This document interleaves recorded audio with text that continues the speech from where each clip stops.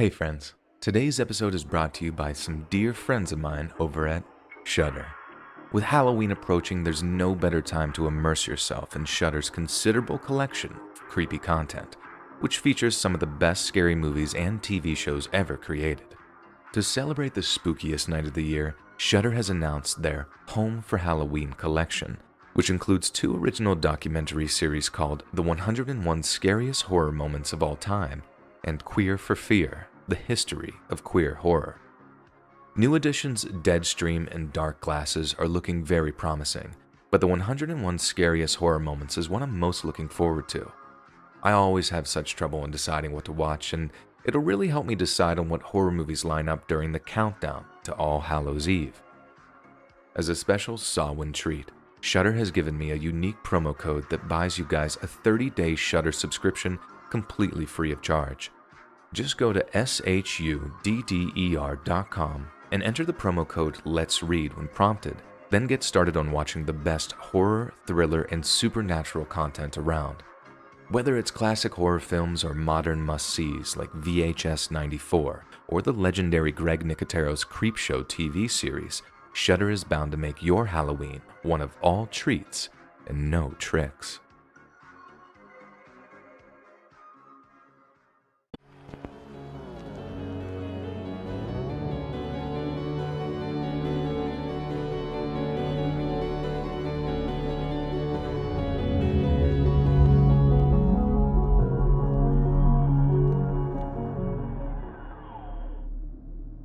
I've always hated Halloween.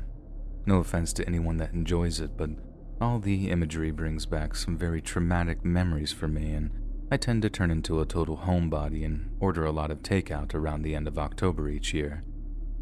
My phobia is rooted in something that happened one Halloween back when I was a kid, and ever since, seeing all the pumpkins and skeletons in creepy costumes every year reminds me of all the fear and confusion I felt that night. Back in October of 1995, I just started 5th grade, and I was very excited about Halloween. My best friend's parents had agreed to take me and her trick-or-treating after school, and after taking us to a Halloween store that previous weekend to buy costumes, myself and Kayla were super excited to put them to good use. For some reason, we chose to wear black garbage bags with holes cut in them for dresses because we figured that that's what witches would wear.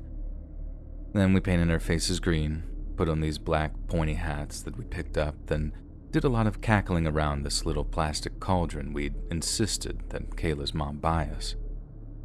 Once we were all ready to leave, Kayla's mom walked us around the neighborhood, and we managed to collect a ton of candy before we decided enough was enough.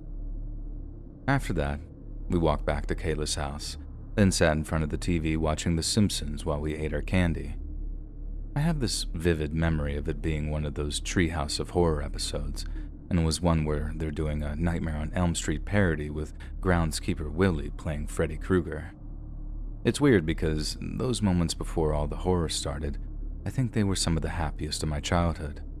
Or maybe it's just that they just mark a kind of threshold of innocence, me going from all happy-go-lucky and carefree to realizing that the world is a much darker place than TV sitcoms makes out.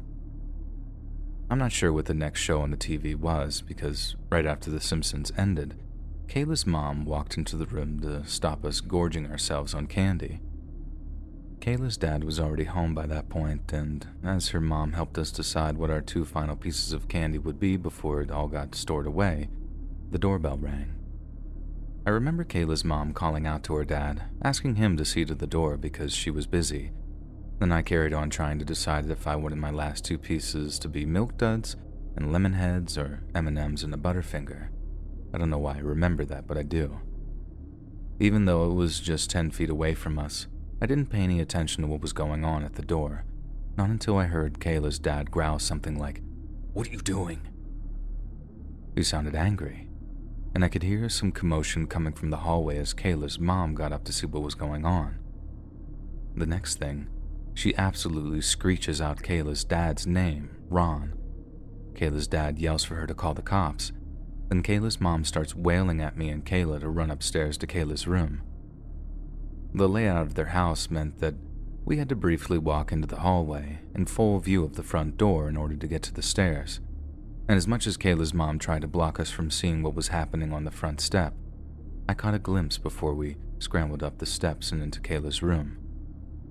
Her dad was wrestling with a person whose face I couldn't see. There was blood and something shiny in the faceless man's hand. The panic of seeing what was happening propelled me and Kayla up the stairs, and by the time we slammed her bedroom door closed and dived under her bed, we were both in floods of tears. All we heard for the next few minutes was yelling and shouting from Kayla's mom and dad. Her mom sounded terrified, and we could hear what she was saying to the 911 operator, how a man in a mask had just tried to stab her husband. But then her husband's yells were nothing like I've ever heard before.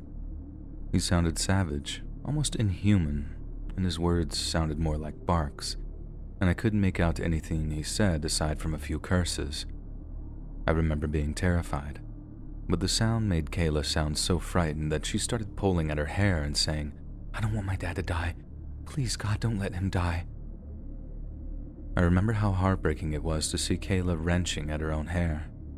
I tried to do my best to comfort her, but as I did, I heard Kayla's mom whining, "Ron, what have you done?" After that, I couldn't hear what was being said, but I could hear a man and a woman talking much quieter than they had previously, still urgent but not screaming or yelling or inhuman roaring like before. I was desperate to go make sure Kayla's dad is okay to reassure her, and since the volume of voices seemed to indicate that the situation had improved, I figured that I'd go check it out so I could report back to Kayla, who was almost catatonic with fear by that stage.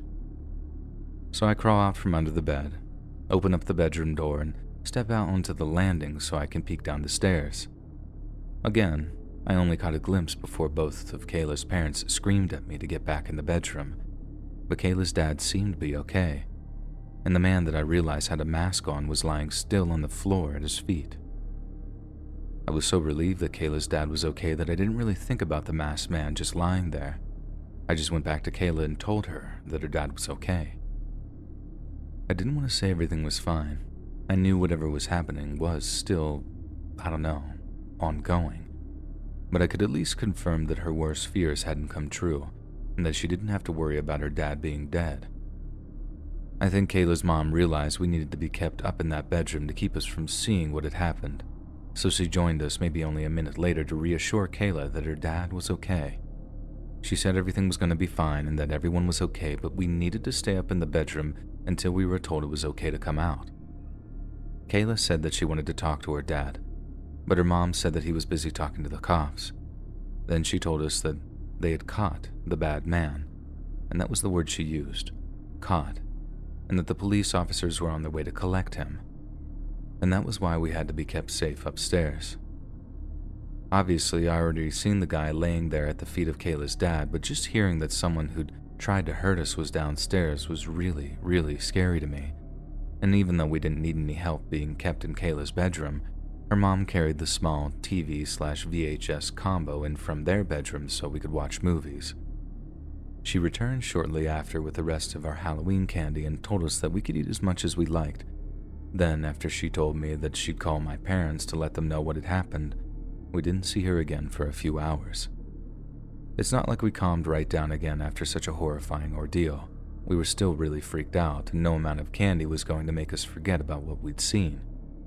But Kayla's dad appeared at one point to reassure us that everything was okay, having obviously changed his clothes, and her mom kept checking on us every 15 minutes or so to answer any questions that we had.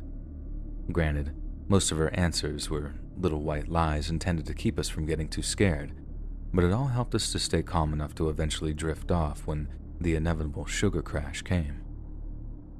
I don't remember falling asleep, but I do have a fuzzy memory of being woken up by my parents sometime later, with my dad carrying me to his car before driving us home again. Both me and Kayla were kept out of school the next day, and if her day went anything like mine, it started with a very sanitized explanation of the previous night's events. The way my parents explained it, an intruder had attempted to enter Kayla's home, and Kayla's dad had simply defended himself. They said although it had been very frightening, and it was very sad that someone was hurt, Kayla's dad had done the right thing in keeping us all safe, so everything was okay.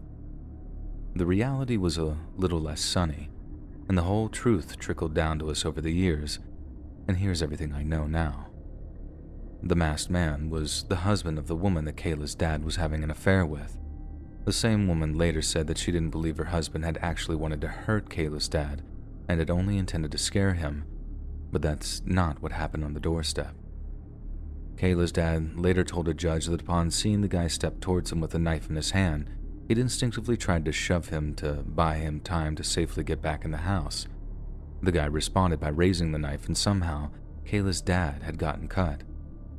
Kayla's dad claimed that he had very little memory of what happened next, and said his only thought was for the protection of his family. Kayla's mom, on the other hand, she had to testify in court that although she hadn't actually witnessed her husband getting stabbed, he definitely had blood leaking from a cut to his arm as he basically beat the masked man to death right there on their doorstep. He overpowered him, pinning him down, and then bashed his head against the stones until he wasn't moving anymore. The judge eventually threw out all the charges on the grounds that Kayla's dad was defending himself and his family, and this coincided with us kids being told that everything was going to be fine. But everything wasn't fine. Kayla's mom had witnessed her husband take the life of the man whose marriage he had violated.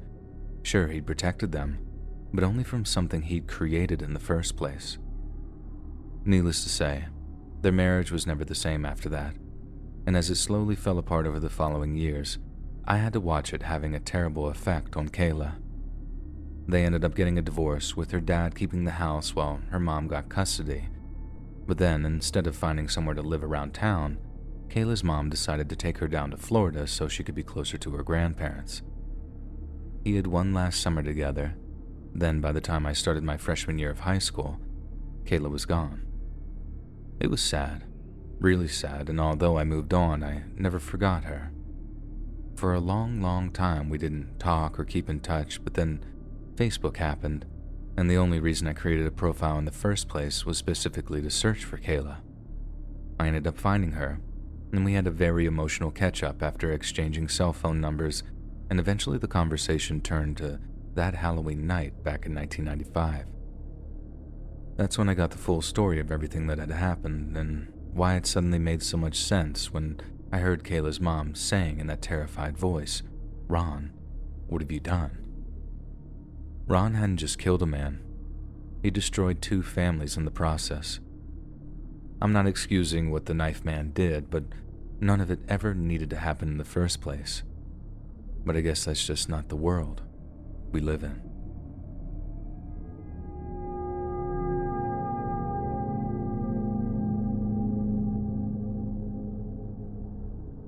Back when I was still a junior in high school, me and my cousin used to volunteer with the local church, and every Halloween, we'd act as chaperones for the younger kids so they could trick-or-treat in safety.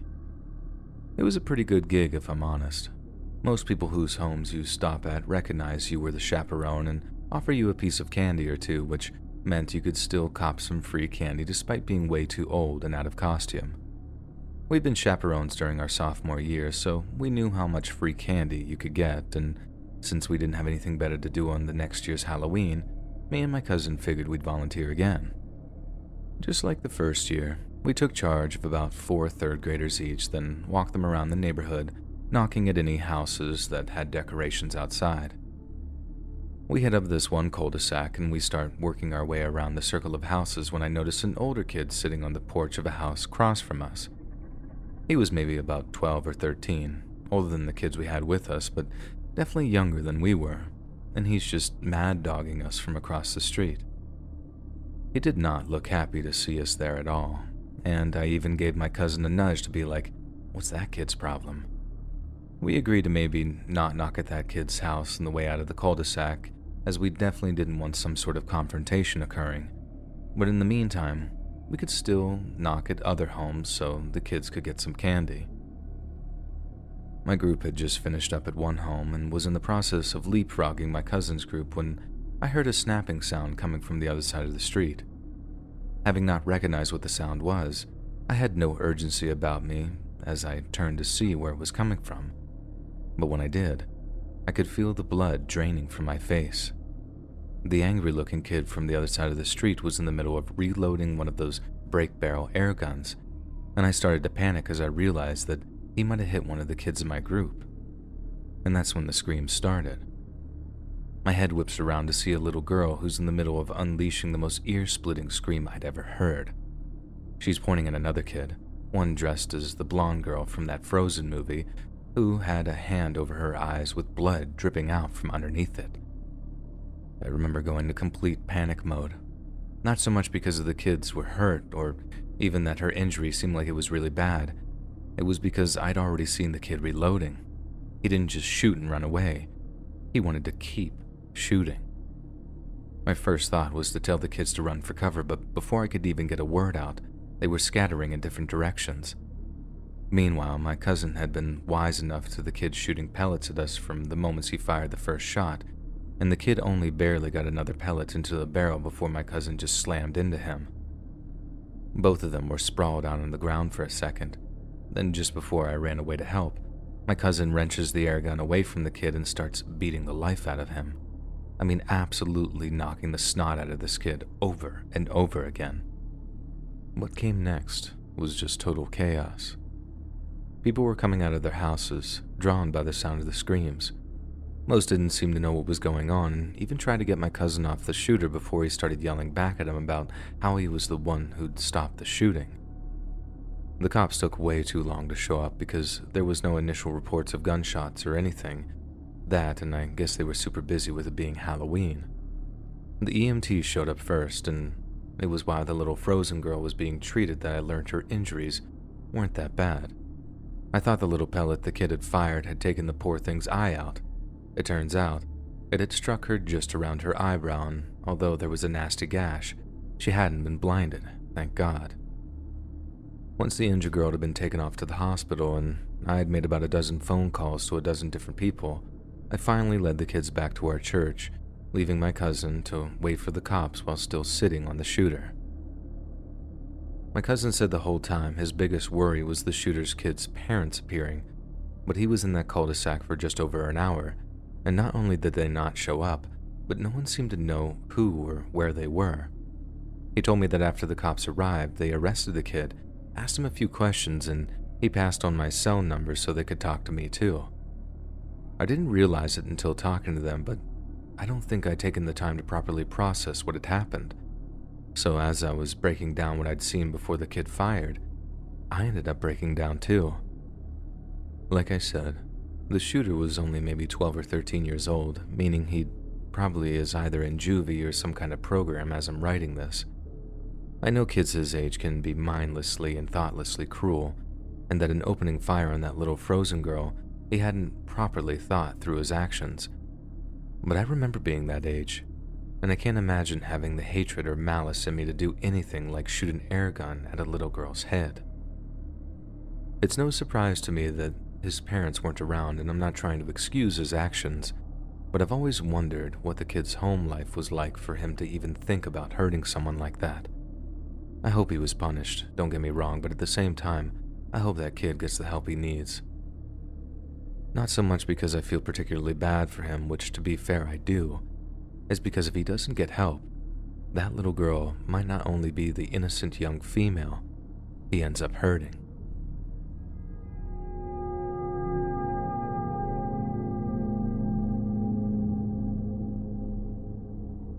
I've been a police officer for the last 7 years, and for 3 of them, I worked as part of an emergency response team in a busy London borough. One Halloween, we drove over to a suspected domestic violence incident in a block of flats. The informant was a woman who was in the middle of taking her kids trick-or-treating when suddenly they heard screaming and fighting coming from one of the flats.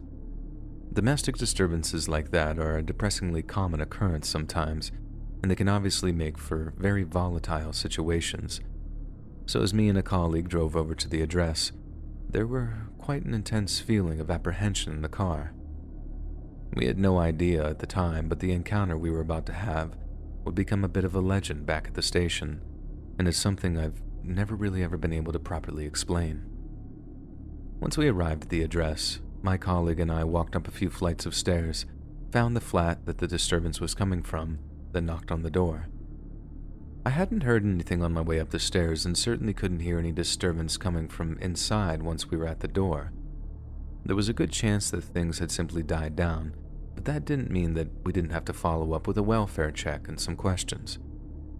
After knocking twice, we had no response, and it didn't look like we were going to get to talk to anyone from the property, so my colleague left me to go downstairs and speak directly to the informant. While he does that, I thought I'd be able to get one of the neighbors to talk to me, but right as I'm about to buzz the next flat over, the door of the address we'd been given opens up, and this old lady comes to the door. It was only coming up at 10 p.m., but we'd clearly woken her up with our knocking, and she was naturally alarmed to see me standing outside. I told her that someone had called saying that they could hear a disturbance coming from within her address. I asked her if there was anyone else inside with her, and she looked bemused and told me that she lived alone and had been sleeping. Confused, I then radioed my colleague to double-check if I was calling at the right place. Then, when he confirmed that I was at the right one, I figured that I'd dig a little bit deeper. I asked the little old lady if I could pop into her flat for a minute so I could have a look around and make sure no one was there. She tells me, of course, that I'm more than welcome to have a look around, but when I walk inside, the flat is in almost complete darkness apart from her hall light and her bedside lamp. I begin searching through the flat just to be on the safe side. My big fear was that someone had broken in, then had threatened to hurt her if she didn't tell us everything was okay. So once I eliminated my own personal worst nightmare, I decided we'd just move on and wait for any additional calls. Then, right as I'm about to leave, my colleague called me up on the radio. He sounded a bit flustered as he told me that he was on his way back up, then asked me if everything was okay. I'm obviously very confused as he seemed to be acting like I was in trouble when everything was just fine. He then told me that there had been a second 999 call from one of the flat's neighbors, and they too could hear screaming and loud thuds coming from the flat I was in. I just stood there for a moment, listening to nothing but silence, while feeling this weird chill creeping up my spine. There had to have been a mistake. There just had to be, because although we got in our second call stating that there was an ongoing disturbance occurring, I was in the flat itself, and I couldn't hear a bloody thing. Once I'd actually confirmed that nothing was going on, we left shortly afterwards, having made a point of apologizing to the elderly woman for waking her.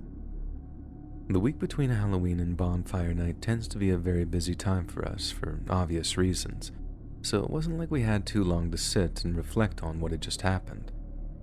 And the next thing we knew, we were off chasing some teenagers who responded to a rejected trick-or-treat attempt with broken windows.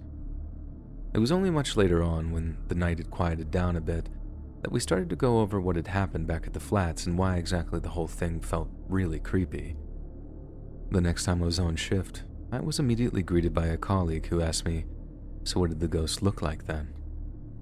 Everyone was joking that we just visited a haunted house, with some genuinely more convinced on it than others. I don't believe in any of that, but sometimes I wonder just what was happening to make people complain of screams inside that flat, when in reality, the place was as quiet as the grave.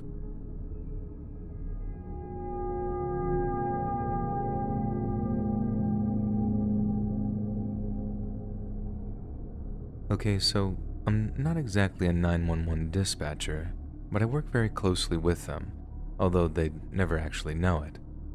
For the past 4 or 5 years now, I've worked as the IT guy for a law enforcement agency, and it's my job to bring up specific 911 calls wherever there's a big incident or a legal request coming in. I would listen to the calls to make sure that we got all the correct radio traffic, which would of course mean that I had to listen to all or most of the call. I also did this to make sure that we had the right 911 call that was being requested for review. The one that sticks out to me happened about a year into my job, on Halloween night of 2009. I was actually repairing some equipment in our dispatch center when the call came in and had to immediately pull the recordings as we all knew it would have been requested. I listened to it all happen and did my best to assist. A 12-year-old boy called in hysterical and asked for an ambulance because his mom was shot. We of course dispatched immediately, but they were in the middle of nowhere and the closest ambulance was 30+ minutes away. As the call continued, we got him to tell us what had happened. The kid was all set up to go trick-or-treating, and for whatever reason, he decided that his dad's gun would tie it all together. It was an older style bolt-action rifle with no safety and an extremely light trigger pull. He had just pulled it out of the case and accidentally hit the bolt on the side of the table, which caused the gun to fire. The bullet went through the bedroom wall, into the kitchen, and hit the mom in the stomach, all while she was standing less than 30 feet away. I don't know where the dad was, but he wasn't home when this all happened, so the dispatcher had to direct the son on how to stop the bleeding. Listening to that call was honestly the most terrifying, traumatic, and heart-wrenching few moments of my life. At first, you could faintly hear the mom in the background saying stuff like, "It's okay. You didn't mean it. It's okay. I love you." She just kept repeating the stuff over and over while the son was sobbing and giving us all the info as we tried to assist. Towards the end of the call, the son was shouting over and over, "Mama. God, Mama, I'm so sorry, Mama, don't die, Mama, Mama, please." As far as I know, she was gone long before the ambulance ever arrived. The dispatcher I work with managed to stay cool while I was on the verge of a nervous breakdown, and they worked like a well-oiled machine during the whole call, but sadly, I don't think that story came with a happy ending. Dispatchers truly are the unsung heroes. The emotional and mental toll that it takes on people that do the job is crazy. I know for a fact that I couldn't do it. I'm just not emotionally tough enough. But that just makes me all the more grateful for those that are.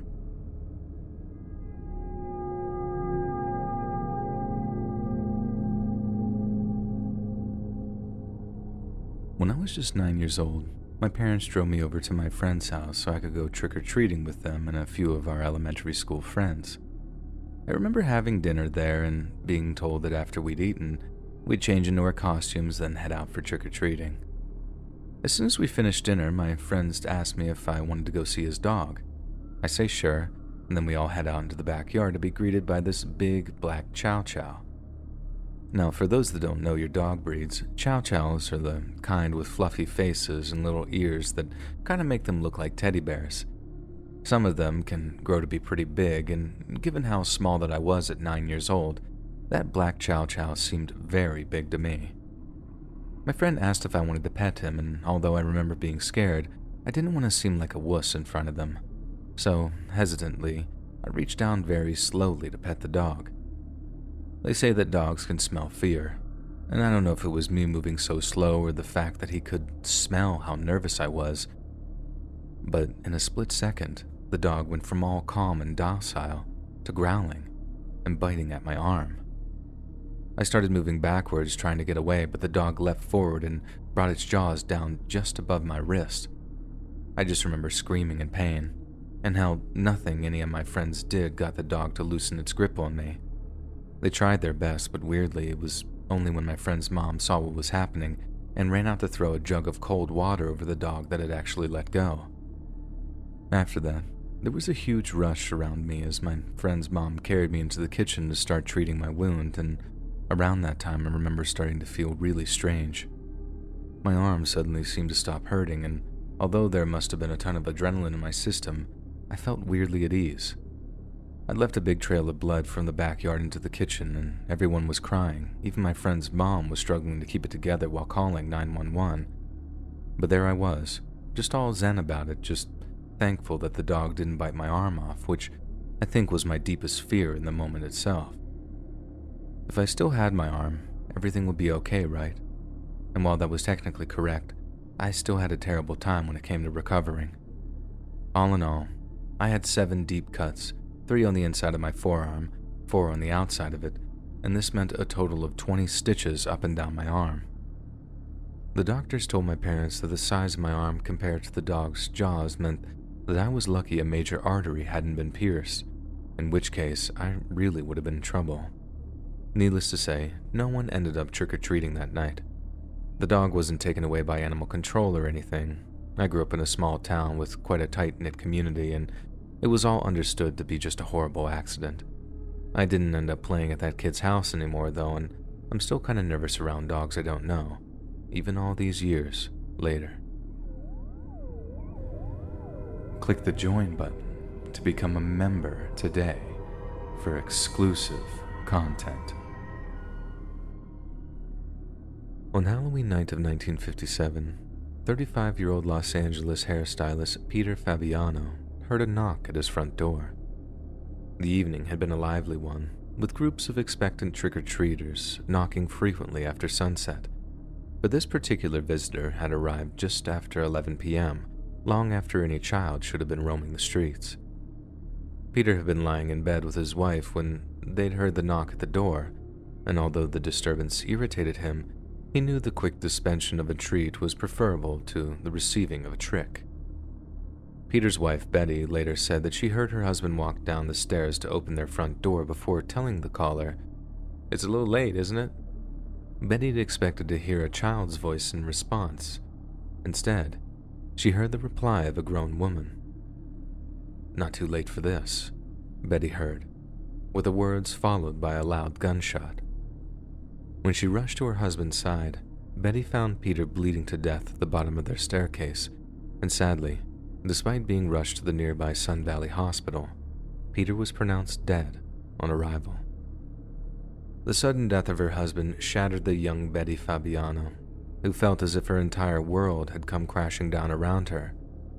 Instead of a bright future, loving husband, and a happy home, all that remained were her two burning questions.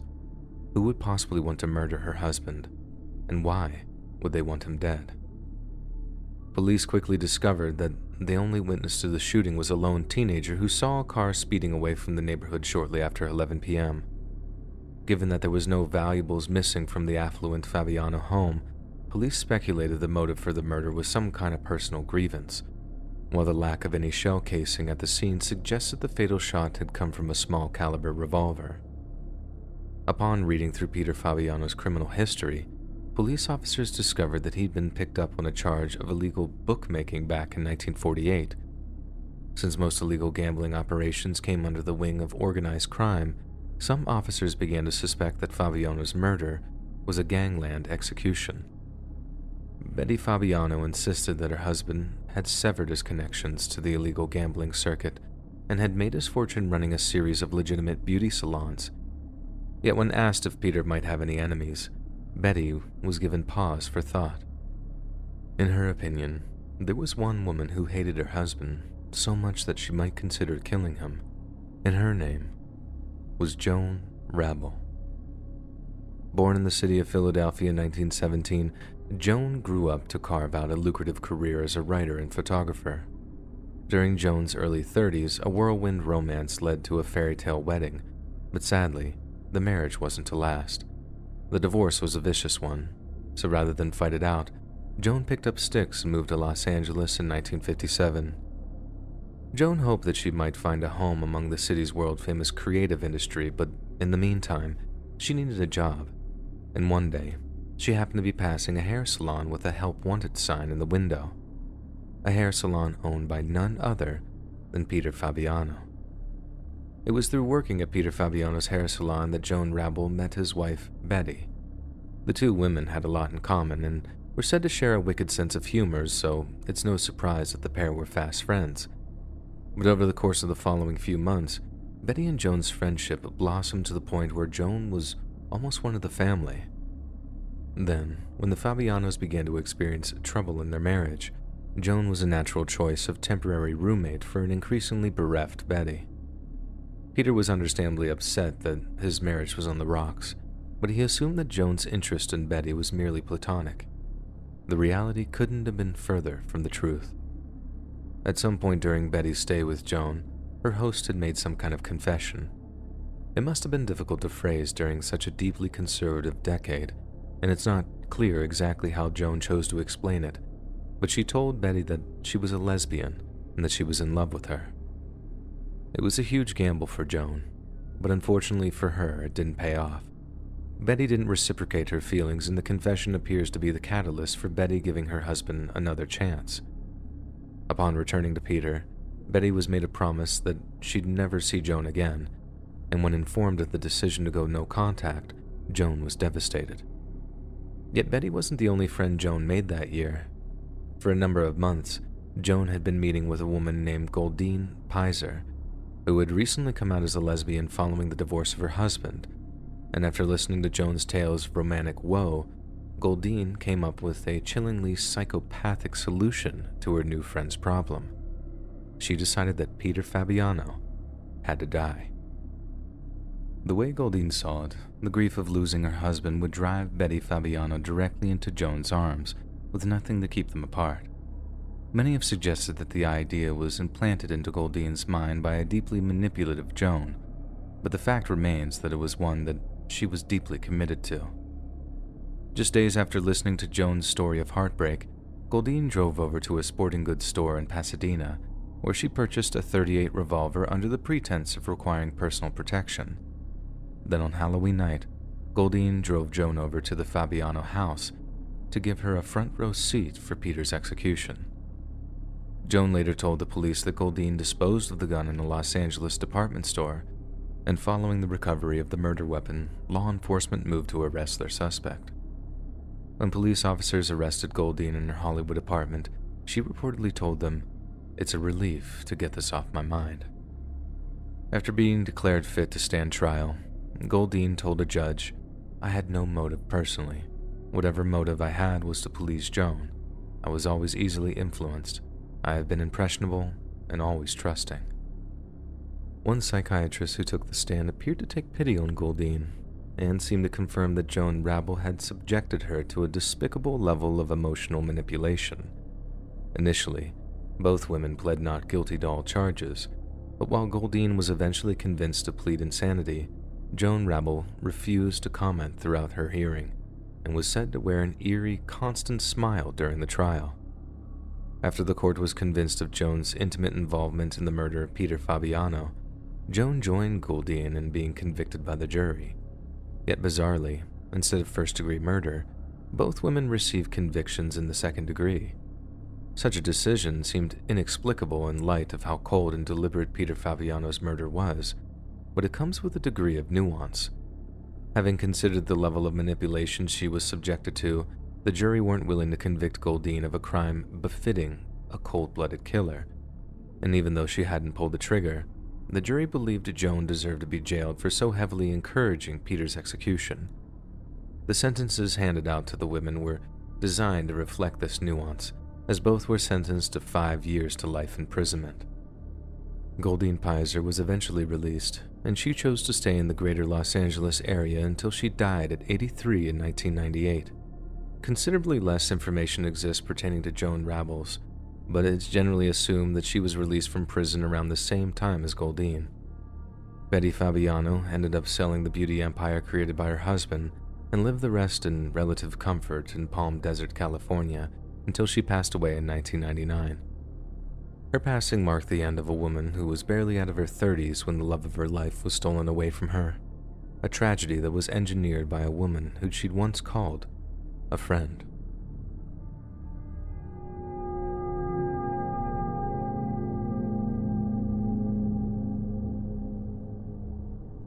On Halloween night of 1994, 7-year-old Tony Bagley was intensely excited to head out on his first real trick-or-treating adventure. For his costume, Tony had chosen to dress up as a skeleton, and once he was looking suitably spooky, he accompanied his mother, aunt, and 10-year-old sister out onto Engelstad Street in his hometown of Las Vegas. At around 6:15 p.m., the family found themselves near the intersection of Cheyenne and MLK, when suddenly, a man wearing a hooded sweatshirt and dark-colored joggers ran out into the street. The man appeared to look around for a few seconds before his gaze became fixed on the Bagley family. Then, to their absolute horror, the hooded man pulled out a pistol before opening fire on the terrified family. At the time the shooter commenced firing, the street was packed with costumed children and their accompanying parents, and chaos erupted as the multitudes of trick-or-treaters were running for cover. When the firing ceased, a speeding vehicle pulled up alongside the gunman, who jumped into the back seat before the car raced away. One by one, the terrified onlookers emerged from their hiding places to witness a truly traumatizing sight. All 4 members of the Bagley family were lying on the asphalt, with each one soaked in blood from the gunshot wounds they'd suffered. Tony's 10-year-old sister was rushed into emergency surgery after it was discovered her liver had been damaged while Tony's mother and aunt suffered wounds to her chest and leg respectively. Little Tony, on the other hand, had been shot in the head. He was placed on life support, and despite hospital staff doing everything in their power to save him, he later died as a result of his injuries. Local law enforcement made an urgent appeal for information, but despite a great deal of public outrage, only a handful of witnesses came forward to identify Tony's killer.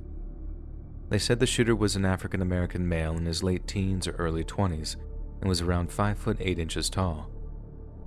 The eyewitness statements led to the arrest of several suspects, most of which were involved in gang activity, but sadly, there was never enough evidence to solidly identify them as having taken Tony's life.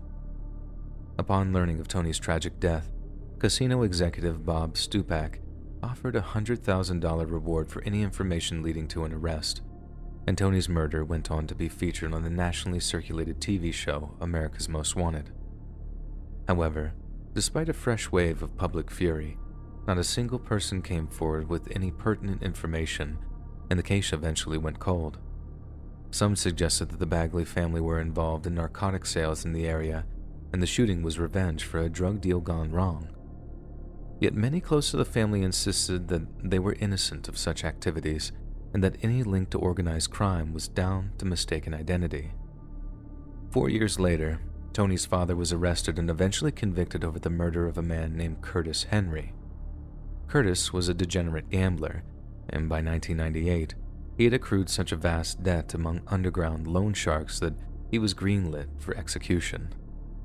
Somehow, the task fell to Tony's father, who was later described as an angry, evil person by his victim's mother after a courtroom heard how he bragged of the murder. The father's illegal activities had somehow evaded the attention of law enforcement during the initial round of investigations, and a series of related theories began to emerge as a result.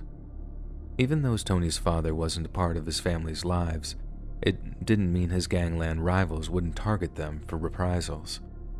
Las Vegas homicide detectives later visited Tony's father while in custody, seeking to question him in relation to his son's murder. Yet the man himself refused any kind of police cooperation, and it was impossible for them to rekindle the search for Tony's killer. Some even speculated that the whole debt collection killing was merely a cover for Tony's father seeking revenge against his killer, and that the reason he refused to cooperate with the police is because he knew for certain that justice had been meted out. Yet without any concrete answers or familial cooperation, it's unlikely that the whole truth will ever see the light of day. Until that day, Tony Bagley's murder will remain unsolved, and the memory of a brief but happy life will forever be overshadowed by his cruel and senseless slaying.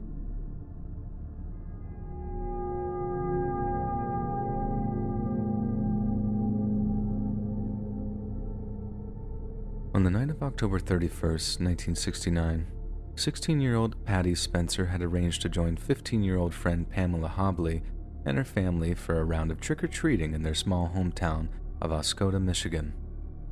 Yet at the last minute, there was a change of plan.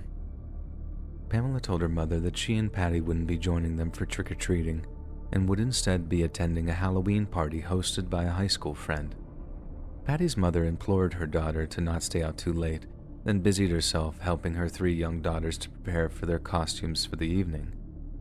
Little did she know, it was the last time she would ever see her daughter alive.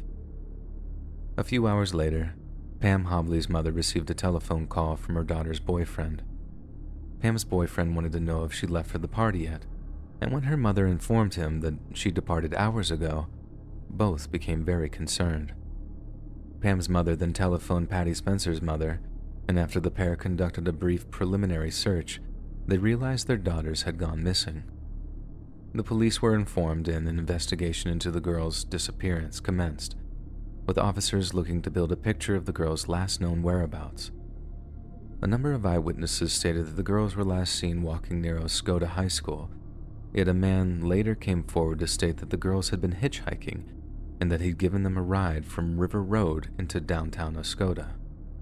That was quite a distance from the location of the party they were supposed to be attending, and despite law enforcement's efforts to uncover a reason, the motive behind their sudden detour remains a mystery.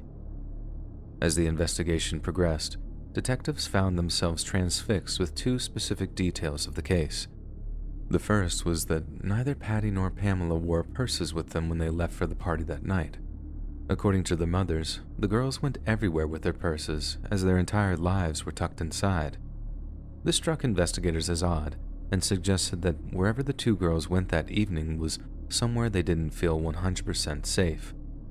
The second detail was that in the weeks before her disappearance, Pam Hobley had brought up the possibility of meeting a friend from the northern town of Flint. Some have suggested this person is connected to the girl's disappearance, but not only have they never been identified, but Pamela's sister, Mary Burley, expressed her doubts that the Flint lead would be fruitful. Desperate for answers, Pamela's family posted a $1,000 reward for any information to locate Pamela or to bring any possible murderer to police custody. But despite the hefty sum, no promising tips came in from the general public. As the years passed and the case grew colder and colder, some investigators suspected that the girls might have been early victims of the Oakland County child killer. It was something of a shot in the dark, as the Oakland County child killer had operated primarily between February of 1976 and March of 1977, yet even skeptics found similarities between the cases to be chilling. The general consensus remained that the two girls had been abducted and murdered by whoever they had gone to meet, or by someone they'd chosen to hitchhike with. But for all intent and purpose, it was as if they'd simply vanished into thin air. The heartbroken families of the two missing girls had to wait until 1985 for a break in the case, when an anonymous tipster reported that Patty and Pam were buried near a barn, one noted for its popularity as a teenage party spot. This tipster also reported that the girls' killers had been two local men, although they didn't know the exact names of those responsible. Police moved quickly to conduct a search of the area, but despite the use of highly trained cadaver dogs, there was no evidence that any human remains were buried in the barn's vicinity. Shortly afterwards, the police discovered that a second man had given the two girls a ride after they'd been spotted in downtown Oscoda. This man's reluctance to answer questions, in combination with his hesitance to approach the police, made him a major suspect in the case. If the police estimated timeline of events was correct, the man was the last person to see the girls alive. But despite an extensive investigation into his lifestyle and whereabouts, there was no concrete evidence that he'd taken the girls' lives.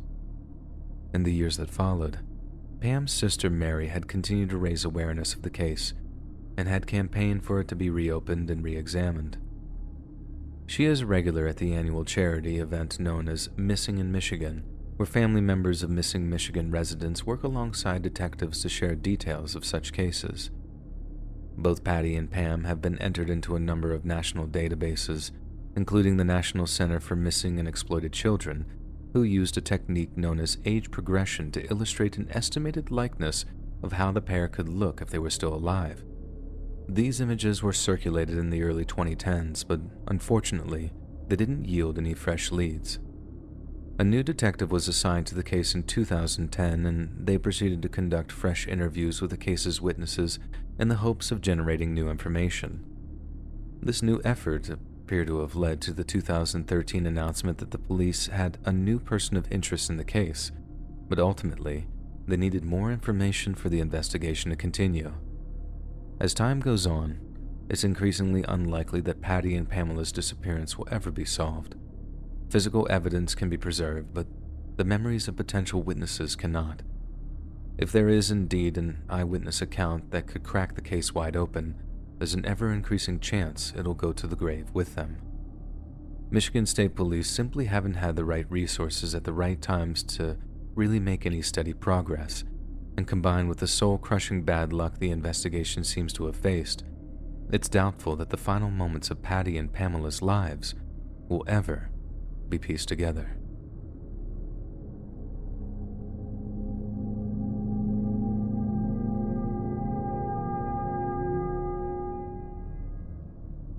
Alright, so check this out. It was my turn to take the kids trick-or-treating. The previous year it was my wife's, and we trade back and forth every year. My son and daughter are aged 7 and 9. Usually, I stay on the street while my kids go up to different houses to collect candy. After about half an hour of walking around, we came to one of the more popular hotspots for candy collecting, a main street in the neighborhood. Lots of really cool decorations and animatronics on people's lawns, so I became a bit distracted and stopped watching my kids closely. At one point, they came back from a house accompanied by another girl about the same height as my daughter. She was wearing a weird homemade mask, like a cardboard cutout or something. My daughter asked me if she could trick or treat with us, so I said sure, and we carried on together as a group. I didn't know who this girl was, but I figured she was a friend from school, and as we continued, I started to notice a large man trailing us. He was wearing some sort of angry cat mask. It was kind of creepy, to be honest. I thought that maybe he was the father of the girl, so I tried to start up some small chit-chat with him. I said something like, "Hey, nice weather, right?"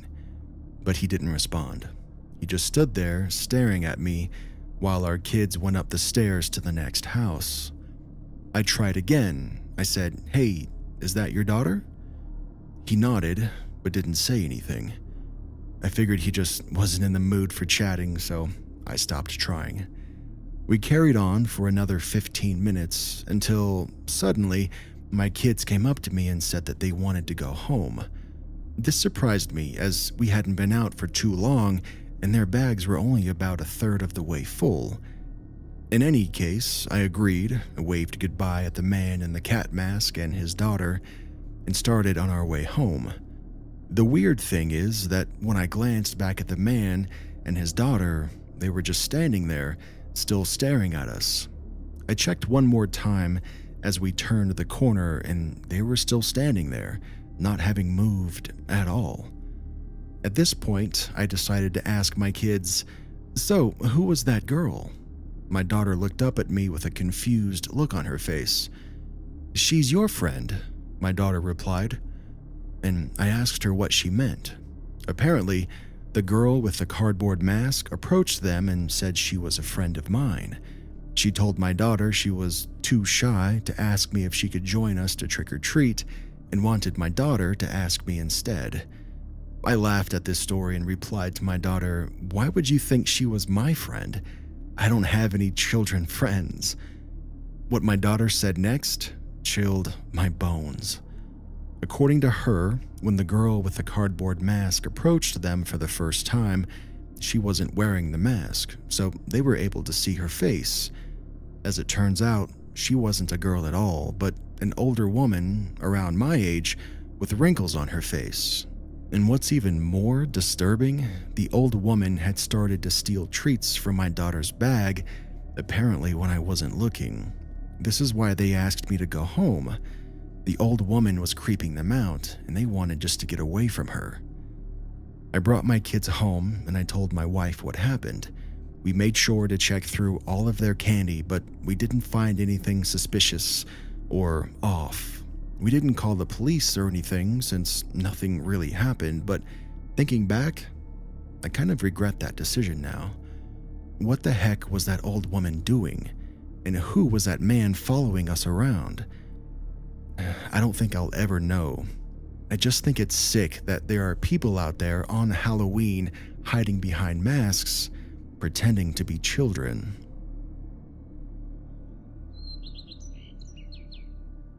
Hey friends, thanks for listening. Click that notification bell to be alerted of all future narrations. I release new videos every Monday, Wednesday, and Friday at 7 p.m. Eastern Standard Time. If you got a story, be sure to submit them to my subreddit, r/Let'sReadOfficial, and maybe even hear your story featured on the next video. And if you want to support me even more, grab early access to all future narrations and bonus content over on Patreon, or click that big join button to hear about the extra perks offered for the channel. And check out the Let's Read podcast, where you can hear all of these stories in big compilations and save huge on data, located anywhere you listen to podcasts. Links in the description below. Thanks so much, friends. And remember, Daddy, chill. G'day mates, it's B-Buster here. And I would like to give Talkspace a big shout out for sponsoring this episode. Now, I don't know about you guys, but this pandemic seems to ruin just about everything, right? Travel plans, birthdays, weddings, you name it. I feel like our lives have been disrupted in every way possible, big and small. I mean, all those little ways that we used to celebrate and make memories seem like they're never coming back. Luckily though, my therapist is here to listen and help me see the bright spots, even on the bad days. I wholeheartedly recommend Talkspace for therapy. You can sign up online and start the therapy the same day as you sign up. You can text, video, or send voice messages to your licensed therapist, so it's incredibly convenient to have virtual sessions from the comfort of your home. And when I talk to my therapist about my goals in life, along with how to improve my relationships with my family, it felt great airing things out and really helped me with moving forward in a positive mind frame. Talkspace is a fraction of the cost of in-person therapy. Instead of waiting for an appointment, you can send unlimited messages to your therapist 24/7, and they'll engage with you daily, 5 days a week. They have thousands of licensed therapists with years of experience in over 40 specialties, including depression, anxiety, substance abuse, trauma, anger management, relationship issues, food and eating, and so much more. And, as a listener of this podcast, you'll get $100 off of your first month with Talkspace. To match with a licensed therapist today, go to Talkspace.com or download the app. Make sure to use the code SCARED to get $100 off your first month and show your support for the show. That's SCARED and Talkspace.com.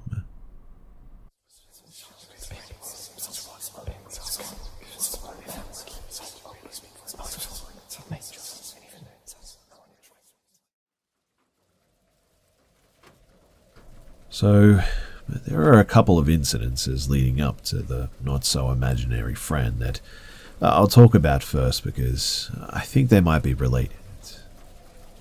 When my son was a baby, one of his first words was Guy. He would say Mama, Daddy, and Guy. He was seeing something that we couldn't see and he called it Guy. For example, he would point to the corner of the room and say, Guy. Never scared, but sort of excited when he would point to him. Sometimes he would wave at him and giggle. Being who we are, we just assumed that he was seeing something spiritual. At the time, Guy never caused us any issues, and my son didn't seem afraid. Time went on, and as my son got older and could speak a little better, he told me that he wanted Guy to leave. And to be honest, he seemed a little bit uneasy. We were in my bedroom, and I was holding my son on my hip. My son pointed to the corner of the room to let me know that Guy was there.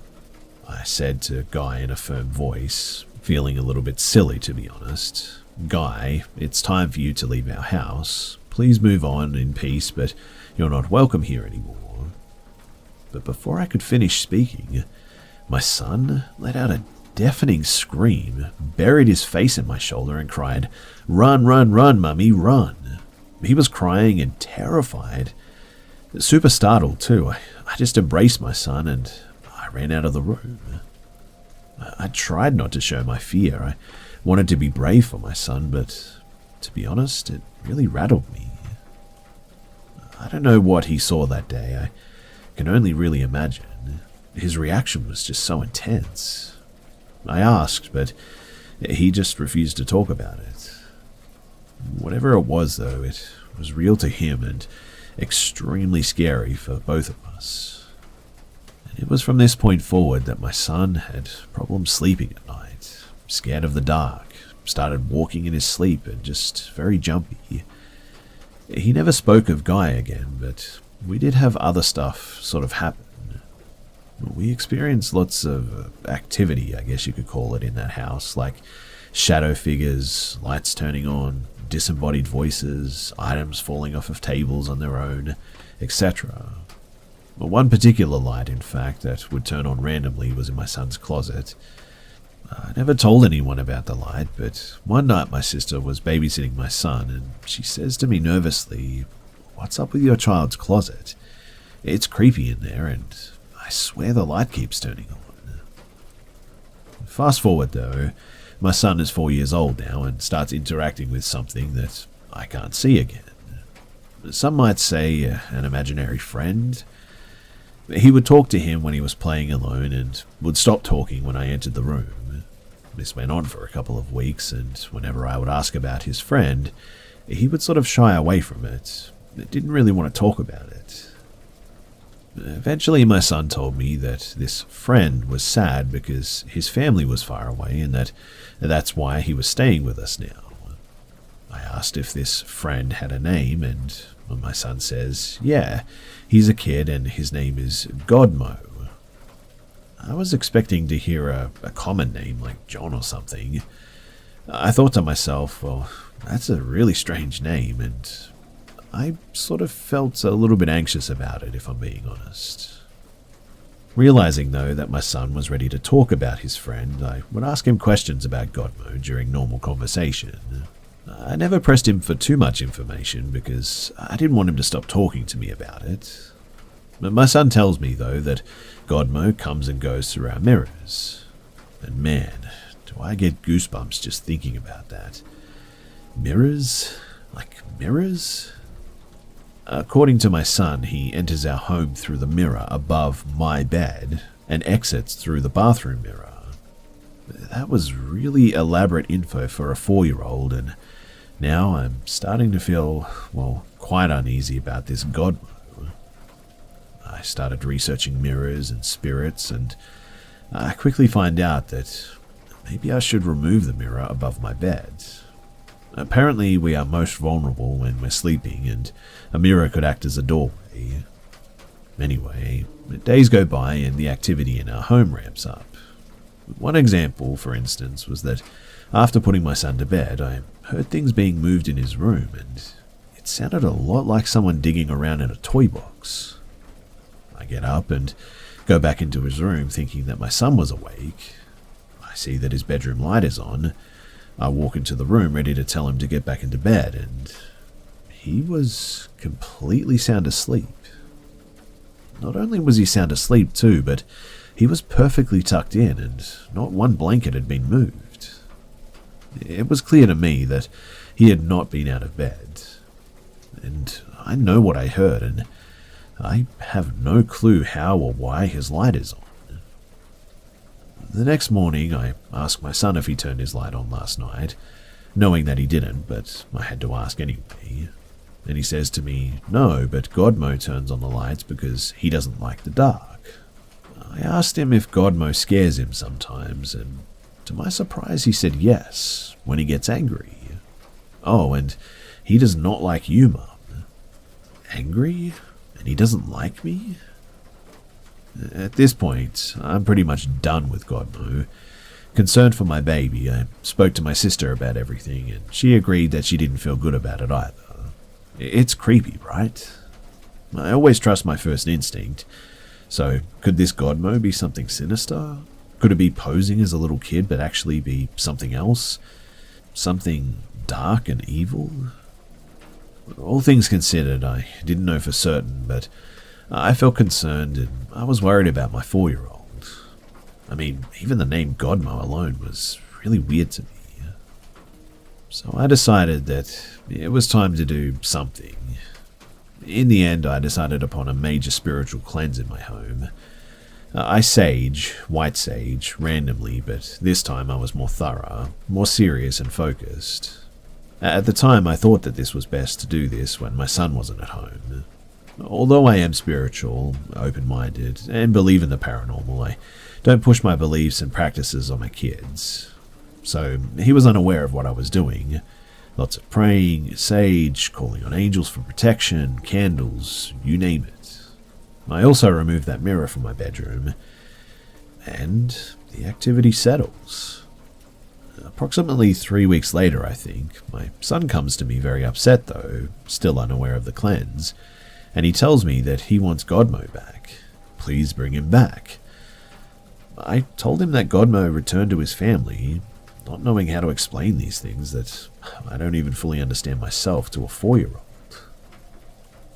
But that for me confirmed that there was something very real and very strange going on. I mean, like I said, my 4-year-old wasn't there and I did all this stuff quietly and alone. So how he knew that Godmo was supposed to be gone at this stage, Well, I can only put that down to the fact that whatever this thing was had actually been removed. When I would discuss this with close family, I felt like I needed to be cautious about saying Godmo out loud. His name makes me nervous, and I just didn't want Godmo to return. My inner voice is telling me not to repeat his name.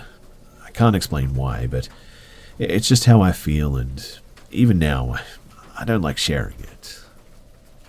Years later, though, in a different home, my son, 7 years old at the time, started seeing a dark shadow in the hallway where I had hung the old bedroom mirror in our house. And it was at that point that I trashed that mirror. I don't know if the shadow was connected to his previous experience, but either way, I decided to get rid of that mirror. We still have activity, but nothing that really concerns me anymore. Nothing too heavy. Overall, we have more positive experiences than negative ones, to be honest. But, yeah, Godmo, that's an experience that I'll never forget.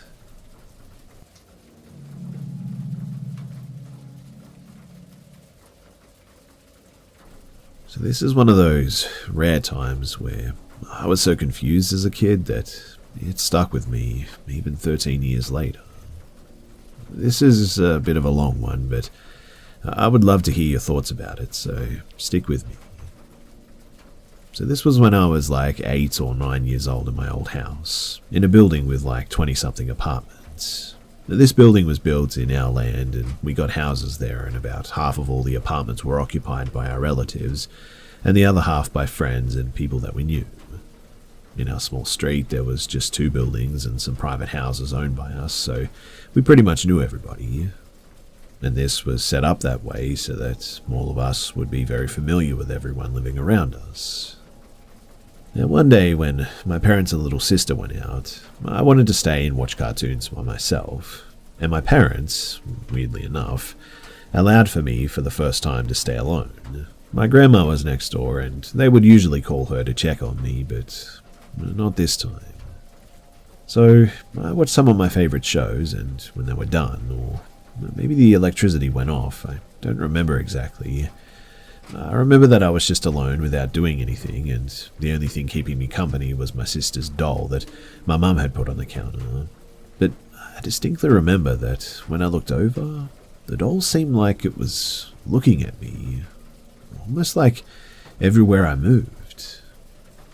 This doll was given to my sister a couple of days ago by my little cousin that owned it before her, and they have 1 year difference. And I absolutely hated this doll, while my sister loved it so much and was completely obsessed with it. I was absolutely not allowed to touch it, or she would cry and my mum and dad would yell at me. She never let it go. Even leaving the doll at home was weird, but I mean, whatever, right? But I just got this feeling of dread the more and more I looked at it. So I decided that this was my chance to get rid of it. I grabbed it, hit it, stomped it, smashed it on the wall, and then decided that I was going to throw it off the balcony. It was raining heavily that day, so we had our large collapsible tarp fully extended. Me being a little kid, I was shorter than the balcony wall, so I pushed the doll to fall, and after that I left happily. After a while, my family returned home, and I definitely thought that I was going to get in trouble because my sister would immediately want the doll that she was forced to leave at home, but in the end, nothing came of it. She didn't ask for it, my parents didn't seem to notice that it was gone. It was almost like it never existed, and to be honest, I was okay with that.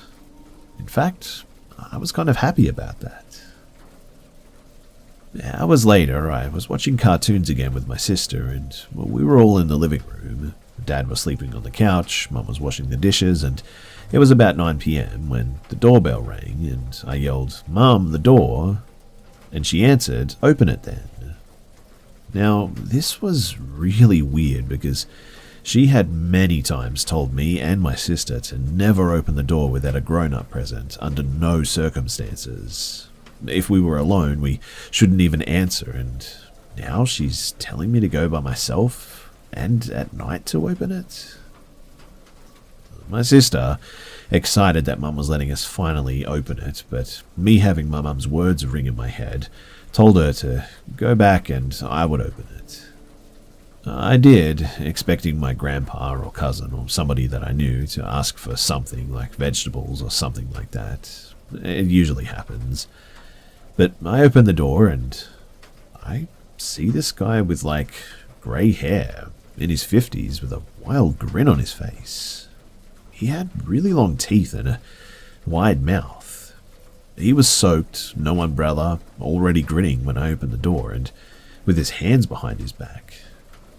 But before I even said anything, from behind his back, he pulled that doll out, gave it to me, and then just went back downstairs to go outside of the building.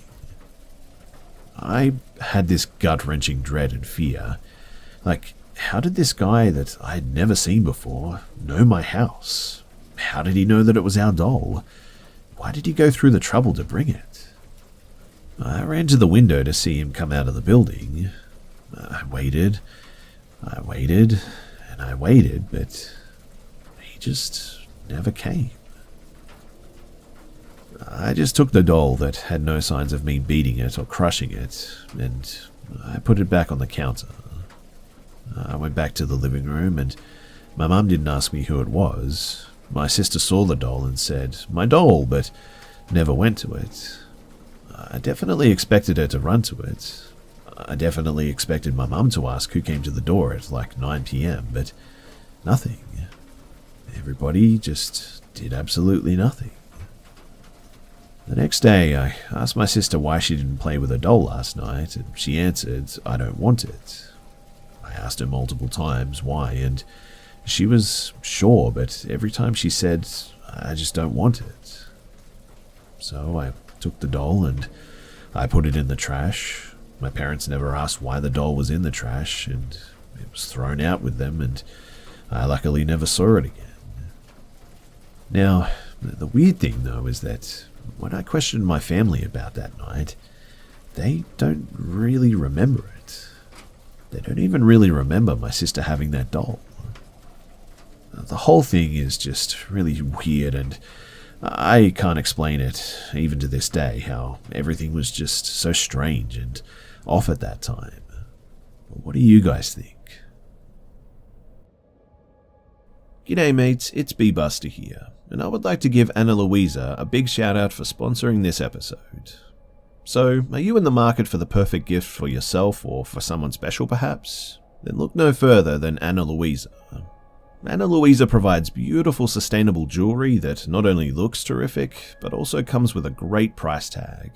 And for my listeners, I managed to pick up an even better deal with a discount of 10% off of all products.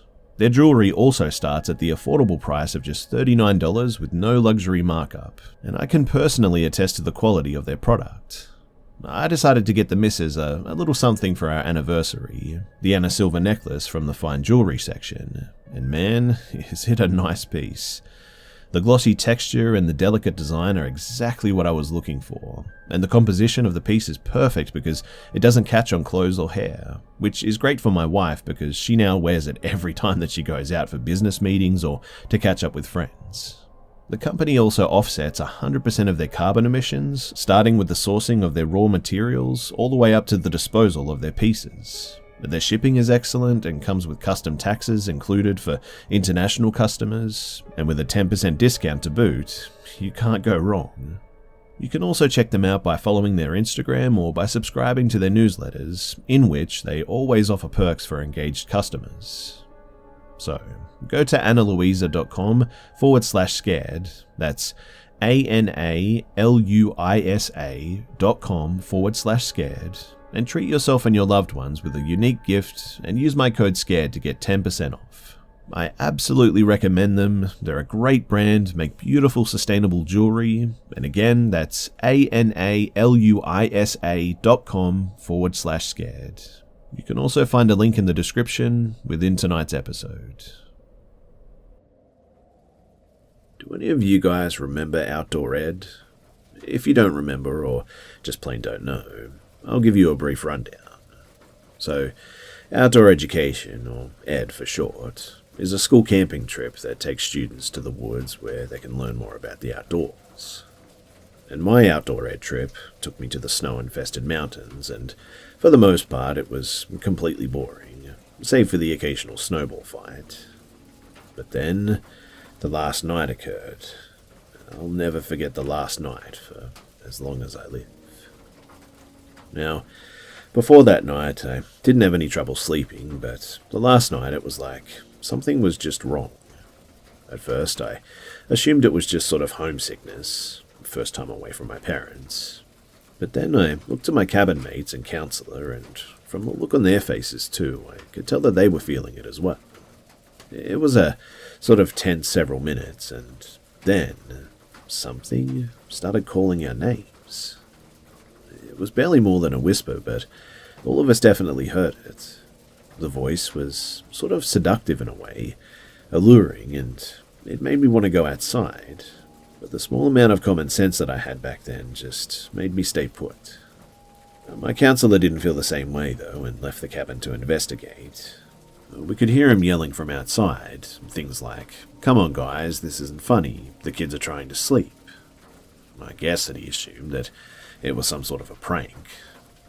After a few minutes of silence, he rushed back inside, and he said, "Hey guys, there's something or someone out here.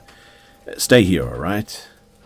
He says this, and then he grabs something from his bag and goes back outside. He yells out, "Listen, this is your only warning. I have a gun, and if you intend to hurt these kids, I will shoot." There's silence for some time, and then 2 gunshots. I swear it was the loudest noise that I'd ever heard. I could hear the other counselors come outside, and I hear them talk. I can't hear what they say, but my counselor comes back and says that the rest of the night that we have to stay indoors.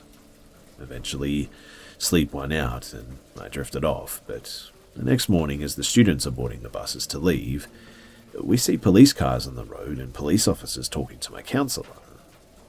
Not too long after, my dad shows me the news, and I found out what my counselor saw.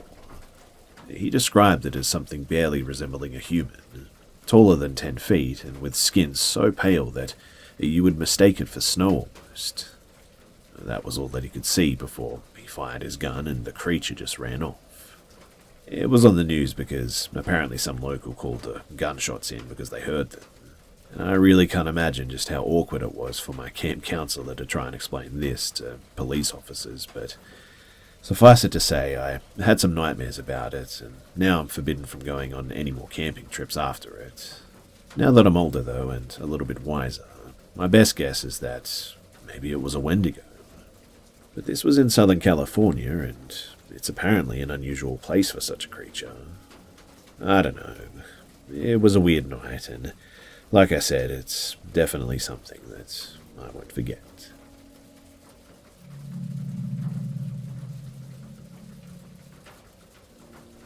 So this all happened a few years ago when I was maybe 11 or 12 years old, somewhere in that age range anyway. As the story is sort of old as well, some parts are filled in with the best that I can remember, but not all of it is exactly as it happened. So I grew up in a medium-sized town where most people knew each other, but it was also a popular place for tourists to visit basically any time of the year. My friend, female, and I, female, had been out at the park for a few hours as the weather was nice. It might be important to mention too that we were both in shorts and t-shirts as it was far too hot for anything else. My friend, Katie, had suggested that we should go slightly out of town to go to one of our mutual friends' houses. I had never been to this friend's house before, and so I didn't really know where it was or how to get to it, but Katie said that she did. So we started heading up to the house, only to realize that you don't actually know how to get there. But Katie knew the name of the street, so we decided the best point of action at this point is to ask someone for directions, as we were pretty much completely lost. But as we had been out all day and had been walking around for a while, it was getting later in the day and not many people were around. We wandered around before eventually finding somebody to ask. He was a guy, maybe in his late middle age, bald, and he had a stubble beard, and besides that, he was pretty average. We go and ask him if he knew where the street was, and he gives us some really convoluted explanation for directions, and even with a map, I've always really struggled with visualizing directions. And after a couple of seconds of listening to his help, I was completely lost. Once he's done talking, though, we just thank him and start walking off in the direction that he pointed us in, just to avoid awkward silence. Eventually, we stop and look at each other, both confused and tired. Neither of us knew what he said or where to go at this point, and so we decide to just try and get back to town so I can get us back to my house, giving up on the surprise visit. We turn around and start heading back the direction the guy was, but then we see him again walking our way. I smile awkwardly at him and we cross the road to avoid him, as Katie and I don't really know how to interact with people, and I have anxiety, so seeing the dude again really sets off some alarms in my dumb mind. But as you could probably guess by now, this guy crosses the road too. We try to ignore him and keep going back in the direction of my town, but being two small young teens, the guy catches up to us and starts trying to talk to us. I was raised to be polite, but was also told many stories of kids being kidnapped and worse stuff by my mother, so I'm panicking a bit, but trying to talk back and answer some of his questions as to not annoy him. Katie is staring at me like I'm crazy the whole time, and eventually he grabs my arm and Katie's shoulder, and immediately I'm on the verge of tears thinking that I'm for sure going to get kidnapped. He tells us that he's sure that we're going the wrong way and says that his car is just up the street and he could drive us up there if we wanted to. Katie speaks up and says that we're actually just going to head back home and that it's just around the corner, pointing down the street at one of the houses. The guy lets go of us instantly, looking up at the house and falling silent. Katie grabs me and we walk to the house. And once we get to the door, we hesitate at the doorstep. I look over my shoulder, seeing the guy is gone. Once I knew that he was not hiding behind a corner or something, though, I start crying a lot, and we go back to my house without any other issues. When we got back, my parents called Katie's parents, and they talked about the situation before coming to get Katie. I try to describe the guy to my mum, as she knows most of the people in town, as she worked in a popular but small shop. But we ended up being pretty sure that he must have just been a tourist.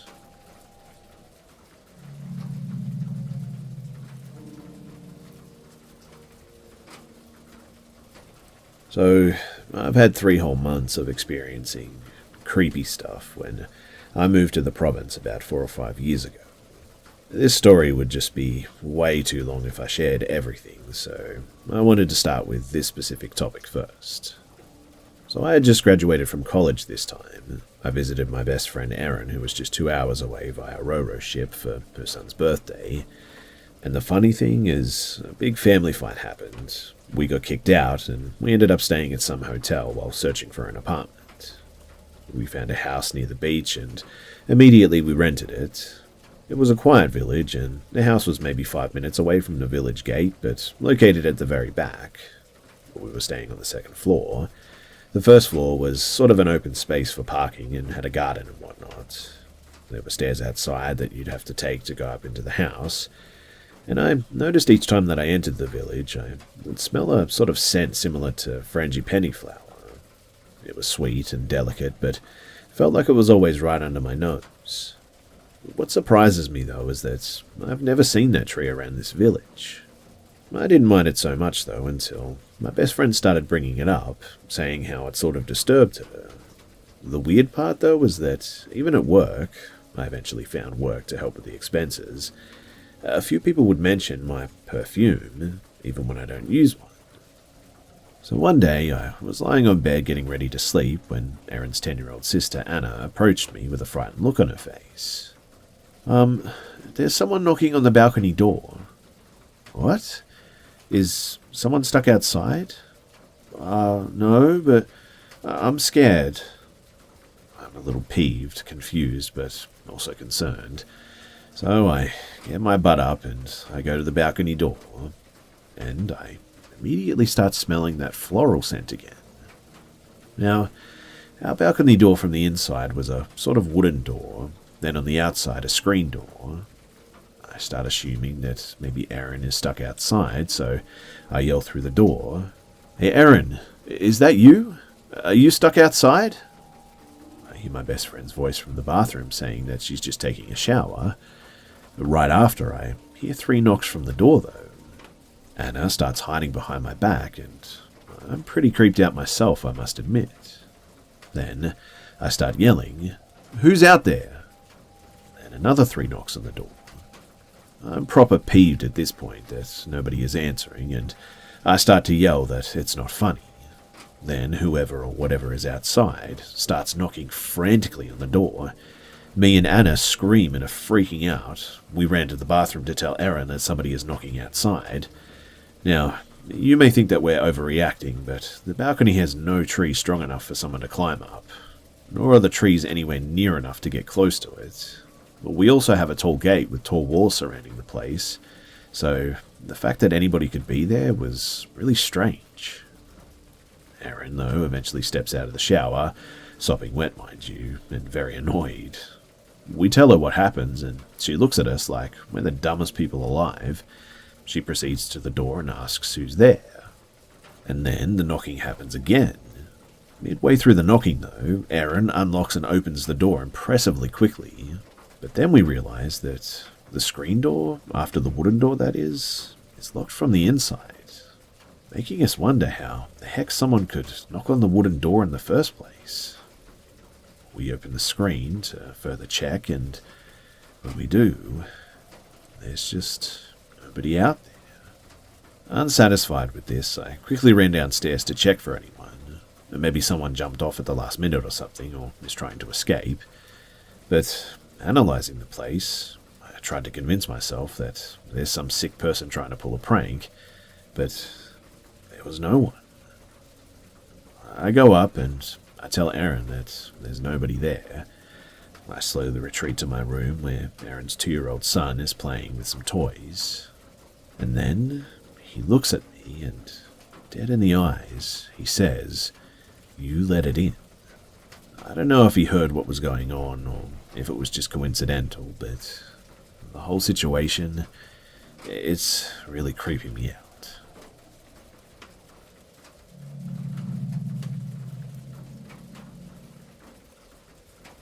When I was 18, I was in a severely abusive relationship. No one knew it from the outside, but my boyfriend at the time was just a monster. We had just spent the evening at my grandmother's house, handing out candy with her. I don't want him there, but he insisted that we go everywhere that I did because he was immensely controlling.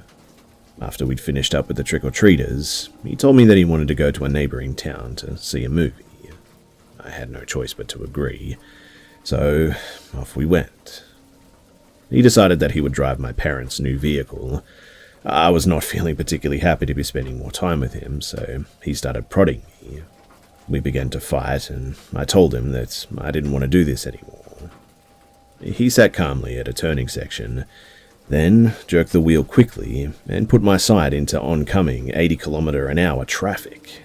We were almost immediately T-boned. I remember seeing a car coming at me and screaming. Then I was just knocked unconscious. The car had actually caught fire, and he had left me in the vehicle to presumably burn. He didn't even call 911 in the end.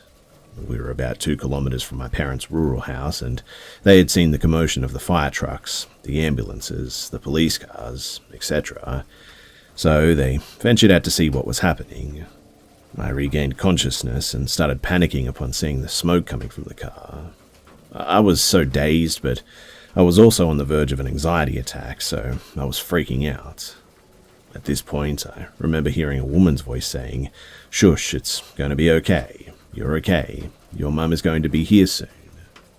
I turned, and there were 2 older women with white hair and dressed in white, sitting in the back seat of the car. I had not seen either of them before, and for a town of a couple of hundred people, that was pretty surprising to me. Everyone literally knew everyone, pretty much. But one lady didn't speak to me. The other kept soothing me and reassuring me. She handed me a white blanket and covered my lap and hands.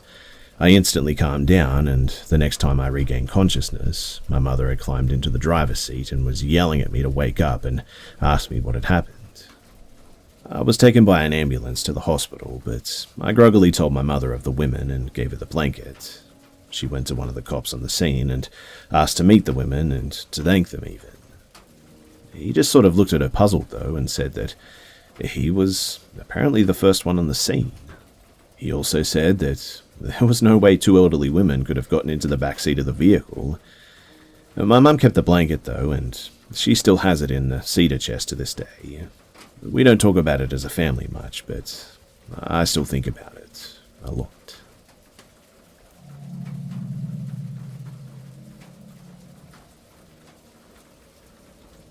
So this happened when I was about 10, I think. For background, I grew up on a rural 18-acre farm out in the middle of nowhere with my little sister and my mother. Occasionally, at night, my father would show up. Long story, but oftentimes it was just us three. Our property was shaped like a big rectangle almost, with our house on the very edge of the property with a dirt and limestone road in front of it, and the rest of the property extended back behind us. We had some unfriendly neighbours across the dirt road from us, and after that there were some mobile homes a few miles away on the right and the left. My room was in the back of the house with a large window looking out at our fenced backyard that the sheep were in, and then after that there was another fence with a pasture for the goats, and onwards to another pasture with a fence for our ponies. This is relevant too, because in order for anything to be in our backyard, you would have to get past at least one of those fences.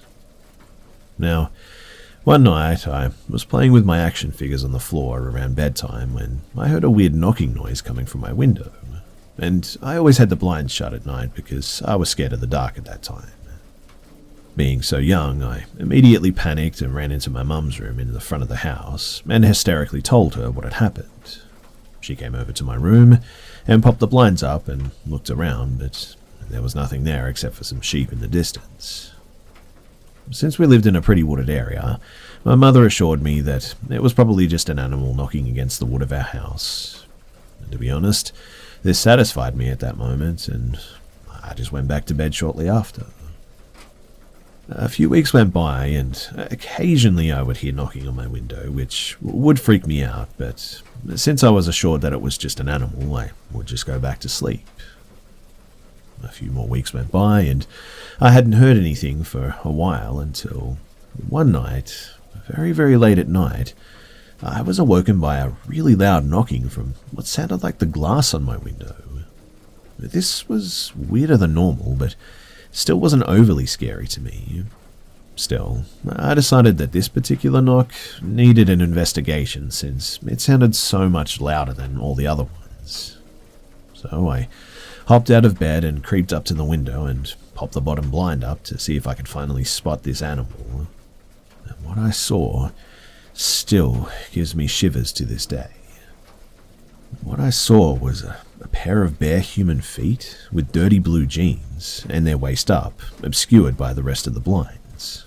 Then, to my mounting horror, the legs shifted and the torso leaned down as the person standing behind my window was attempting to look in through the slot in the blinds that I had made.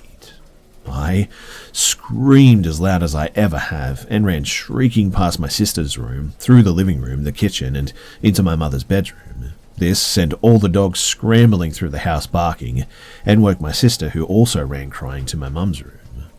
Luckily for us, my mum was up doing work on her laptop, and through my sobs I explained what happened. To my mother's credit, she took me seriously and locked us all in the bathroom and called 911.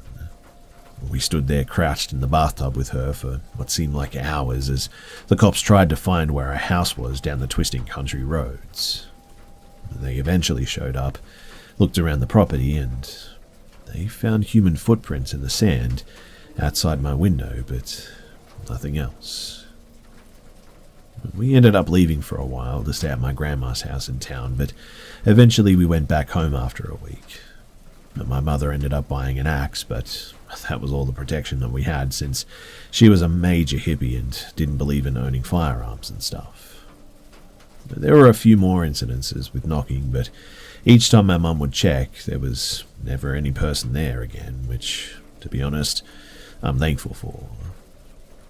To this day, I always shut the blinds at night, and I never look past the blinds when it's dark.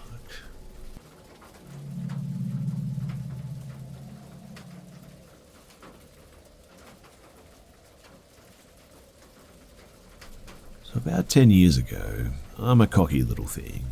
18-year-old dude who thinks he has the world by the balls. The world had me by the balls, I later discovered though. And I was with my very serious girlfriend of 2 years and counting. It was the first time that I'd ever dated a girl, and it really felt like I was in love and could see myself marrying this girl, in fact. Thank God that didn't happen though. That's a whole nother story.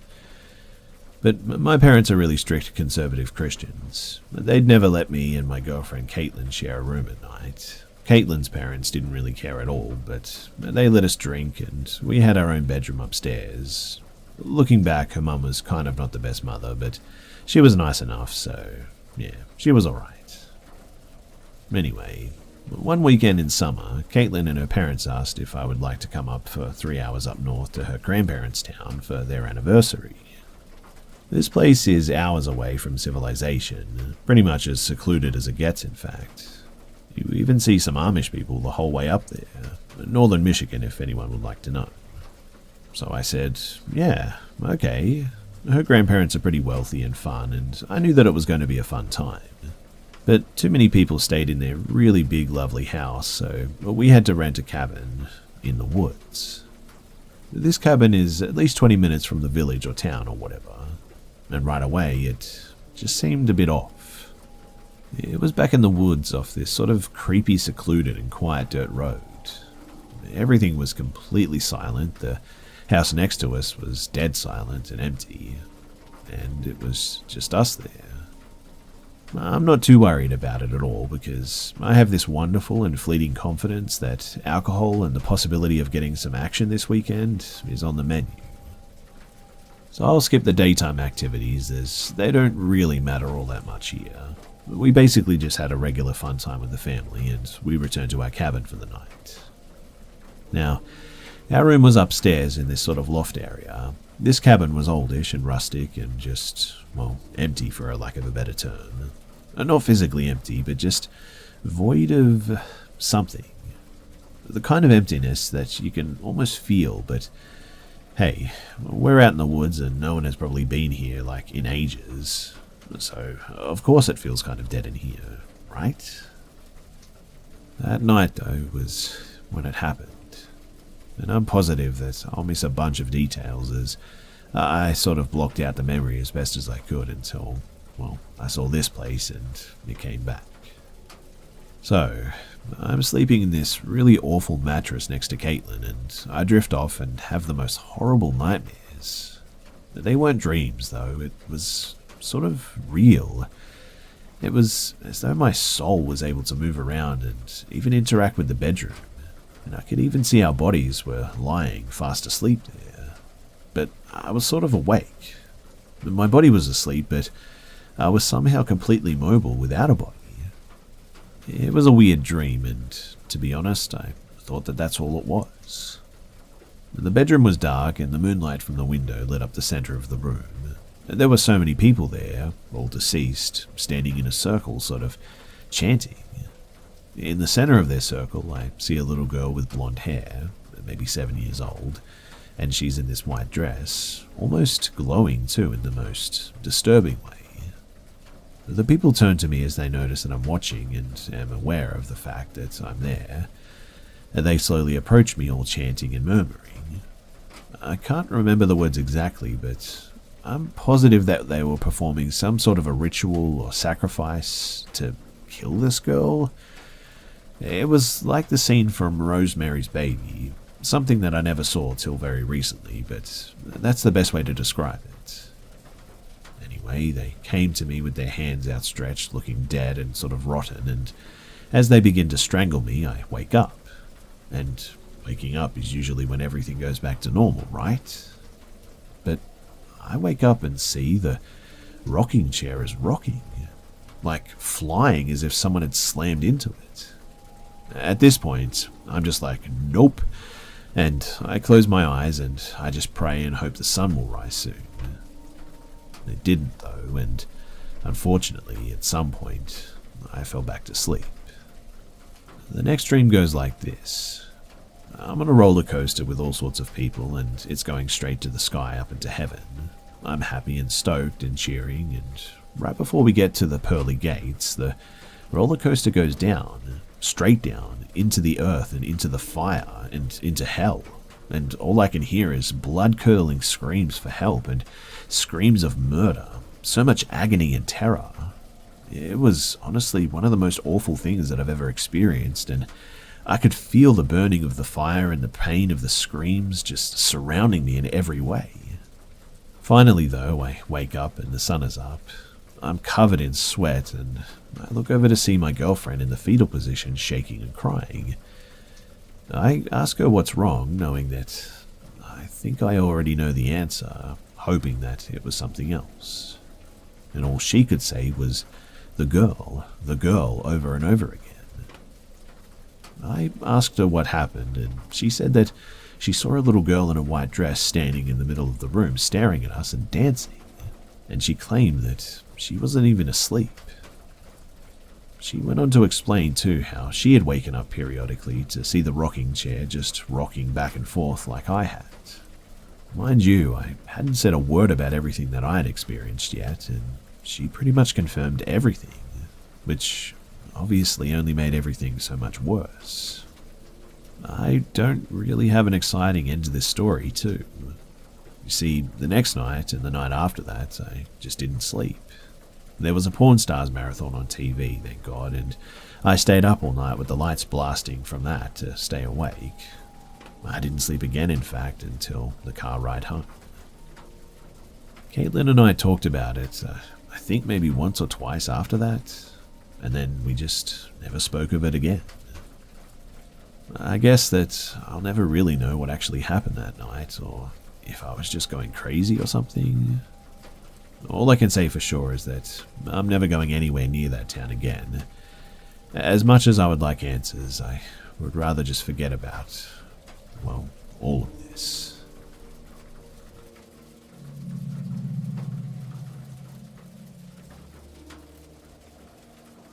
In 2009, I was a delivery driver for a place that I won't name.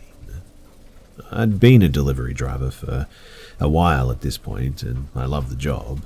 I'm super extroverted anyway and love chatting with people, and it was just fun. I also had my fair share of mildly creepy encounters, given that I'm a girl and I was delivering in one of the sketchier areas of my city. I never thought really much of any of them, or saw any real threat. But one night in particular has always stuck with me. I worked the night shift, so from 4 p.m. to 10 p.m. At around 8 p.m. this night, some guy ordered his food and the delivery was easy enough. His house was kind of creepy.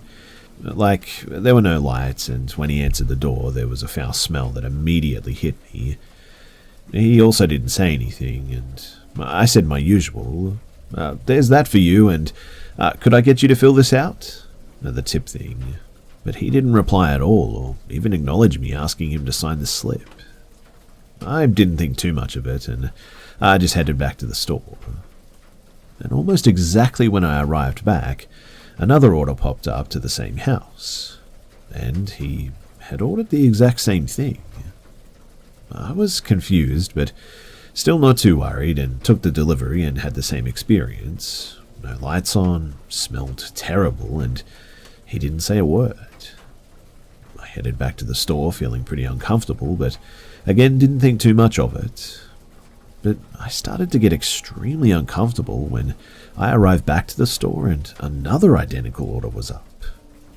My manager at the time, unfortunately, didn't understand the creepiness of the whole thing and insisted that I take it. Despite my reluctance, I took it. But this time when he opened the door, I told him, you can order more than one sandwich at a time, you know, as a sort of attempt at humor. He didn't say anything and just closed the door. I was thoroughly creeped out, and I did a sort of sprint back to the car, and when I looked back at the house, I noticed that a light was on, and I saw someone standing at the window. I couldn't make out any features, but I just assumed that it was him. In the end, I still don't know who was standing in the window or why. My manager called me from the store before I was even able to start my car to inform me that another identical delivery had popped up, and he directed me to leave as quickly as I could because he was starting to see the danger of the situation. As the call ended, I saw the man running up to my car. I couldn't move for a second because, honestly, I was just in shock. But he was yelling something that I couldn't understand. I just sped away as fast as I possibly could, given that I was shaking like a leaf. But we blacklisted this guy that night after he made several attempts to call the store.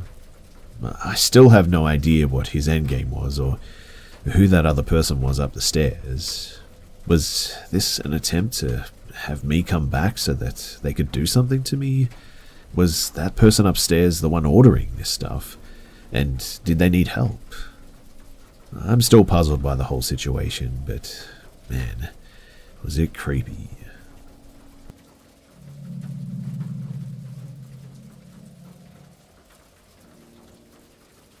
So this happened a few months ago. A new guy joined my boarding school, and he was this skinny dude that, even though he seemed a little bit off, he was extremely nice. But anyway, we immediately hit it off quite well since we had pretty similar music taste. He was a little bit weird, but overall a charming normal dude. He wouldn't get along with most people though, so I felt some sort of responsibility, I guess you could say, to make him feel welcome and at home. I would help him out with cigarettes when he needed any, and generally I was just very kind to him. Now, one time I arranged to meet up with him and with my girl outside of my boarding school since we would get the weekend off. And so we met in the central city of where I lived and decided to just get some drinks and sit at a park. It was getting late and the conversation was flowing and everyone was having fun. He kept being his weird but fun self until, well, he just sort of snapped. I know for a fact that he wasn't drunk since we were drinking beers and he only had one, but he suddenly just had this crazy look and kept holding onto my girl really hard. I could see she started to panic, so I just pushed him off. He calmed down for a second, and then he picked something up from the floor and tried to shove it into her mouth. At that point, I charged at him at full speed and threw him to the ground. I held my fist up, and he immediately started to apologize, but he would only say, "I'm sorry," over and over again. Once I got up, he immediately tried to charge towards her as if I didn't just tackle him down. I stopped him again before he could touch her and threw him on the ground again. I gave him a few punches, but eventually I stopped. Something about his expression just really scared me. He had this look like he just wasn't even there. It was like he had one goal, which I didn't want to find out. I put him in a headlock and got him far away from my girl and where we were sitting. I then pushed him as hard as I could and went to my girl and we left. He kept trying to follow us for a while until I went up to him. He still had this weird sort of hollow look on his face though. I tried getting him to leave until finally I told him, "Look man, we forgot something back in the park. Can you go bring it?" Somehow that dumb idea worked. He started walking back. The second that he was out of sight, me and my girl just ran for it and took the first bus home. That's not all, because he texted me a couple of times since that happened, and some of those text messages were real strange. If there's any interest, I'll potentially post an update explaining what happened and upload some screenshots. But for now, I don't know what the heck happened that night. I don't know why he acted like that. It just all sort of was out of the blue, but I'm not really friends with him anymore, so I guess it won't happen again. Hopefully.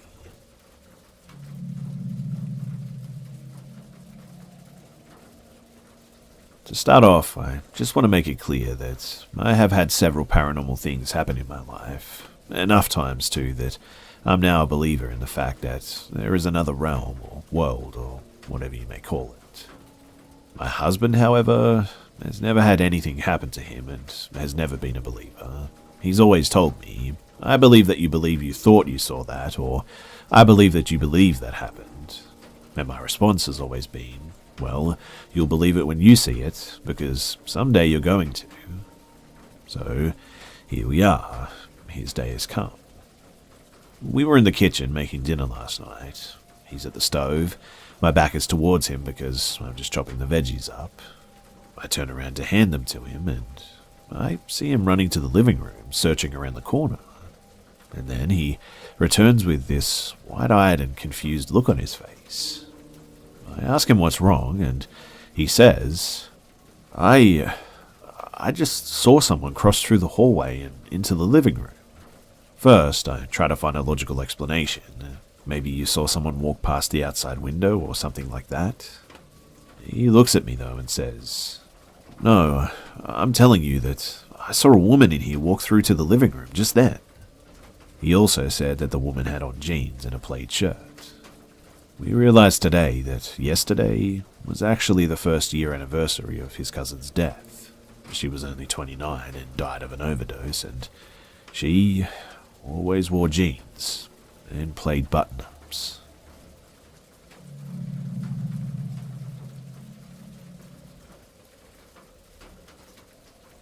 This happened 2 years ago in June or July in Poland, where we live. I got a call from my aunt asking if I could come and meet her where she works, and I agreed, and we met about 30 minutes afterwards. She asked me if I could look at the place where she worked because, well, she needs to leave to see her boyfriend. I asked why, and she explained that just before she called me, Dee had called her, and he and two of his friends, F and J, were on a road trip not far away from where we live, and they decided that they wanted to do a trip to shoot with some wind cheater guns for fun. They decided to drive to a point on a hill where a small bunker is. The bunker is so small, though, that only 2 people can enter it. It's only one room with windows fronting every direction. It's there because of World War II. We live on the border with Germany. And my aunt said that, for now, that's all she knows, and she needs to go to get them from there because somehow they can't leave or something. And then she added that all of them were scared to their cores, so she asked me to cover. So I stayed there to do her job and watch the shop and whatnot, which is a cigarette shop, and waited for them to come back. They got back in less than 10 minutes. As I said before, they were close to our location. When they left the car, my aunt's boyfriend sat in the front shop with his friends, and they were, like, pale from fear. When I say pale, too, I mean their faces were basically white, and they weren't saying any words. I waited patiently for them to tell me what happened, and one of his friends eventually started talking. So when they arrived at the spot, everything was fine. They went out of the car and started to prepare their air guns. They went on the roof of the bunker, which was around 1.5 meters high, and started to just shoot for fun. They were shooting rocks and trees and stuff like that, and no people were around because there are no houses there. As they finished, they started going down from the bunker, and it was in that moment when he noticed that something was really strange. Their car was standing there in plain sight around 10 meters from where they were shooting from. At first glance, nothing had changed, but then he noticed that there were bricks piled up on the ground, up to the chassis of the car around every single wheel. It was like they drove straight into the middle of some kind of a wall, but don't forget that this was an area close to an old bunker with an old dirt road. What I mean is that there was like 0% possibility that they had not noticed it after leaving the car. But upon seeing this, all 3 of them went to the car and they locked themselves in. Dee was the one who was driving that day. He started the car normally, but the vehicle just couldn't move. Like, these little walls around the wheel were strong enough to prevent them from driving away. They all started panicking at that point. Jay ran out of the car and started to kick the bricks to set the car free and whatnot. At some point he was certain that it was enough and that the walls were destroyed to the point that they could leave now, so he got back in the car. Dee tried again, but now the car wouldn't even start. The third guy eventually called a friend from a city close to their location and asked if he could tow their car to the city. He agreed, and after 10 or 15 minutes he called them back. He was standing on the road down the hill, and he could see them. At one stage, too, he called them to ask for directions, because somehow he couldn't find the way that led up the hill. And at some point, he started screaming that something came out of the woods near them, and is running right at their car. F said that the guy was screaming like he was afraid for his life. The only problem was that they weren't seeing anything. Nothing had left the woods, which they were all seeing right in front of them up close. And at this point, they're all sort of freaking out, and everyone's sort of acting hectically. The funny thing is, though, is that the guy who was supposed to help them just hung up and ended up leaving. After a couple of minutes of shouting and straight-up panic, they managed to stay quiet for a moment, just to try and hear if anything is walking nearby or something. And after a few seconds of silence, something knocked on the window of their car, and the knock sounded like it was made with some sort of a metal object. It was the window as well that was on the right side of the car, the window that was facing the forest. And after that, Dee called my aunt, and then she called me, and then she went out to get them as soon as I was at her job. Dee was really scared while telling us what happened, but that's not the strangest thing. The weirdest thing is that his two buddies were silent as a tomb.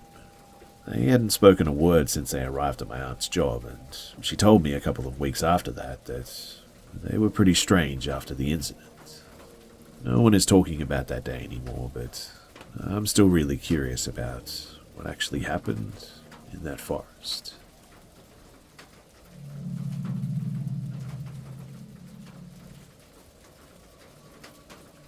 Before I start this, I just want to say that I am not afraid of the dark. I've been spelunking and turned off the lights in a pitch-black cave. I've been camping in the woods during new moons. I've slept alone at relatives' houses before. The only place that I've ever felt truly terrified in the darkness is my family home, in a town just on the outskirts of Phoenix, Arizona. I'm going to give the most prevalent examples of why, but this is going to be pretty long, so strap in. So when I was about 6 years old, I had plenty of stuffed animals. I was unafraid of the dark back then, so I didn't have any light or something like that. But I would often wake up and find that the toy that I had brought with me to bed was just gone, and I would find it in a completely separate area of the house. From this point, I assumed that I must have been sleepwalking. It was such a regular occurrence, in fact, that neither I nor my parents thought much of it.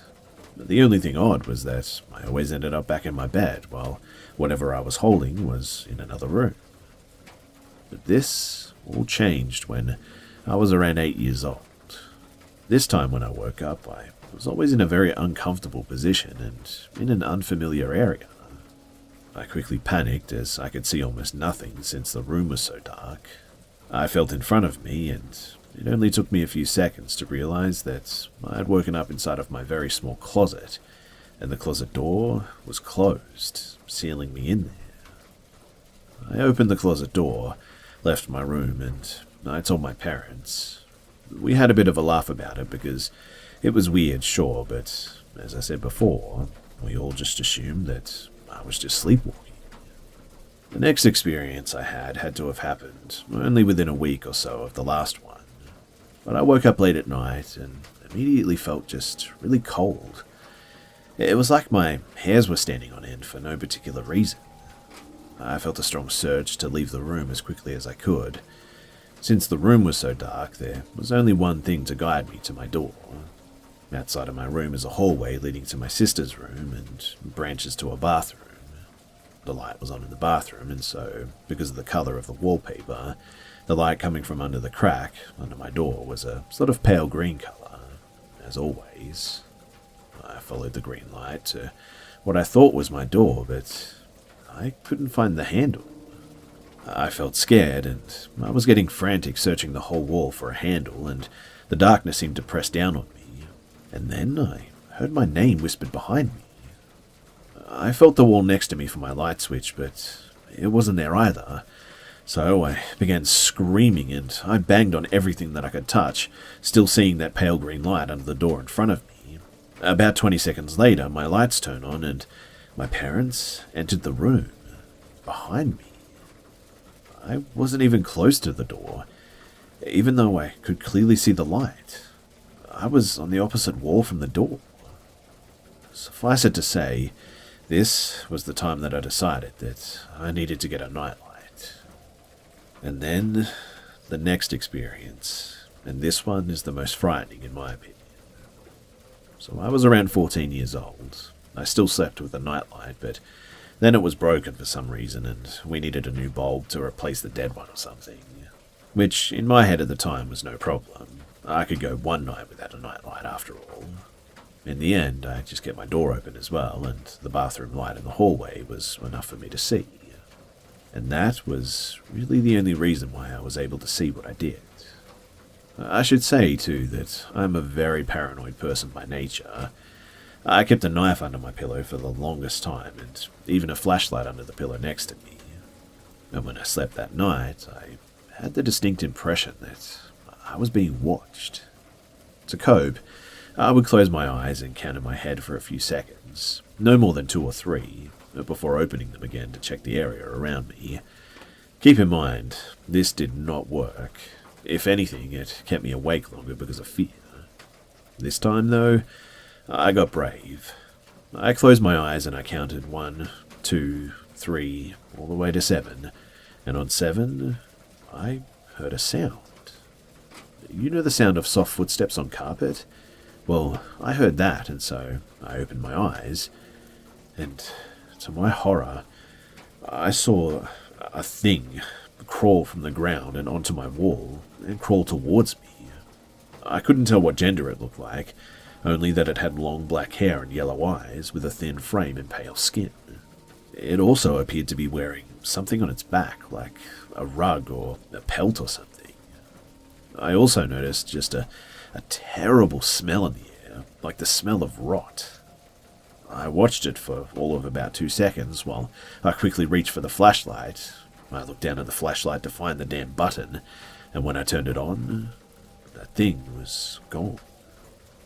Only my mother and I know this story because I've never really told anyone. Growing up a devout Catholic, my initial impression was that a demon had entered my home.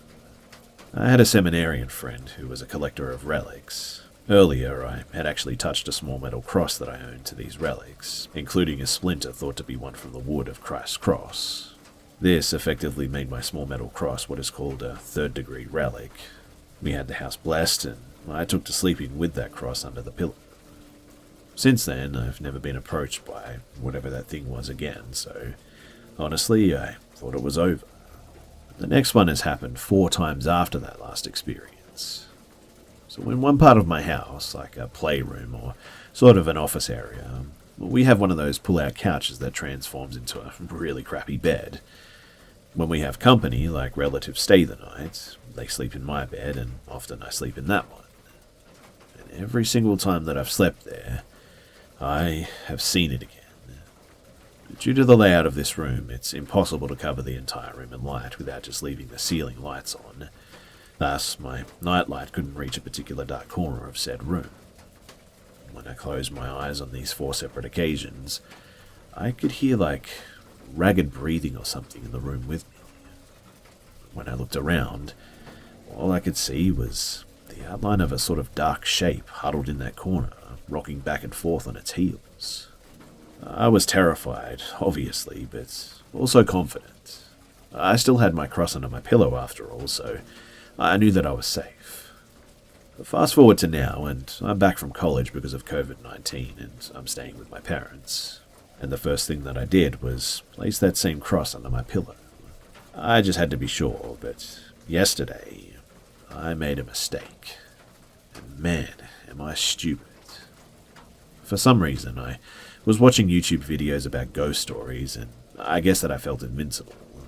And I made fun of the thing, who clearly had not left when I had, as I still heard whispers in the dark, and I challenged it.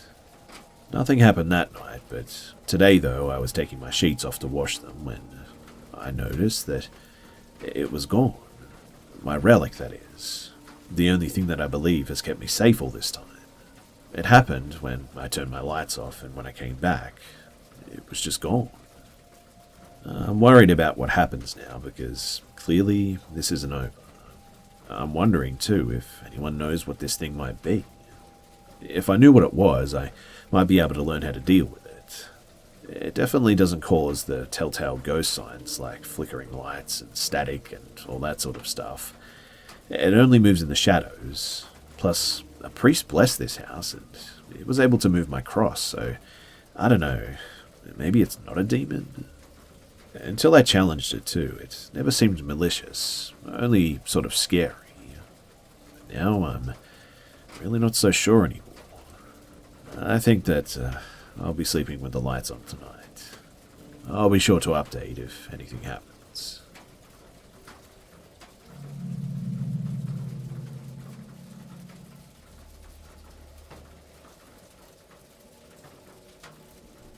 So I was in hospital waiting for a space on labour ward so I could be induced to have my baby. I was very uncomfortable and was told walking around might help move things in the right direction. Me and my partner decided to walk down to the main foyer of the maternity hospital and walk around the hospital grounds and stuff. It was about 2 a.m, but it was July, so it was a nice mild evening. As we came out of the stairwell onto the bottom floor, I had a painful contraction and had to sit down on the chairs at the door. Me and my partner were just sort of chatting after the pain subsided when the automatic doors opened and a very large man walked in. He looked at us with a really crazed look in his eyes, muttered something, then took off down the corridor grunting. I was thinking, that's odd, when my boyfriend practically lifted me off the seat and hissed under his breath at me to move now, and ran with me towards the lift. Bearing in mind I'm 9 months pregnant and in the early stages of labour, so I'm not exactly in shape to move fast anywhere. Once I got in the lift, I'm completely bewildered and asked my boyfriend what the heck was that about. He then shakily asked me if I saw the 2 massive rocks the man had in his hands. And no, I did not. As soon as we got into the ward, we informed the charge nurse, and she basically locked the entire maternity unit down until the police came to remove this guy. But it turns out that he ran out of the main hospital up the hill after being admitted to having a mental health crisis, I think. I don't know. I'm just so glad that he didn't hurt anyone and didn't hurt us, and that my partner was switched on enough to notice that this guy had some rocks in his hands, because that's pretty terrifying.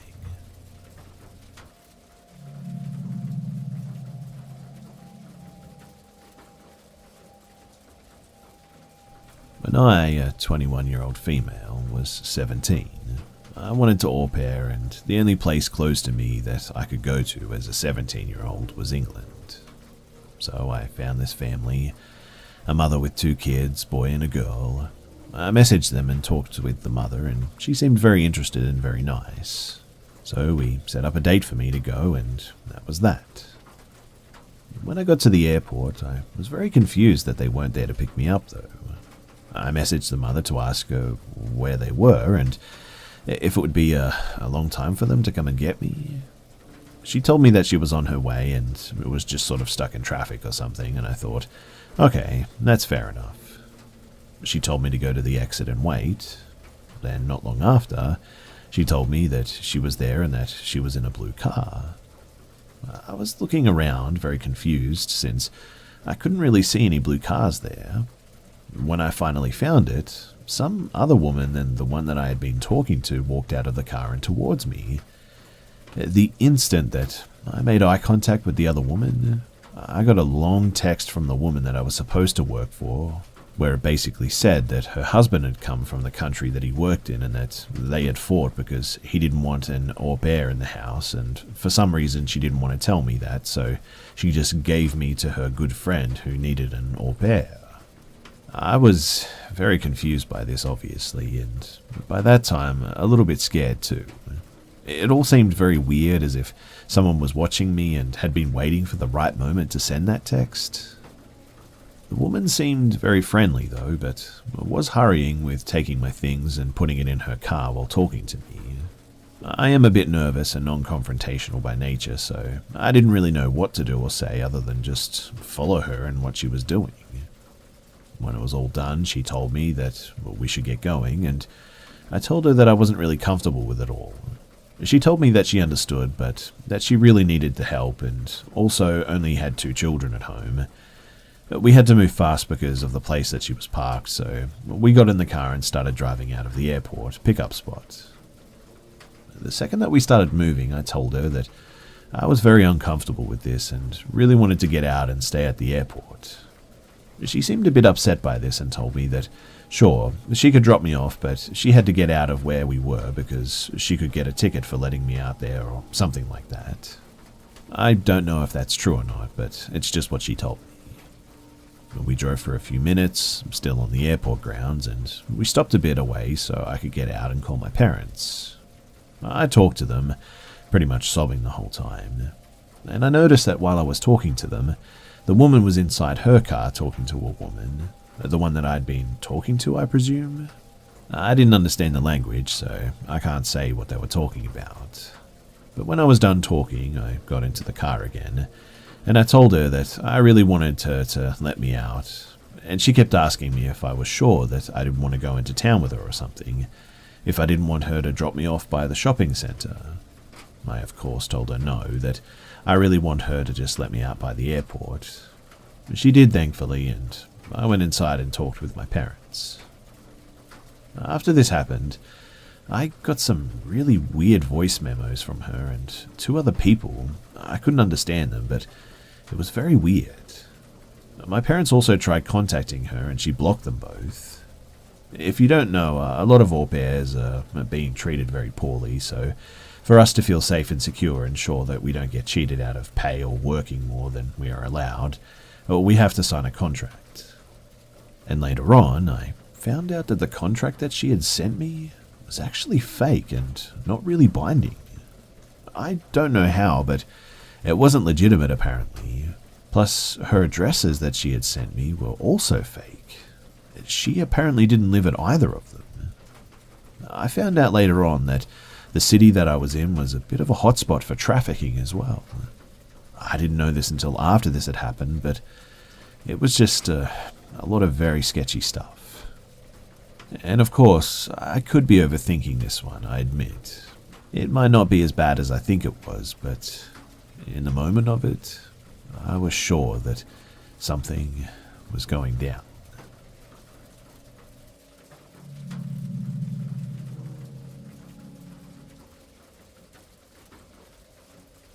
In 2006, my mum, she went on an overnight business trip and brought something back with her. My parents were in the middle of a divorce, which meant that I think it was the perfect time for something to attach itself. The morning that she got back from the trip, she was telling us about all the creepy things that happened in her hotel room, and she had just told us that the TV kept turning on when all of a sudden our stereo turned on at full blast. We all sat there in shock, just sort of looking at each other before my brother got up to turn it off. We immediately stopped talking about it and went on about our day. And for the next 4 years, we would all experience odd happenings, but they were always small enough that we could write them off as something else. That was until 2010, when my mum moved into a new house that had just been built.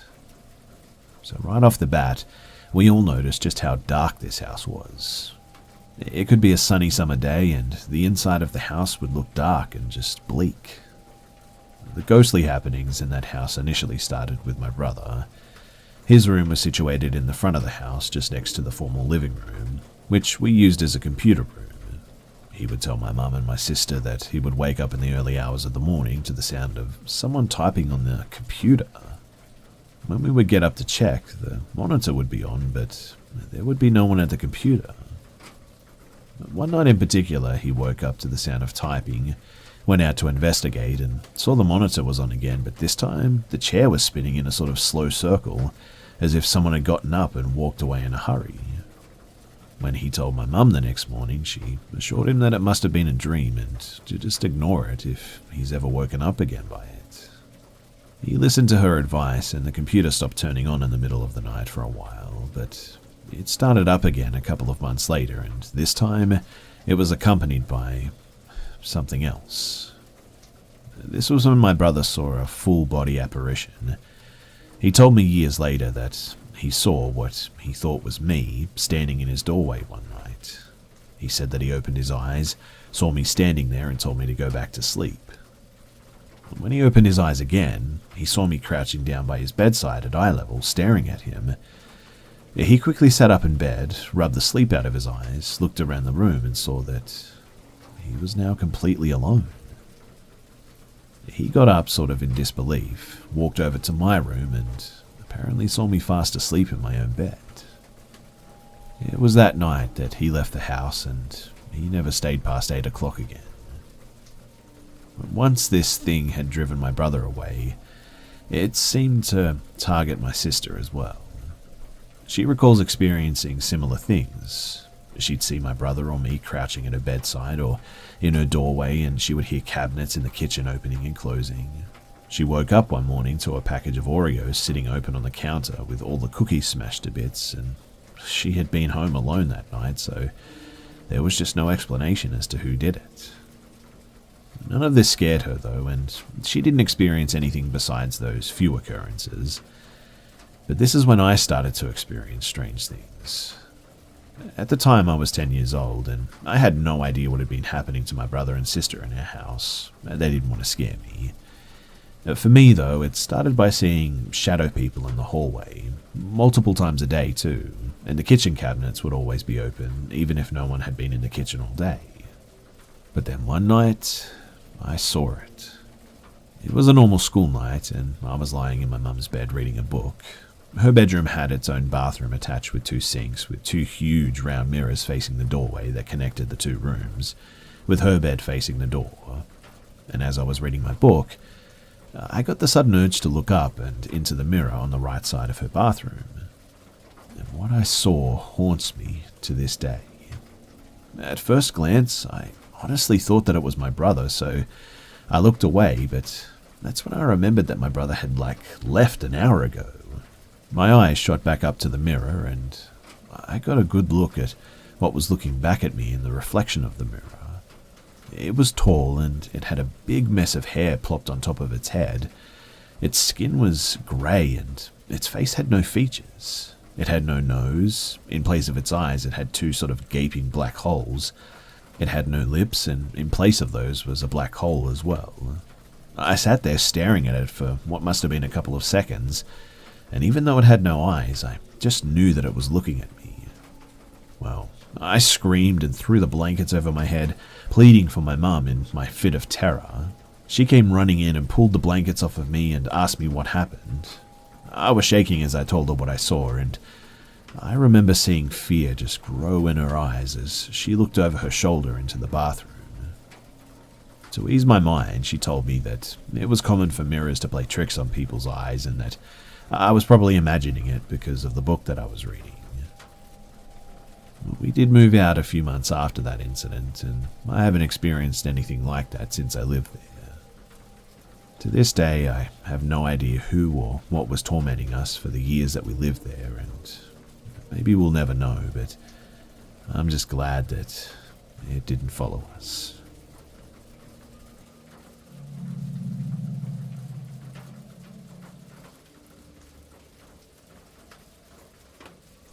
So I'm 30-some years old. I lived at my brother's house for my whole childhood.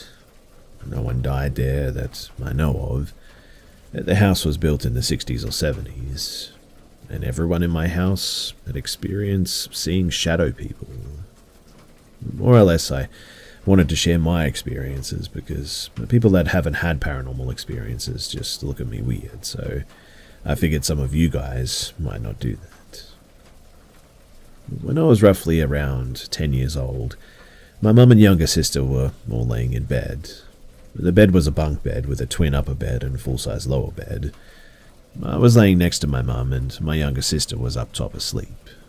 My mum and I were reading books and just talking occasionally, when I heard the floor creak and looked up at the doorway.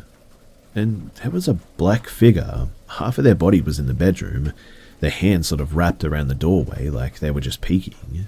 It seemed to be about 5 feet tall, and the thing that I remember the most were its piercing green eyes. No one else saw it though, because as soon as I saw it, it ducked back around the corner and I went out to take a look, but it was gone. The figure that we all saw the most though was a tall, broad, male-looking figure. The reason that I say male is because he was really big and wide. You never see anything beside his silhouette, though, but when I was 22, I moved back after having my daughter to live with my mum to help with my dad. He was dying at the time. My dad would pass 3 months before the next incident, but this figure was not my father. I unfortunately never got to see him, but I woke up to make my daughter a bottle. I left the same room as the last story and walked into the hallway leading into the living room. Now, the living room has this big picture window across the room. The windows give light from the passing cars, the moon, or any outdoor light. We were looking at the ground and shuffling through it about 2 or 3 in the morning and looked up and saw the tall dark silhouette just standing about 3 feet from me.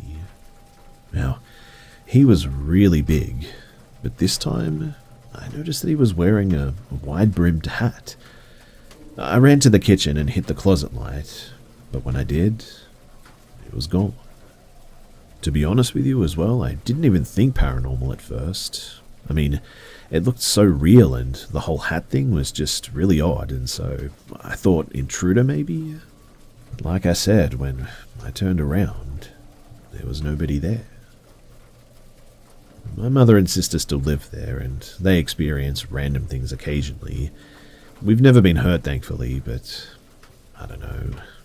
Have any of you guys ever had experiences of piercing green eyes or shadowy figures? A tall brimmed hat man? I know, it sounds really weird, but it's the truth, and I'm hoping that you guys might know more about this.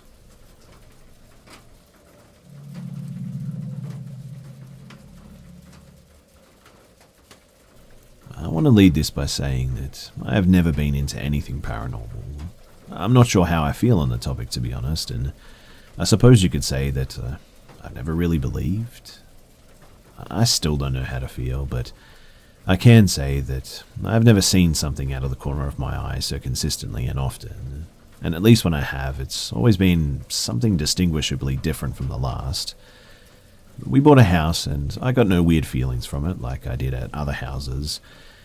My house has one room that is deteriorated from water and needs to be redone, and with the doorknob removed, the latch on the outside of the door, it's a little bit unsettling to say the least. We sort of call it the dungeon. But the first night in our new room, my husband was with me, so I can confirm that I'm not alone in at least one of these. We were sitting so we can see directly down the hall. The 2 kids' rooms are at either end. We hear a sound and expect it's one of them trying to creep out. We think that we've confirmed it because we see a shadow move on the wall and another creak. I tell him to go investigate, and he insists that our son was fast asleep and he couldn't have gotten back to bed that fast without much more noise. The cat was asleep in my daughter's room as well, sitting sort of loaf style with his nose touching the wall.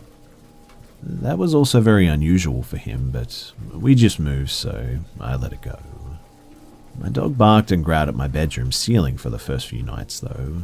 Also odd, but we just moved and he's a puppy, so I only joked about how dogs can see things that we don't and forgot about it.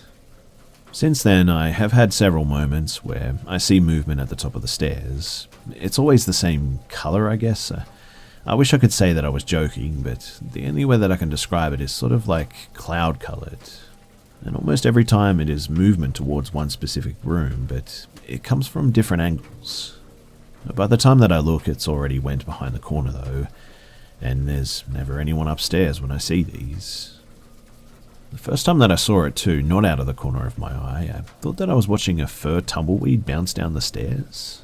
We have a golden retriever, and it does happen, believe it or not. I got up to retrieve the ball of hair, and when I did, there was nothing there.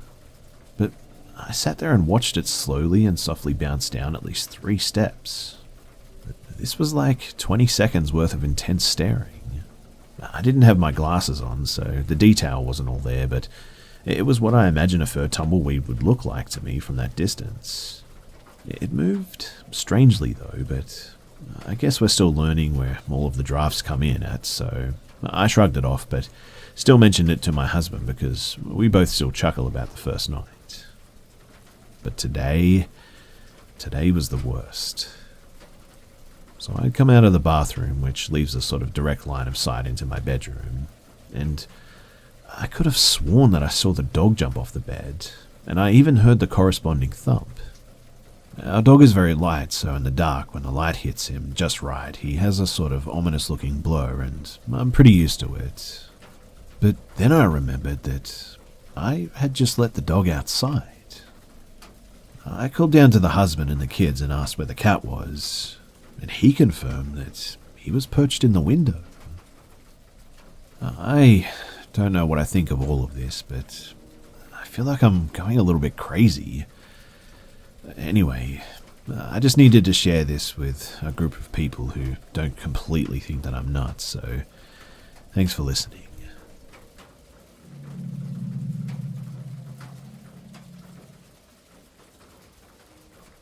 In October of 2018, I moved in with my girlfriend for the first time ever. Her name was Jane, and if I knew everything that was going to happen in the next 5 months that would follow, I really never would have.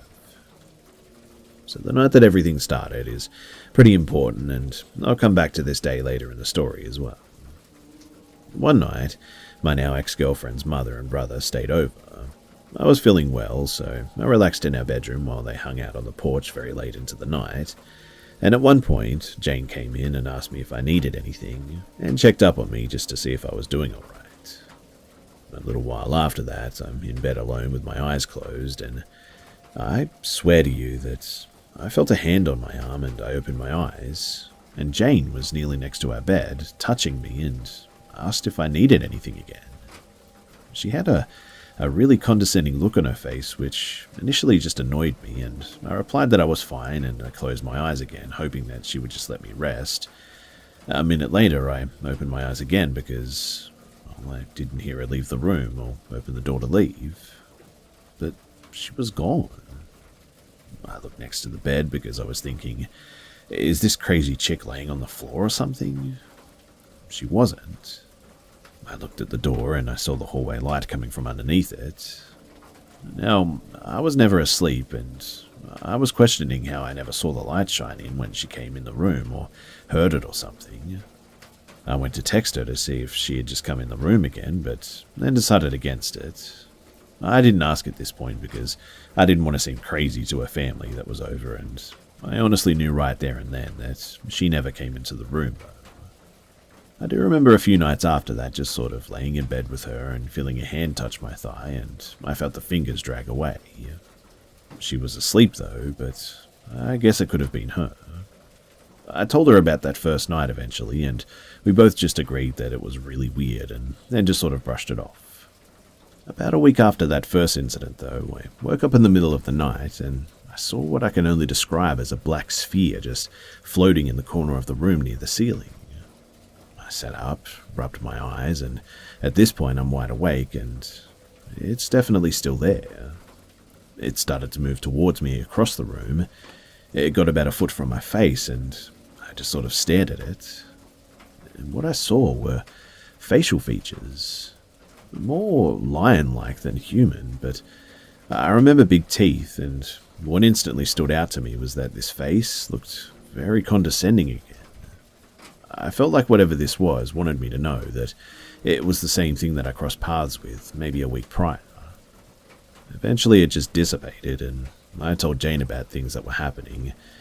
She never thought that I was lying, but I'll admit that there were times that I seriously started to question myself. That is, until things started happening to other people around me too. But I'll get into that soon. So one day I went out onto our back porch to have a smoke, and when I stepped outside, the porch light dimmed a little way down. I thought that somebody had turned a machine on in the house or something, and I went to tighten the bulb, but there was a glass fixture around it that was screwed in, and I just decided that I didn't feel like getting a screwdriver, and a minute or so later it came back on full strength anyways. This porch as well can't be accessed from anywhere but inside the apartment. It's screened in and there's no door from the outside. The next day I get home from work and I went to the porch, and the glass fixture that was screwed in tightly just the night before was smashed to absolute oblivion. And I don't mean just below where it was. I mean, it was smashed all across the porch. And this was really weird too, because Well, it was a nice day. There was no breeze, and I just couldn't come up with an explanation as to how it happened. Jane once saw a water bottle get smacked off the dresser when I was in the bathroom once as well. And one night I woke up because it sounded like someone was throwing pebbles from across the room and they were hitting the headboard. I sat up several times looking around. I'd lay down and it would start again. I thought that I started to hear whispering from across the room, and then it grew louder and louder, and I sat up and it began to be loud enough to make out that it was a man's voice and it wasn't speaking English. And this is when I got really scared for the first time, I think. I went to wake up Jane, but I couldn't move. I sat there frozen and the voice got overwhelming. And it was honestly like I just had to take it, and it just had power stronger than mine. Finally, my joints started to work again, though, and I was drenched in sweat. I was also so drained that I just fell asleep, like almost passed out. And in the end, I didn't even bother telling Jane because, well, I don't know, maybe it was sleep paralysis or something. I want to mention, too, that as things got wilder in the apartment, my relationship with Jane became more toxic. I had feelings of anger that I never felt before. Our fights were just out of control. I'd never reached this point in any relationship before this. But when we would make up and be hugging it out and crying and all that, almost like clockwork, stuff would get smashed in the house. Dishes, lamps, you name it. And I'm positive that whatever that we were dealing with did not want anything good between her and I. One time as well, I woke up in the middle of the night to me feeling pressure on the mattress next to me. I woke up and I looked to see an old man with a top hat sitting there just staring at me. I jumped up and yelled, and he casually stood up and put his coat on that he had laying across his lap. He walked out of the room and just left. Well, I jumped out of bed, ran out of the door and took a left, and I was shocked to see him again walking across my living room. I ran up behind him to swing at this guy, and he just disappeared when I got near him. After this, I didn't know whether I was going crazy or what, but I called paranormal investigators to set a date for mid-February. I had a cruise to go with my friend in January, and Jane was not happy about it, especially with our relationship where it was at. She didn't stay there when I was away, though, and the morning before the trip, I was up early packing in the spare room. Jane was asleep in bed, and all of a sudden it sounded like an avalanche was happening from our bedroom. Jane screamed my name loudly, and as I ran across the living room to get to the bedroom, I noticed what seemed just like a wave energy, I suppose. It's hard to describe, but it started at our bedroom where the commotion was and was moving away from it. It literally knocked the wind out of me, and I saw or heard something knocking into everything into the room as it moved. She was petrified and in tears. A lamp was broken, and I don't know why, but this was the incident that scared me the most. I think it's because I was so awake and alert, and it was at night as well, and somebody else was there to witness it. So it had all the confirmation that I needed to know that I don't think I was going crazy.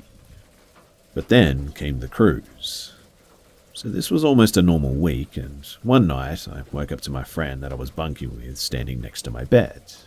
Initially I freaked out, and when I did, he woke up from his actual bed.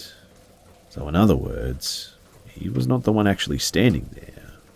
My friend says that when he first woke up, he saw a black shadow figure standing next to my bed. Obviously, I saw him and not a shadow figure, so we were seeing two different things, but we both saw this thing just disappear into nothing. Oddly enough, too, this was the last thing that ever happened to me. It's been over a year since then, and I got back, and after a month of no activity, I ended up just cancelling the investigators. One last note, though, that makes this really interesting as well.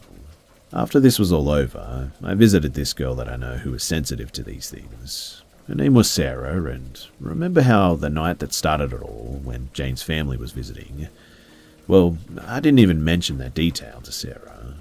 But earlier that first night, I went to Jane's mum and stepdad's house for the first time ever to meet them and have dinner and whatnot. It wasn't a fairy tale meet by any means, but the night started pretty good. Her stepdad got really drunk and eventually got mean towards Jane as well. Him and I ended up fighting, and the mum and the brother came and stayed with us. And Sarah had asked me if my girlfriend's father was an addict after I told her about the haunting. This was a really out-of-the-blue question, but I said yes, that he's an alcoholic and a drug addict. And Sarah said that this must have all come from him when we crossed paths. His energy had allegedly stuck with me, and he's a nasty, abusive addict, so it all kind of just made sense to me in the end. Anyways, Jane and I didn't work out in the end, and we're on good terms and talk occasionally. I can truly say that these were the darkest times mentally of my life for sure, and I definitely have a different perspective on the universe than I did before it all happened. I'm just really glad, though, that it's all over now.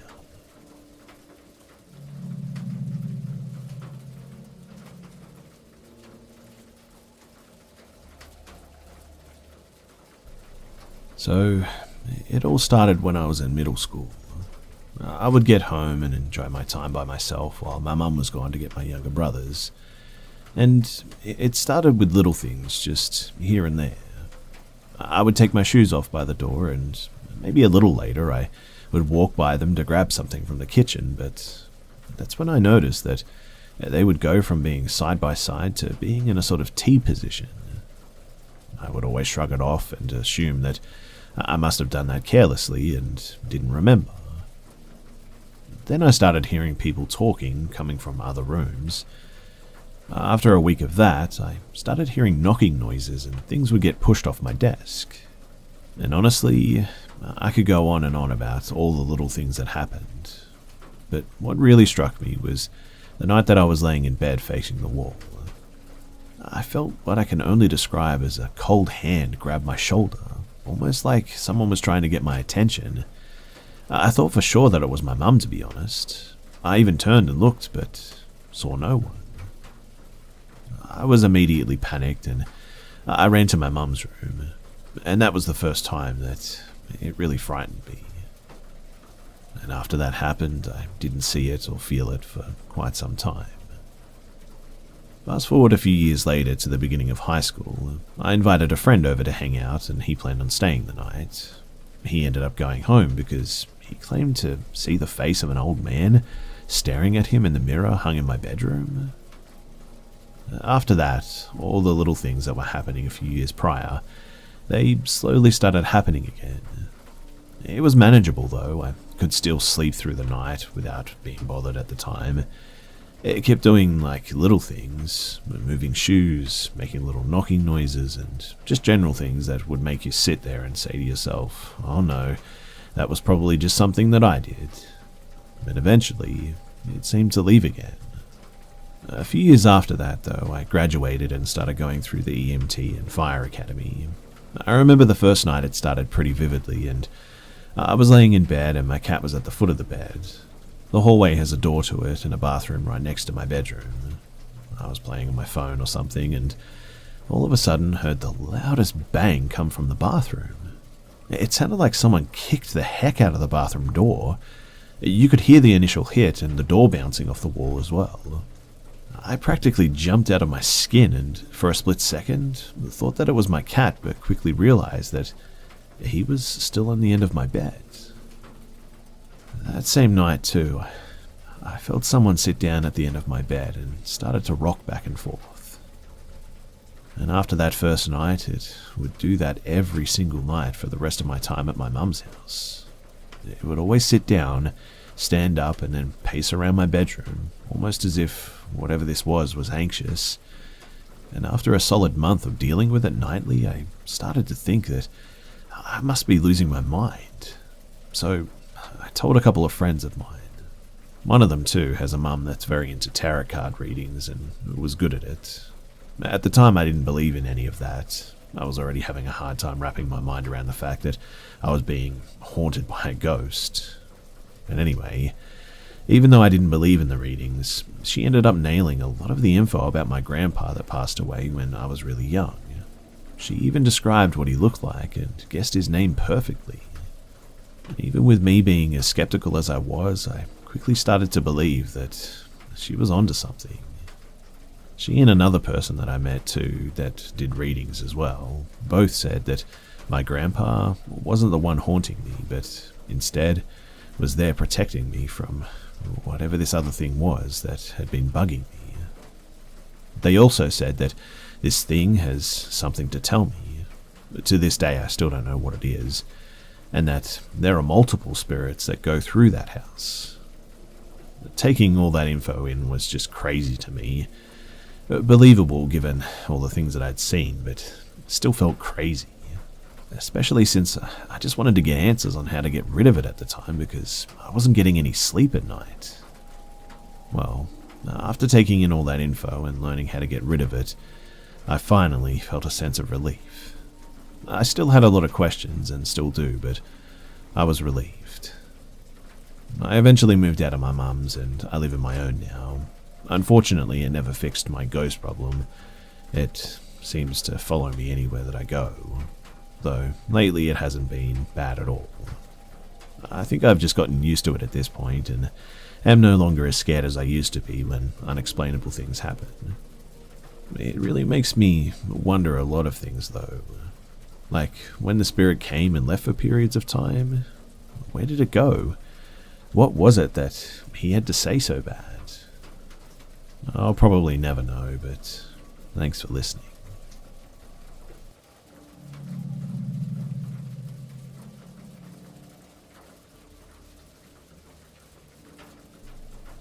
After listening to everybody's stories here, it reminded me of a brief time in life where I lived in a haunted location, and one specific event that spooked me real good. I specify location because my entire life, someone or something has been trying to do me harm, and I've had to take precautions to keep it at bay. This haunting was unrelated to that incident, or at least that's my belief. So, after arriving at my first duty station, I quickly worked to get out of the 1960s dorms and into a place of my own. I had a guy that I got along with well enough mention he and his wife were looking for a roommate, so I went through the whole process of vetting and such, and we moved in. But for various reasons, this arrangement lasted maybe 7 months. After a bit of time with no issues, I began to get that stereotypical you're being watched feeling, especially while alone. Having 2 dogs and a cat that never seemed to freak out about it put me at ease, I suppose, but a bit of time goes on and little things started happening. Things will fall or move or go missing for no reason. Just typical stuff. But one night we had a glass plate just randomly somehow fall out of a cupboard and smash on the floor below. Checking the cupboard and the plate supply, that's what happened, and there was no plausible explanation in sight. We began to jokingly refer to it as the ghost of the upstairs neighbor, as for months we would hear the upstairs neighbors making noises all hours, and then one day it stopped. Likely just moved out, I suppose. A friend and I began to share past experiences with unknown forces. He had had some experience with a Native American ghost out west where he came from. As for me, well, that's a whole other story. But the big event in question was on a night where he and his wife went out for a date night, leaving me with the 2 dogs and the cat. Now, until about 8 p.m, things were honestly fine. I was playing some game on the couch with the animals in their usual spots, but then I started getting the usual feeling of being watched and tried to ignore it. All of a sudden, though, there was this, I don't know how to explain it, but just tension in the air. It was hot and heavy, hard to breathe. And for the first and only time that I'd ever seen, even the animals freaked out. Meow ran towards the married couple's bedroom. Odin and Zeki completely stood up and were growling, snarling and being aggressive towards a spot close to the TV. I couldn't see or feel any presence per se, but all my internal alarms were going off for some reason.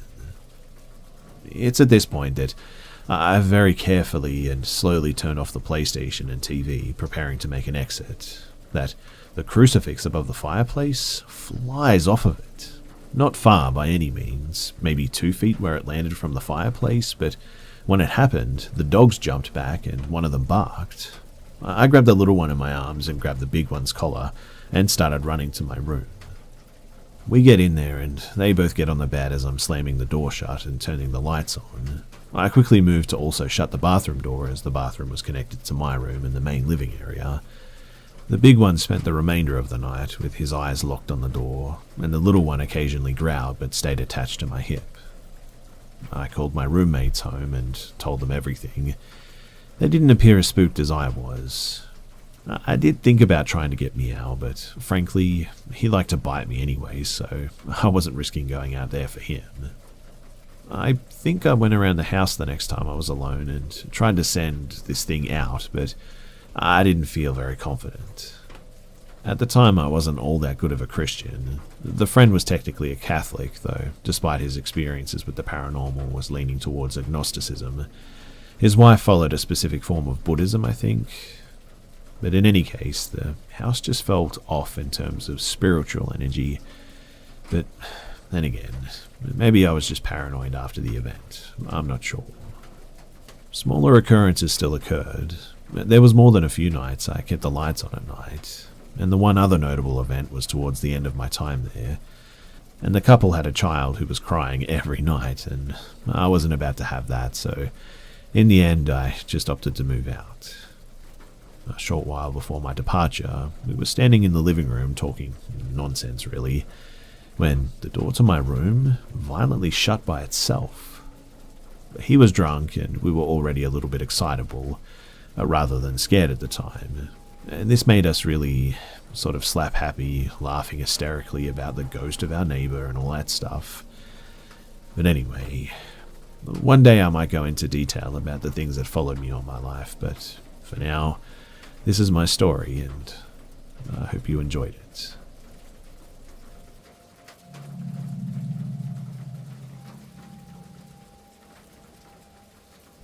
So I want to share something which happened nearly a year ago, just after the birth of my twin daughters.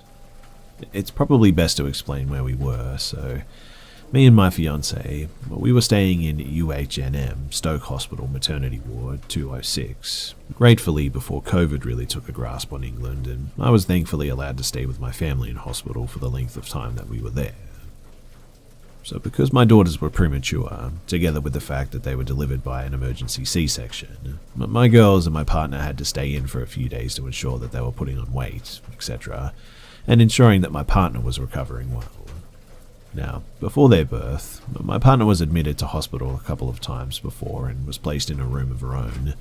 I wasn't allowed to stay at this point, and while she was unpacking her bag, a little girl stood in her doorway. My partner saw her and said hi, with the little girl smiling and then running off. This seemed pretty normal until she realized that it was quite late, about 10 p.m. as she was admitted late in the day. However, she gave it the benefit of the doubt and didn't think too much of it.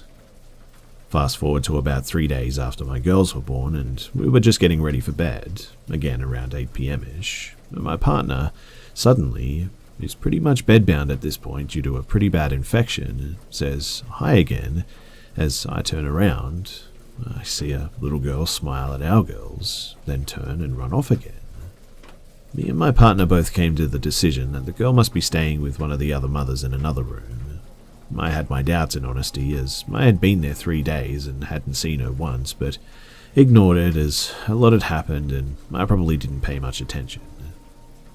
A couple of days later, we had to move rooms within the same ward, but in the midwife section, as my girls were discharged, but my partner had to remain in due to the infection. Oddly, it was the same room my partner had to stay in when she was admitted before she gave birth, and that same night we went into that room was very, very strange, as a few different things happened. First, my partner saw the little girl again. I didn't see her, but she told me that something just wasn't right as the little girl was staring blankly at the window. Also, what was strange was that I didn't come across the girl at all as I came back from the kitchen area. Second, the privacy curtain that we had drawn kept moving like there was a strong draft, but only every now and again, not constant. Now, there was no window open, our room door was closed, and if you ever have visited that particular ward before, you know that there's no draft coming up from the corridor, like, at all. Now, the most unexplainable thing which happened, though, that led me to posting this experience, started off when I went into the ensuite area to have a shower and brush my teeth before going to sleep. My partner had taken some medication which had put her to sleep. Please bear in mind, too, that because of the C-section, she had to lie flat on her back, and also due to the infection, she could barely move properly, and was not moving freely, to say the least. My partner does sleep talk, and whilst I was brushing my teeth, I heard her murmur, "Yes, nurse, if you're sure." Now, no nurse had come into that room at all, and even if they had managed to have snuck in, they would have walked past the bathroom door, which was open, so I could listen out for my girls, and I would have heard them speak, even if quietly anyway. So I ignored her and put it down to her sleep talking. I walked out of the bathroom, and the privacy curtain, which was closed, was now wide open. The room was bitterly cold, and my partner was now lying on her side, completely tucked in.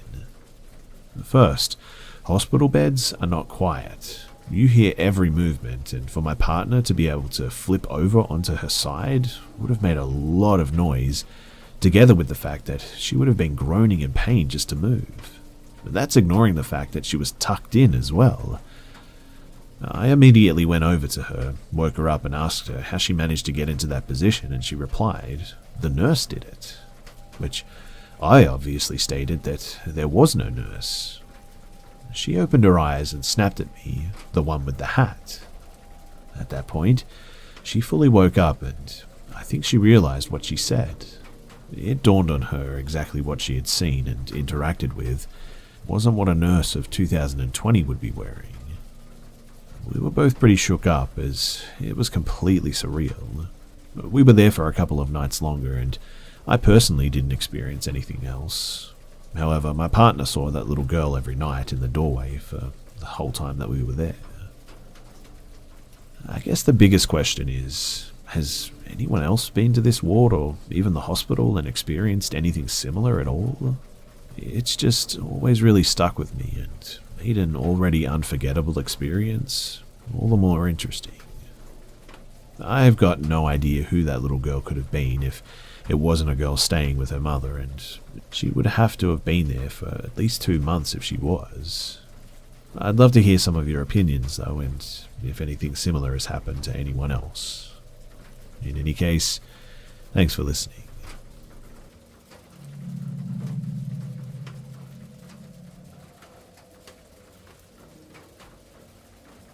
This older man has lived in a corner basement unit in my girlfriend's apartment unit for many years now. I noticed too, when we walked down the basement hall to go do laundry, that I could always hear loud music coming from his apartment. It was loud, but not loud enough that you'd hear it in your own unit or anything. He also always had sheets over his windows, even on the nicest, sunniest days. We would always make jokes that he plays loud music 24/7 because he probably has a hostage in there.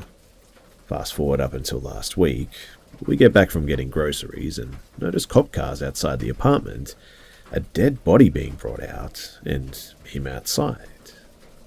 A good friend lives in the unit across from him and could hear everything going on, what the cops were saying, so she filled us in on all the info that she could get.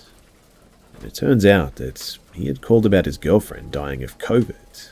They came to get the body and asked questions, and he supposedly moved the body from the bedroom to the living room and kept changing the time that she had died. He said this morning and also last night, but the cops said that it looked like the body had been there for at least a few days. We speculate that he called when it started to smell and used COVID as an excuse so that they would stay out of the apartment as much as they could. He also apparently lied about her name multiple times, and they couldn't find any ID on her. She was so severely malnourished as well and had bed sores in her body so bad that the cop said that she probably couldn't have even walked. The cop who was on the scene saw a lot of unmarked pill bottles and decided to look around when he found a 13-year-old girl hiding in the bedroom who was completely mute, malnourished, and was missing chunks of her own hair. He never mentioned the little girl either, even went as far to tell them that no one else was in the house. But let me make it known, too, that this is a small one-bedroom apartment. He never even told the landlord that he had 2 people living with him. In fact, my girlfriend also has never even seen or heard these people. The cop also said that there was no type of ID or birth certificate for the little girl, and the apartment was completely riddled with black mold and no edible food anywhere. They also found several guns. This man turned out to be in his early 60s, and the woman who died was 30. It also turns out that he never got arrested for who knows why. I'm sure that they're building a case against him. The girl got taken away. We called the landlord the next day to see if she knew what was going on, and she said that she was evicting him and he would be gone in a few weeks. Over this period, the music has stopped, and we've seen him taking out some sort of a large cage to the dumpster. He also told the landlord that the woman died of natural causes and COVID wasn't involved in the end. We talked to a woman who lived in the unit above him, and she said that she actually called the police multiple times on him because for several months she kept hearing a muffled someone screaming help, which means that the cops clearly had done nothing. But he must have known that she had said something because after she had called, he had left literal crap in front of her apartment door, and also would scream at her and call her all sorts of nasty words if he ever saw her. It is all speculation as to what actually happened in that apartment, but it is very clear that there's some foul play there for sure. We have even guessed that he didn't actually live there full time and would just hold them there and come there whenever he wanted to get off and abuse them in some way or something. I've seen the man once in passing, but I've never really spoken to him.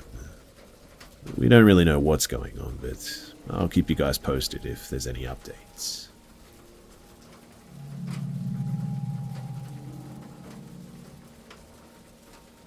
So if any of you haven't heard one of the other stories that I shared here this week, I'll give you guys some background.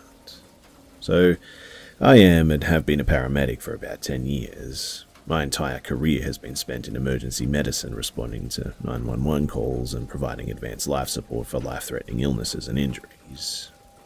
The calls that we respond to range from inappropriate use of an ambulance to minutes away from death, and oftentimes it's already too late. If you've heard my other story here, then you know the background, but in 2014 I moved to another city a couple of hours away from home to work. The city was smallish, less than 100,000 people, but the ambulance serviced the entire county where the city resides. At the time, too, there was a significant oil boom in the area, so thousands of people flooded the city and the county to work in the oil fields nearby. This caused the city to get a little rougher as you had people from just all over the country moving there to work, and that many people in a small place increased the cost of living, and we saw a large increase in violent crimes, as well as traumatic injuries too. We worked 24-hour shifts, which weren't too bad. The days were usually somewhat busy, and at night the ambulance station had rooms with twin beds that allowed you to get some fairly decent sleep at night. Most of the calls that would classify as crazy or creepy or scary always tend to come at night though. So, the day that this story takes place was a little bit different than normal. Normally, I get an EMT basic partner, which means that since I'm the advanced provider on the truck, I get all of the patients. But today, I had another paramedic partner because we were actually training in a new hire paramedic. It was her first day in FTO, field training orientation. And this means that we generally let her take the calls and sit back and evaluate her performance to ensure that she's capable and doesn't kill anyone. This was her first job after graduation, so she was still pretty green. I could see that she was very nervous as well and trying really hard to do her best. So, as per usual, the day was pretty busy, but as it began to wind down, I was getting ready to attempt to take a nap. I kick off my boots and I lay down on the bed, on the top of the covers. Easier to get up and going that way if a call comes in. I put my radio up on my bed, full volume like I always do, so I can be sure to wake up if we get a call. And, sure enough, midnight starts to roll around, and I hear a call to go out. Dispatch says man who has been stabbed is not breathing. Luckily it's not my call, and another ambulance responds, so I go back to bed, or at least try to. Because about 30 minutes later, another call goes out, and this time, it's definitely for me. The dispatch information is man with a knife wound in his hand, police are on the scene. I get my boots on, wake up the girl and my partner, and walk out to the ambulance. The area of the call was right smack dab in the middle of downtown. We responded non-emergent as it was not a life-threatening injury. And as we arrive on the scene, there's probably around 6 police cars on scene, all with their lights on.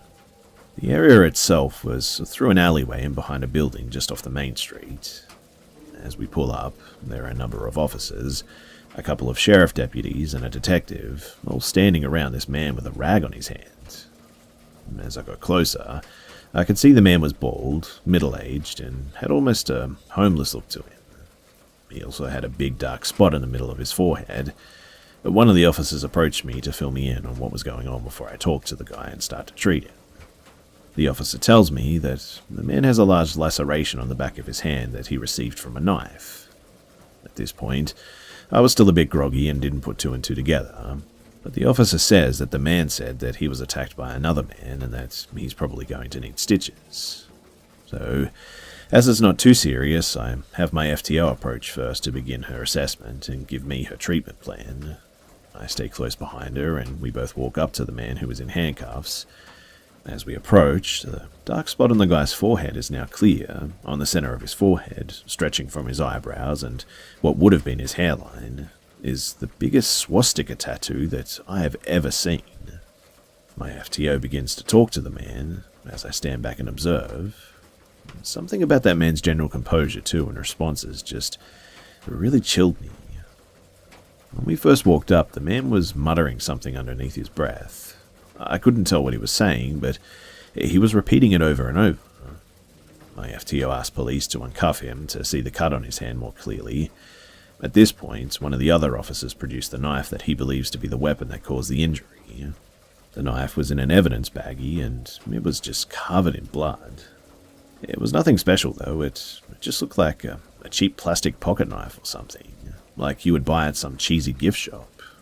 It was a folding knife, though, with a black plastic handle and a blade that was maybe 3 inches long, with a bit of a serration towards the handle, perhaps. The man showed us his hand, and on the back, cutting right through another large swastika tattoo, was a laceration that went from the base of his pinky finger to the lower fleshy part of his thumb. It was quite wide also, maybe 3 centimeters, exposing the bones of the metacarpals as well as tendons. The bleeding had mostly stopped with pressure from the towel that he was holding onto. And when my partner asked the man what had happened, the man then repeated to us what he'd been repeatedly muttering to himself. "I killed him, man. He's dead, man. I had to kill him. He's got to be dead." At this point, I'm starting to put it together as well and understanding the larger picture here. We get the man into the ambulance, though, so we can assess for any other injuries that may not be visible under his clothing. After a thorough search, we realize that there are no other injuries, so we begin to transport him to the hospital. My FTO bandaged the man's hand, and as we're driving, I start to ask questions to try and figure out the details. The man told me everything that I wanted to know, and never lost that chilling vibe, mind you, staring distantly as he recounted what happened. The man told me that he's homeless and was wandering around when a friend offered him a ride. He says that he was leery of the man. I think he meant wary, but decided to get in anyway and accept the offer. The man said the friend began asking him if he hated black people. The man said that he didn't, obviously, and that he wasn't racist. And he tells me that this is when his friend became upset with him and tried to stab him with a pocket knife. The man said that he attempted to defend himself, managed to wrestle the knife away from his friend, and stabbed him back before jumping out of the car and running. So, with this shocking telling of the tale, we continue to transport the man in silence. Also, as a side note as well, an officer rode in the ambulance with us the whole way, which, with what happened at the end of this story, I'm actually very thankful for. So after we dropped the man off at the ER, we all just kind of sat there, sort of shocked, leaving the hospital. We returned to the station and tried to get some sleep, but we were just not destined for sleep that night, and an hour later we get another call for a body removal from downtown, less than 3 blocks away from our last call. We pull up to the area, which is in the middle of the street. The street itself is blocked off 100 feet on both sides by a fire truck and police cars. The fire truck was equipped with a double stack of 4 halogen lights, risen up the ladder, shining down to illuminate the area. Walking up with the stretcher and the body bag, the detective on scene tells us that they're done with the investigation and that they're ready for us to take the body to the medical examiner's office. At this point, we're still about 50 feet away from where the body lay. From where we are, I can see the person lying in the middle of the street, though. We get closer and take a few minutes to examine the body, and what I see and putting together what I was told is just astonishing to say the least. So the man, another middle-aged man mind you, appears white or possibly Mexican, lays in the middle of the street on his back with his arms spread eagle and his legs straight. There's a vehicle parked on the side of the road with its driver door still open. I figured that this must be the guy's vehicle, but it was parked neatly, not haphazardly or incorrectly. The deceased man has streaks of blood coming from his nose and mouth, with several small puncture wounds on his face and cheeks. And looking at his torso, there are about a dozen more knife-shaped puncture wounds in the chest and the abdomen, and most of the wounds were so jagged and barbaric looking that you could see like fatty tissue pushing out of them. There wasn't much of a blood puddle under the man, but a very large trail of blood ran from the man to the side of the street where the curb was. The blood then continued its flow another 10 feet along the curb before spilling into a storm drain. And with that much blood, the man was exsanguinated and let out there in the middle of the street. We packed the man into the body bag and we transported him back to the ME's office. When we got back to the station, my charge medic told me that the officer that rode with the first patient requested that we fill out a report on what we heard the man say. Thankfully, the rest of the shift was pretty uneventful. But fast forward to a couple of years ago, I received a call from the state's attorney. He told me that this person is going to trial for murder, is pleading not guilty, and he would like to go over my statement with me as I would be a key witness and require my testimony in court. We went over my statement and we talked about it a bit. Then he told me that he would be in touch and wished me a good day. A few days later, he calls me up again and informs me that the man changed his plea to self-defense and that I was needed in court in a week. And literally, one day before the trial, he calls me up again and he tells me that this time the man changed his plea to guilty and I was no longer needed. I don't really know what happened after that, if I'm being honest. I never really looked into it because, well, it's just another brick in the wall, so to speak. A story filed away in my brain and probably never to be forgotten.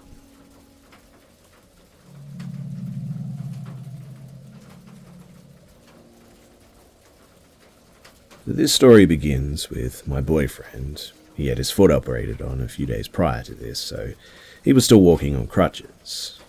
We wanted to go to the city centre to hang out with some friends and get some drinks and whatnot, but since cycling wasn't an option because of the crutches, we live in the Netherlands, so basically we use our bicycles for everything. We decided to walk. We actually don't live that far out of the centre, about a 15-minute walk I would say, so it seemed like the most logical choice at that time. We left the centre around 2 in the morning. The way to our house is heavily populated and there are always people on the streets. This night, however, it was oddly quiet. We were about 5 minutes on the way when I spotted a guy on the opposite side of the street. He was looking at the shop windows, but also sort of keeping an eye on us. I suddenly felt very vulnerable, if that's the right word, considering my boyfriend was walking on crutches and me being quite small. I'm like 5 feet. The guy walked in the opposite direction, but then walked back again, doing this a few times. I tried to walk faster, but my boyfriend couldn't keep up, so we had to keep quite a slow pace. When all of a sudden, the guy crossed the road really quickly in a straight line towards us. I'm small but fierce, so I was ready to fight, when suddenly, around a corner, a homeless man just came walking towards us and the man. He was shouting and cursing to no one in particular. Apparently the homeless man had frightened the creepy guy so much that he immediately just ran away. We walked away as quickly as we could, and we kept looking back to see if this creepy guy had followed us, obviously, but we thankfully didn't see him again. I fully believe that the creepy guy had bad intentions, and maybe robbing us, maybe even worse. I'm not too sure, but I also believe that that homeless man, he saved us, intentional or not, and for that, I'll forever be grateful.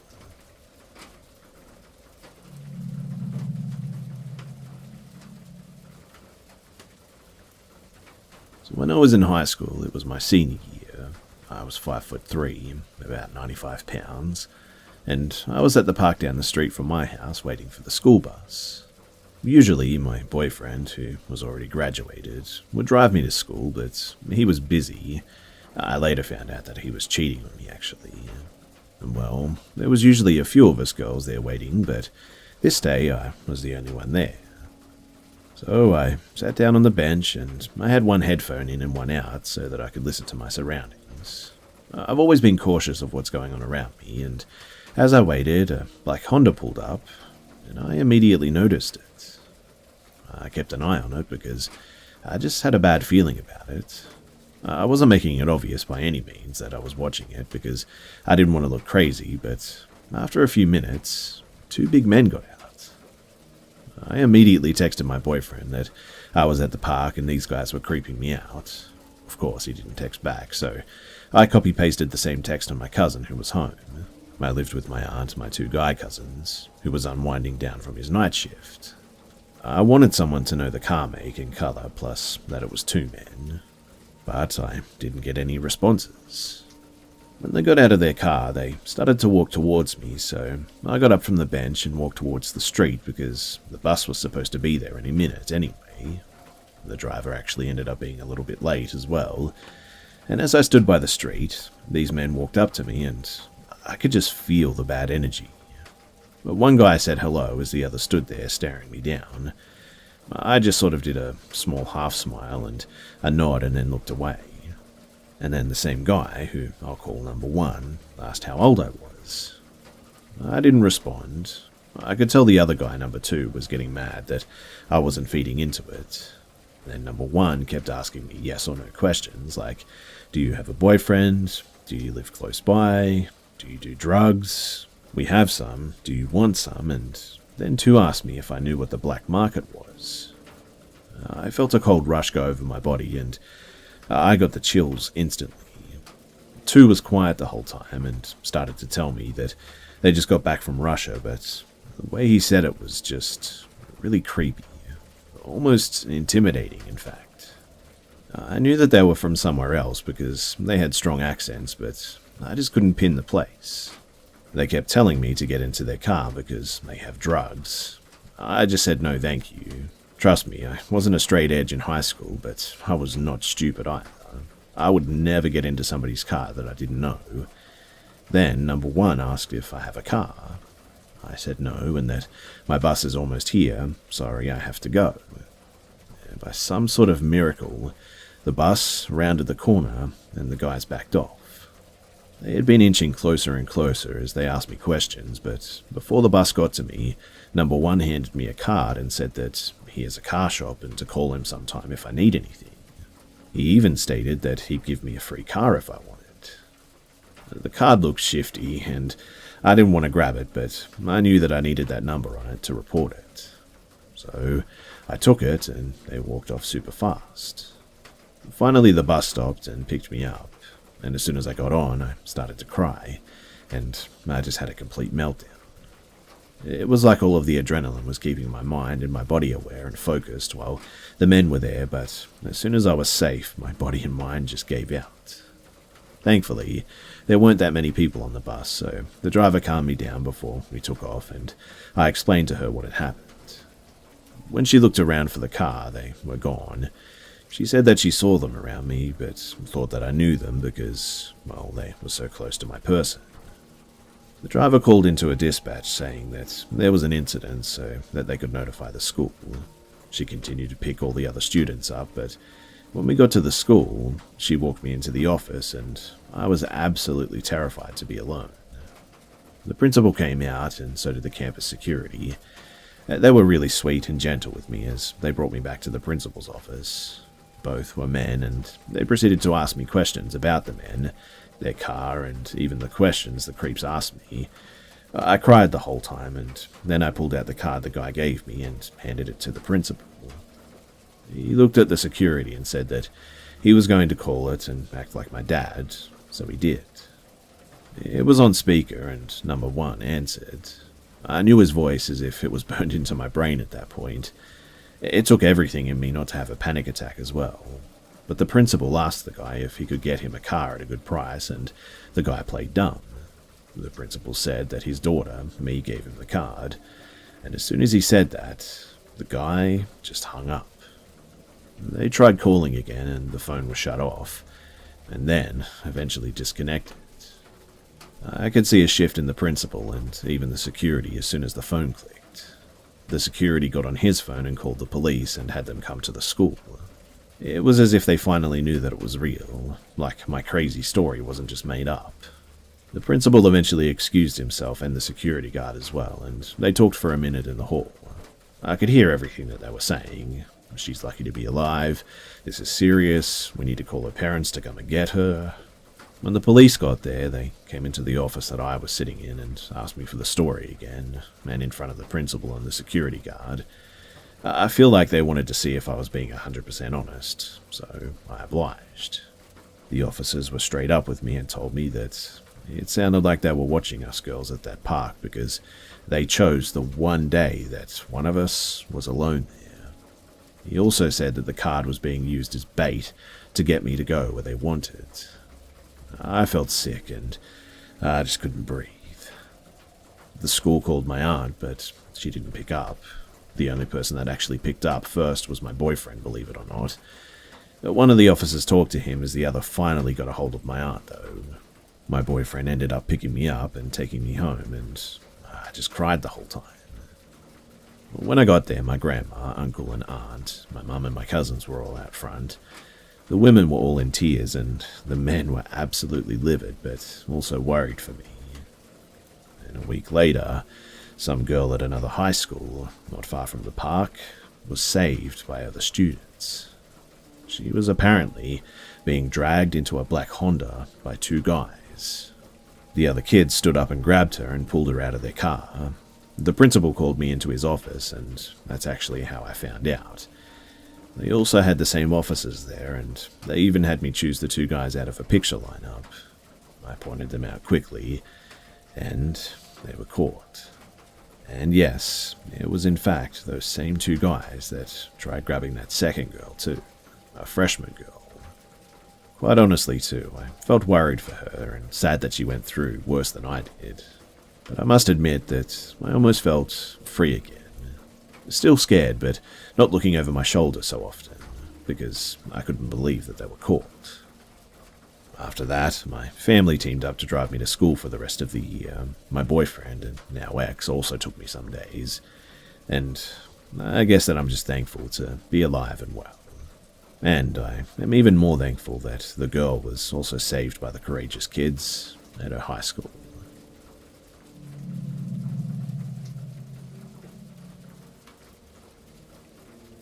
So, I've timelined and tried to write everything down that I remember about these experiences to give me a bit of a guide when writing this. But it all started from when I was very young, and the first instance of this happening was when I was living with my grandmother. Her and I were very close. This will play in later. I was wide awake in bed, unable to sleep with her to my right. There's no doubt in my mind that she was deeply asleep, only a few inches from me. Every television in the house was off, and the only other person in the house was my grandfather asleep in his room. Then, very clearly and also really loudly, I hear my grandma call from the kitchen. It was almost as if she was calling me for dinner, it was that loud. I know it's common to hear your name being called mistakenly, but I did more research on this as a teen, and apparently when you hear your name being called this loud, you're supposed to reject it. I didn't at the time. Not knowing this, I just huddled closer to my grandmother and kept my eyes locked on the open door. The second instance was probably around when I was 13 or 14, when my father took me on a family trip to Las Vegas. We visited some part of the Grand Canyon, and while my family was waiting in line for a skywalk bridge that we had paid a tour for, I wandered around the edge a good distance away from my family and decided to yell my name into the canyon to hear my echo. When it came back to me, it sounded sort of distorted and almost like grandmother had yelled my name back. It may not have been my grandmother exactly, but it was eerily similar for some reason. Nevertheless, just the fact that it was distorted was enough to scare me a little. I don't really put much weight into this particular experience because it might have just been my voice being thrown weird, but I just thought that I should mention it. But this next one happened when I was 13 or 14 as well. It's the most terrifying one that I've had, and every time that I tell this story to people, I start to cry or even tear up a bit. This is the closest that I've ever been to whatever this is, and proves my point that it's mimicking people that I care about. So I was on vacation with my family in Key West and had rented a home. I invited my best friend, who we'll call Ash, to stay with us. On the third day, we had decided to skip out on the boating trip and mooch off of the house's owner's Netflix all day. On about the fifth episode of what we were watching, we decided on a snack refill and a bathroom break.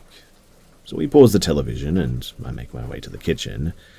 I believed that Ash had followed me into the kitchen, I think, and leaned on the island while I prepared some chips with my back turned to her. I held a full conversation with her and even looked back at her on her phone. I fully had no doubt in my mind that I was talking and looking at Ash on her phone.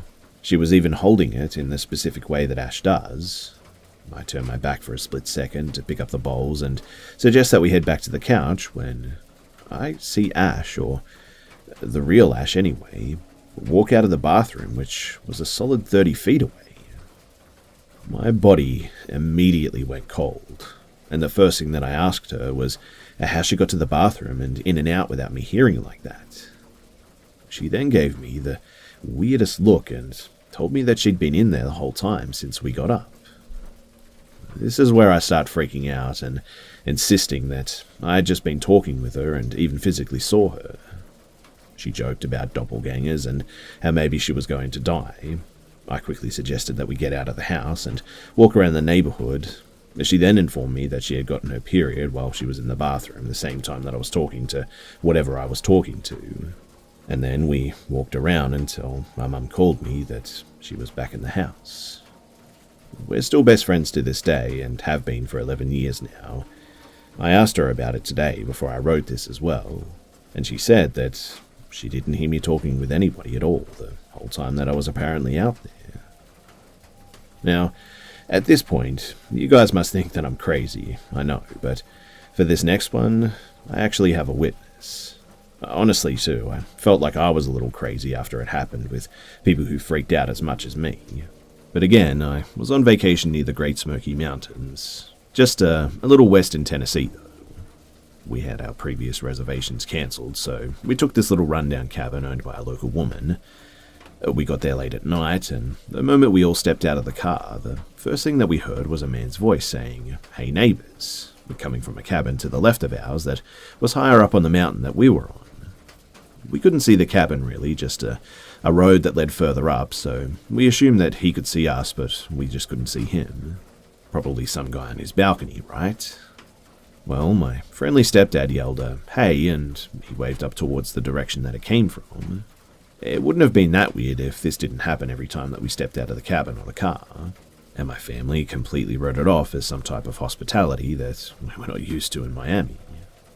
Retelling it though, my brother and my friends agreed that it was a bit weird. I did hear constant footsteps around the cabin at night, and some outside my window too. It was a raised cabin, so probably a story or two off the ground. But I don't give it much thought, since wildlife is a thing in the woods, and it's just something that I thought that I should mention. But the thing that really propelled me into researching what the heck was happening to me was when I was having a photo shoot in the woods behind the cabin, and both my brother, sister, and I too heard something calling my name deeper into the woods. Since I was with my younger siblings, I went into full big sister protection mode, and almost threw them back into the little slope that we had to climb to get into the woods in the first place. We were all just crapping ourselves from how clear it was and how we all pinpointed it was coming from deeper in the woods and nowhere near the cabin. This was during the day too, and we were all so thrown by this that we just stayed in for the rest of our trip. We all agreed though that it was a woman's voice, and the first thing that I asked my mum when we got inside was, "Did you call me?" She had been lounging in her room with my stepdad all day, trusting that I could take care of the younger ones just outside the cabin. She saw how freaked out the kids were, though, and we just didn't really go out at night for the rest of our trip. I think that I reacted so badly to this one, mostly because, well, I had kids to take care of, and I could tell that they were terrified out there. Again, though, the voice sounded like somebody was looking for me or calling for me back somewhere. With no knowledge of what this could have been, though, I had finally decided to look into things when I turned 17. I had no previous knowledge of Wendigos or Skinwalkers or anything cryptid, only ghost investigations and Zach Baggins making something out of a scratchy EVP or something like that. But to be quite honest with you guys, I'm just sort of desperate for answers now because at this point, I'm constantly thinking about it and driving myself into rabbit holes of information and myths and legends, just trying to figure it out. And if you've listened this far, thank you for listening. I know that I'm not the best storyteller and recounting may not be that good, but I was trying to get everything and all the details into a cohesive manner. But please, do let me know if you guys have any thoughts or ideas about what this all could mean.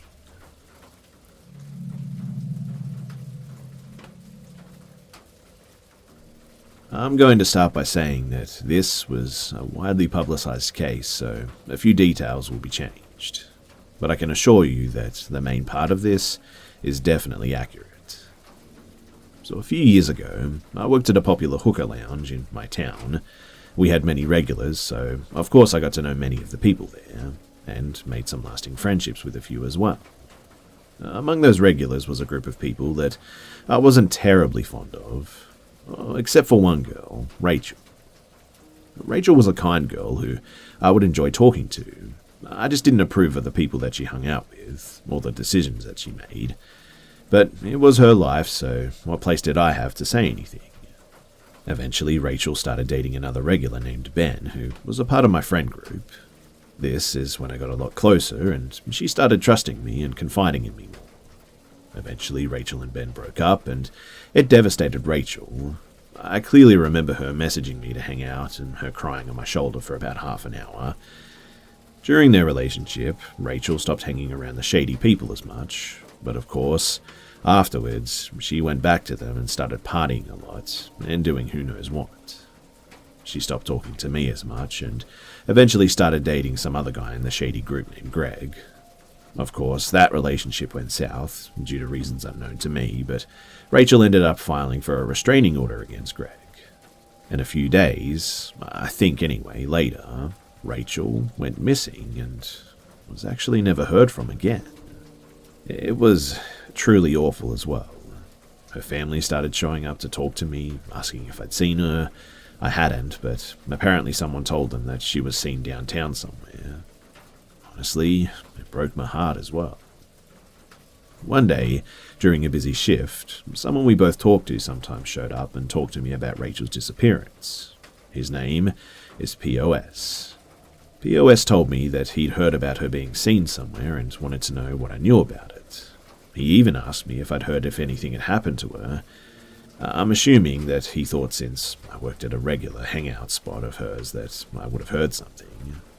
I told him that I hadn't, and we hugged before he walked off to talk to other people. Months passed before I heard anything about Rachel. Her family showed up from time to time asking about her, but nothing changed. But around a year after her disappearance, the police had a breakthrough in her case, and her body was actually found. After some investigating, the police discovered that Greg had actually hired POS to kill Rachel, and he did. He hid her body and continued life as usual. But the fact that I spoke to POS after the fact, and even hugged him, just still weighs on my conscience. It's been years, and I'm still really upset about it. He's in prison, and I'll likely never see him again, but It definitely still hurts. I spoke to her family about her, having hugged the man who killed her. I wish that I had been a better friend to her. Maybe I could have saved her. Who knows? Maybe I could have insisted that she didn't hang out with those people. I don't blame myself for a murder or anything, but I do wish that I could have done something. Had I been a more insistent friend, then maybe she would still be here. Who knows? All I do know is that if for whatever reason I ever do see this guy again, it won't be a good thing for him. That's for sure.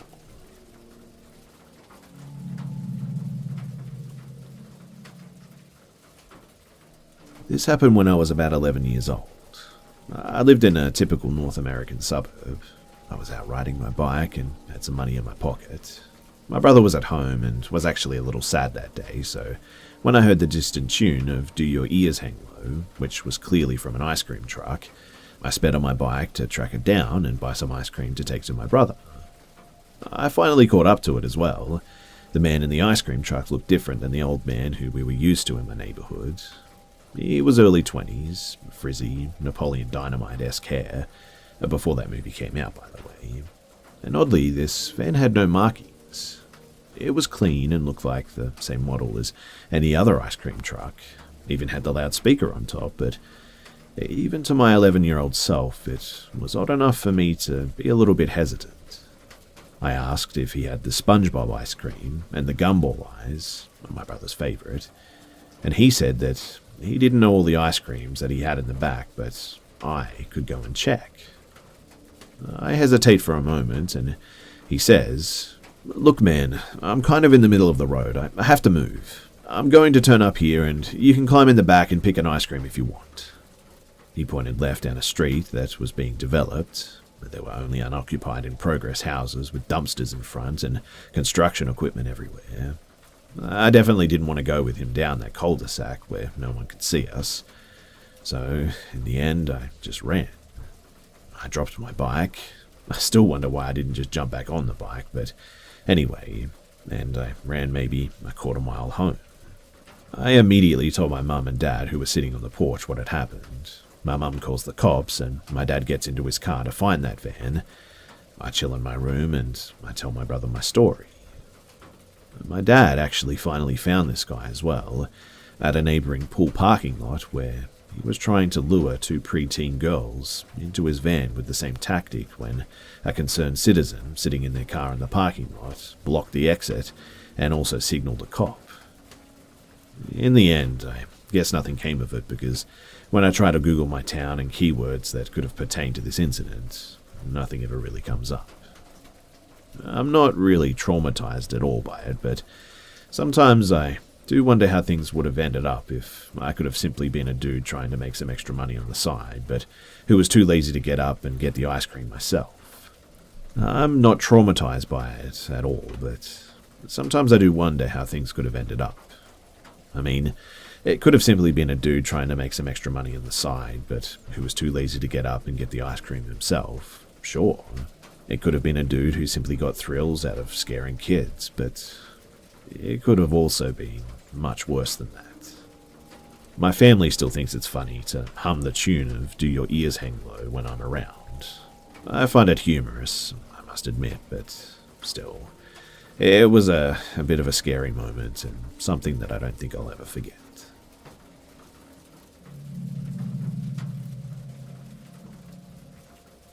For background, my family moved to the countryside from the city when I was about 7 years old, and I'm 21 now. Both my parents had grown up in the suburbs, and had also lived in the capital of our state for about 10 years before we moved. It definitely took us some time to get used to the train tracks that ran by our house, the wild animals, the weird but kind neighbours, and the odd visitors as well. Another thing, too, is that you have to get off the main road and turn onto a long gravel drive to get to our house. We can see the entire length of the driveway from certain points in our yard, which is about 3 acres.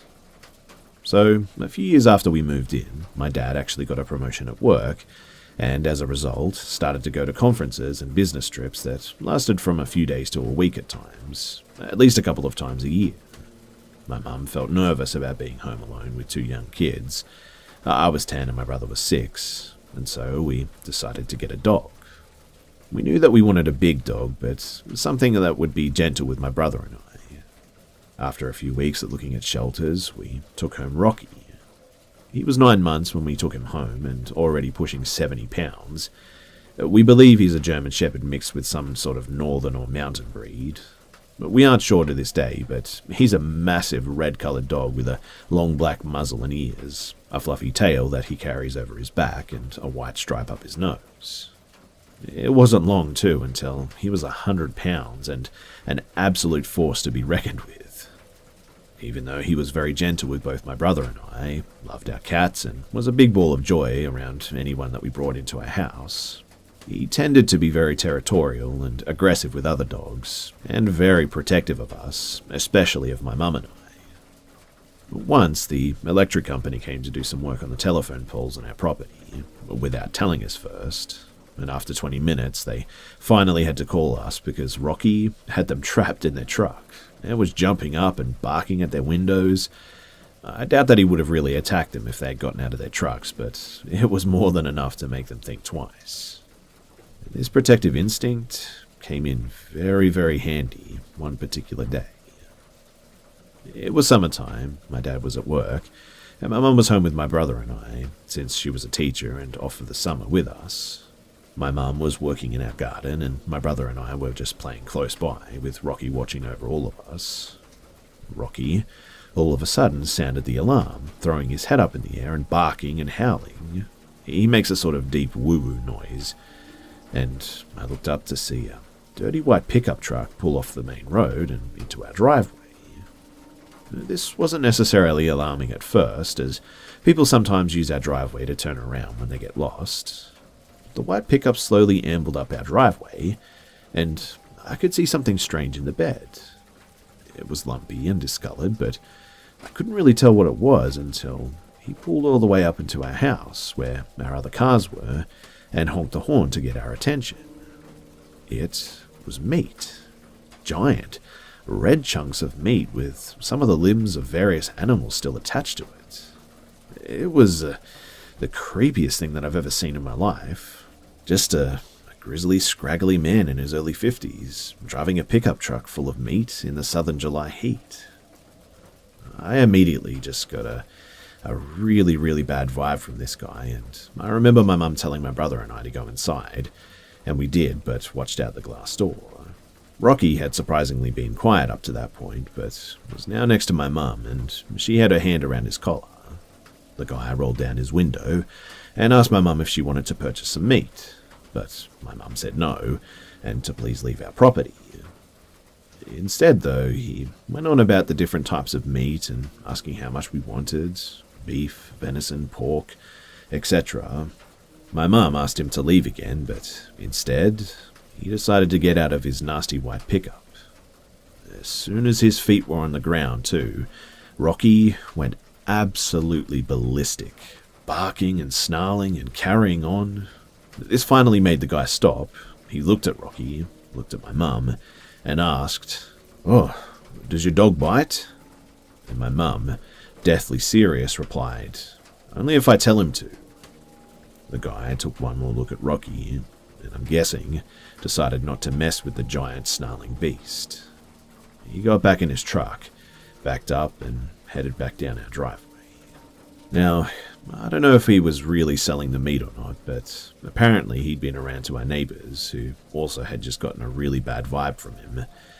We'll never really know what he was really up to with those giant slabs of meat in the back of his pickup truck. Maybe he was just a weird guy trying to sell some sketchy meat.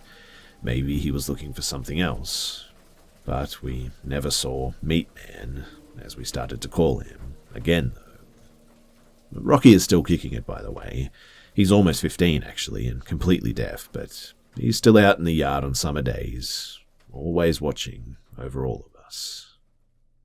You'd think monsters down here in the south would be afraid or at least hesitant to walk up on someone in the woods. 'Cause down here everybody's got a massive buck knife and is dual-wielding 12 gauges. Welcome back to Unexplained Encounters. I'm your host, Darkness Prevails, and you can follow me on Twitter at DarkPrevails. where I tweeted about a hero dog that took on almost a dozen coyotes alone and won. Today I've prepared for you some terrifying stories of unexplained creatures seen in the South. There will be 2 tall wolves, shadow monsters, and wendigos, of course. Enjoy, and be sure to send me your scary stories of the unexplained at darkstories.org so I can narrate them. And don't forget to check out eeriecast.com to enjoy and support my other shows. Now, let's begin. How I Lost My Leg. From Anonymous. I won't lie to you. This is a strange thing for me to finally talk about after all these years. For the sake of mine and my brother's privacy, names and locations will be changed. You can call me Jake, and my brothers, James, Justin, and Jackson. About 6 years ago, my father passed away in a tragic car accident. Dead on impact, is what they said. Didn't feel a thing. Although I did find some comfort in the fact he didn't suffer, it was still a massive loss for the family. My father was a great man. He was a doting father to his 4 boys and a loving husband to our mother. He had strong arms and a pure heart, going out of his way to improve the lives of everyone around him. He was there to teach and shape us in every step of growing up, and we all carried his best qualities in life. The summer after his passing, my oldest brother James suggested that we go camping to honor his memory. The 4 of us agreed, of course. Setting aside our commitments for one measly weekend was a small price to pay. It meant we could go do the thing he loved the most together. Personally, I had no conflicts, being a salaryman that had weekends off anyway. James was between jobs at the moment and thought that the trip would be a good way to realign his energies. Justin had to simply cancel a few work meetings and explain multiple times to his partner that he wasn't allowed to go. That weekend was just for us. Jackson, however, had just gotten married to his wife about a month prior to our trip, so he had the most difficult time trying to get away. His wife was still very much in the honeymoon phase and could not stand the thought of being apart for more than 24 hours. When the time finally arrived, we had all gathered up our old camping gear, then piled into Jackson's SUV. The trip was going to take about 2 hours, but we didn't mind. We used that time to catch up and laugh. By the time we arrived at Dad's favorite camping site, the sun was already going down. The temperature out there in the mountains drops quickly at night, so we rushed to get our tents set up and our fire going. I, unfortunately, by then was very drunk and ended up snapping one of my tent poles, leaving my shelter in a useless heap on the forest floor. Thankfully, James had my back, and he didn't mind sharing his tent with me. It was the only 2-person tent anyway, but still, it was a kind gesture. Another hour passed, and we were all set up. We sat around the fire telling ghost stories over s'mores. It couldn't have been more perfect. The cool night air was fresh, alive with chirping insects and the hoots of owls. I think it was the buzz I had going, but I thought that the owl sounded sick or something. Its hoot sounded more like a gasp, a death rattle. I shook my head clear of the morbid thoughts and looked up at the sky. The stars shimmered down upon us, bright and beautiful, as we enjoyed our brotherly bonding. Jackson and I both tried and failed miserably to tell a scary story. I couldn't stop laughing long enough to be ominous and spooky, while Jackson just simply sucked at storytelling. We would constantly forget the lines and we weren't able to make it make sense. We booed him, lovingly, until he stopped and gave up, opting instead to make us more. "Hey," Justin said suddenly, quickly putting on a serious expression. "Did Dad ever tell you guys about the thing that lives out here?" There were some murmurs as we all looked at each other, confused. No, haven't heard that one," Jackson responded, crossing his arms. James and I agreed, pondering why we hadn't heard the story as well. Justin sighed deeply and looked up, meeting each of our eyes before he continued. It was my 18th birthday. He and I made a deal that to celebrate, we'd go camping, just the two of us. James rolled his eyes and smirked. Yeah, 'cause you always needed extra help with everything, Cupcake. He had to teach you how to be more manly. Justin narrowed his eyes at our eldest brother and pointed the sharp end of his marshmallow skewer at him. Hey, I'm not the one that ruined a whole tent because a snake scared the literal pee out of him. We laughed as James put his hands up in defeat. All right, you got me. Continue with your story. Justin took another few moments to look around at us before he decided we were done interrupting and continued. We arrived here, of course. It's always been Dad's favorite spot. The second night we were out here, we began to hear these weird hooting noises. I kept trying to explain it away as a sick or injured owl, but it just never sounded right. The third night, Dad came and woke me up. When I looked at him, he was all panicked and sweaty. The look in his eyes as he told me to grab my bag, it was the scariest freaking thing I've ever seen. He never answered my questions, just locked me in the car and grabbed what he could of our stuff as fast as he could. I felt a twinge on the back of my neck as my brother spoke. Did I not hear a sick-sounding owl just earlier? He continued. After we began driving back, Dad started to speed as soon as we hit the main road. The ride back was silent. Eventually, finally, he turned to me and asked if I saw it. I told him no, of course, and he just nodded and looked back at the road. I never knew what it was that he was talking about, what he saw. The silence was deafening as he finished the story. Jackson sat still, not realizing his marshmallow was still in the fire burning. James broke the silence before I could. No way. Is that why we never came back here? I thought Dad just got too old and tired to keep roughing it like this. I nodded in agreement, just now realizing that he was correct. For the past 4 years until my father's untimely passing, he had simply refused to go camping here again, no matter how much we begged him. I'm surprised he never told you all that was the reason, Justin said softly. Then again, I bet he didn't want to sound senile. I'm not sure why, but I lifted my beer up at the moment and smiled, sadly.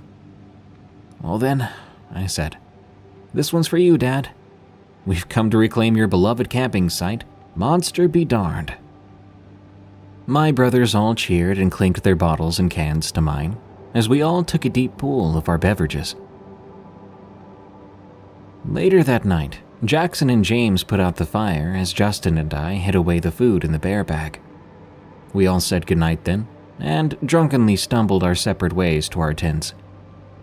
As I unrolled my sleeping bag and got settled in, James entered the tent. His eyes were red and he looked absolutely beat. We gave one last goodnight to each other and let the alcohol rock us to sleep as the wind rustled our tent. Sometime later, I awoke with a headache and a very full bladder. Quietly, I got up, trying my best not to disturb my sleeping brother as I exited the tent, walking a good distance away to try and find a private spot to do my business.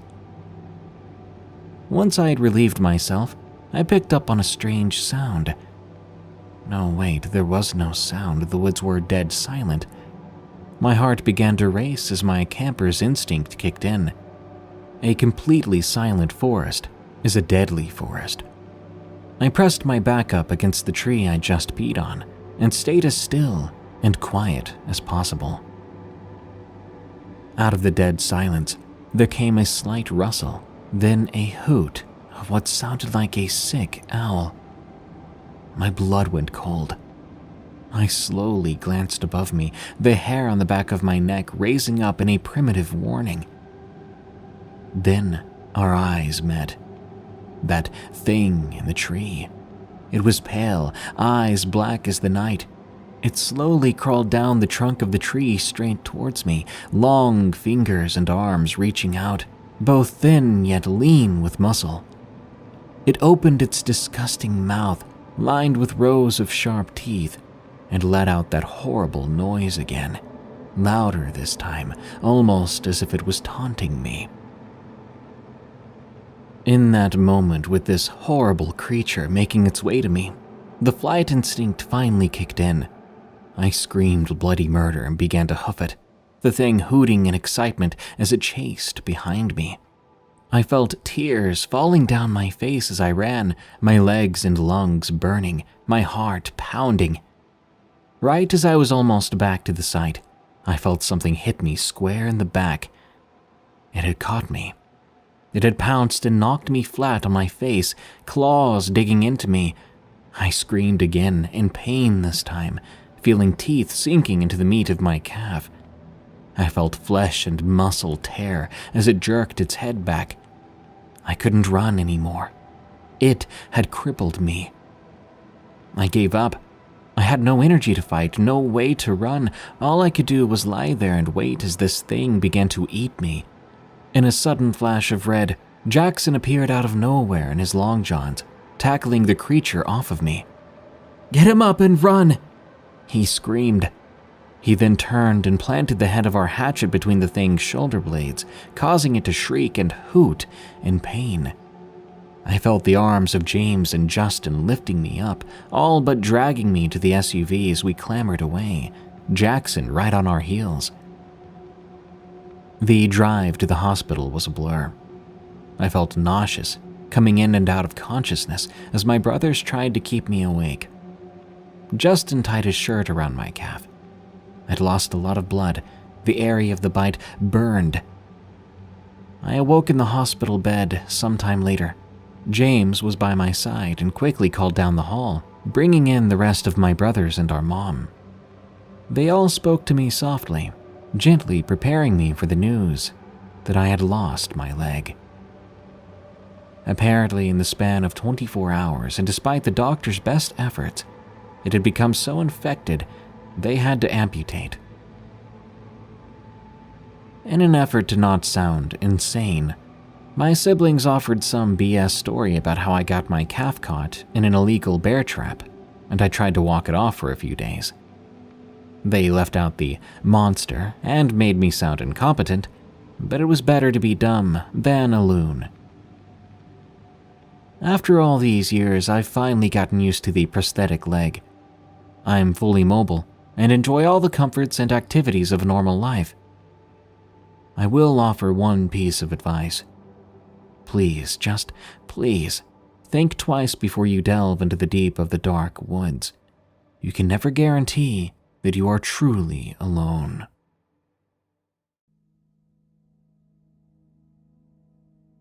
The thing I saw in my front yard.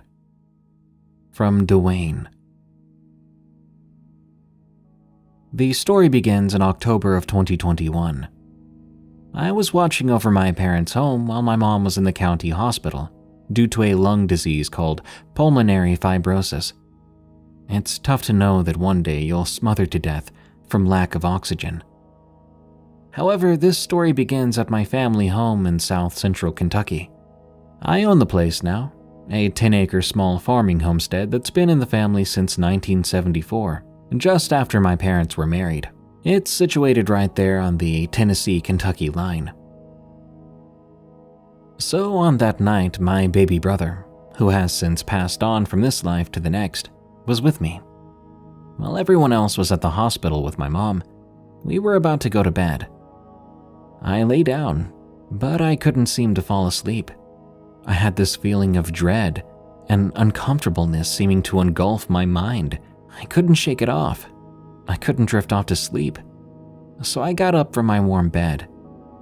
It was a somewhat cool night, so I wrapped up in a blanket to stay warm. I walked over to my desk and sat down to read for a while. As I was reading, I heard something outside the front door. Something like a whistling sound, or some sort of long chirp. It kept getting louder as I sat there, very tired from all the work I'd done that day. Finally, the noise got so loud, I rose from my seat and walked over to the front door. Now, my parents had a very tall flower stand in the front yard, which was 7 feet and 6 inches tall from top to base. This is where things get a bit hairy. So I looked out the front door. Lo and behold, I see this huge black figure. It was at least a foot taller than the flower stand. I know this because the figure was standing not 2 feet from it. As I unlocked the door, as quietly as possible, I stared at this thing for what seemed like forever, before it suddenly began to walk away from the stand to the back of an old worn-down garage that my grandpa built in the 80s for my dad. Then it was out of sight. My mom, my dad, and baby brother are all gone now. It's only me and my 2 girls left. This thing didn't look like anything I've seen before. It wasn't a Bigfoot, it didn't have antlers. It was just huge, hairy, and black as coal. I didn't see its face at all. It had moved to the other side of the road and into the forest. I've never seen this thing since then. If anyone has any information on this, let me know. Birthday gift. From Miss Marie 02. This happened in October of 2021. I've lived in North Alabama my entire life, save for living in Mississippi when I had college classes. I'm a girl, but I've always been a sort of son to my parents, especially my dad. He had raised me hunting and fishing every chance we could get. He taught me how to walk quietly in the woods, how to stop every few steps to look around and listen to the woods and your surroundings.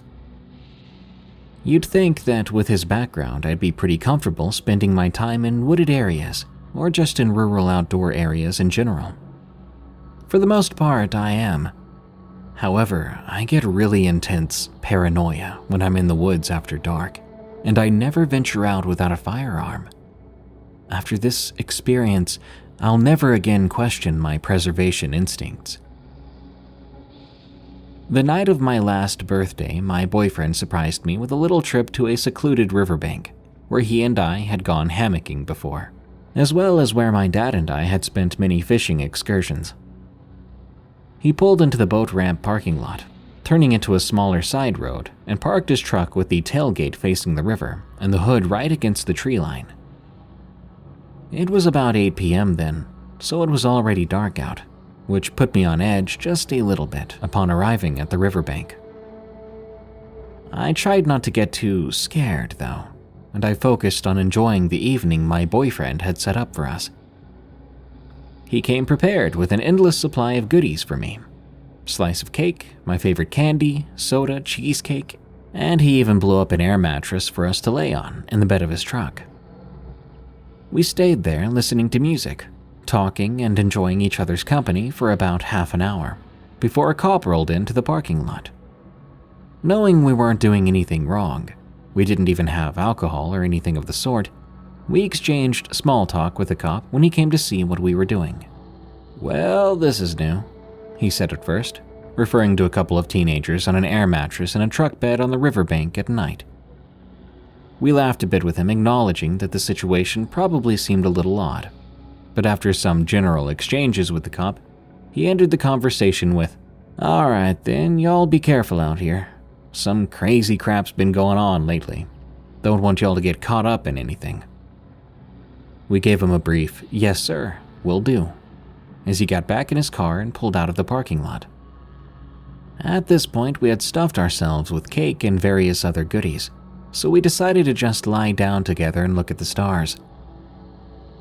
A bit of time passed as we did so, and I'd become entirely at ease with being out there in the dark. I trusted my boyfriend.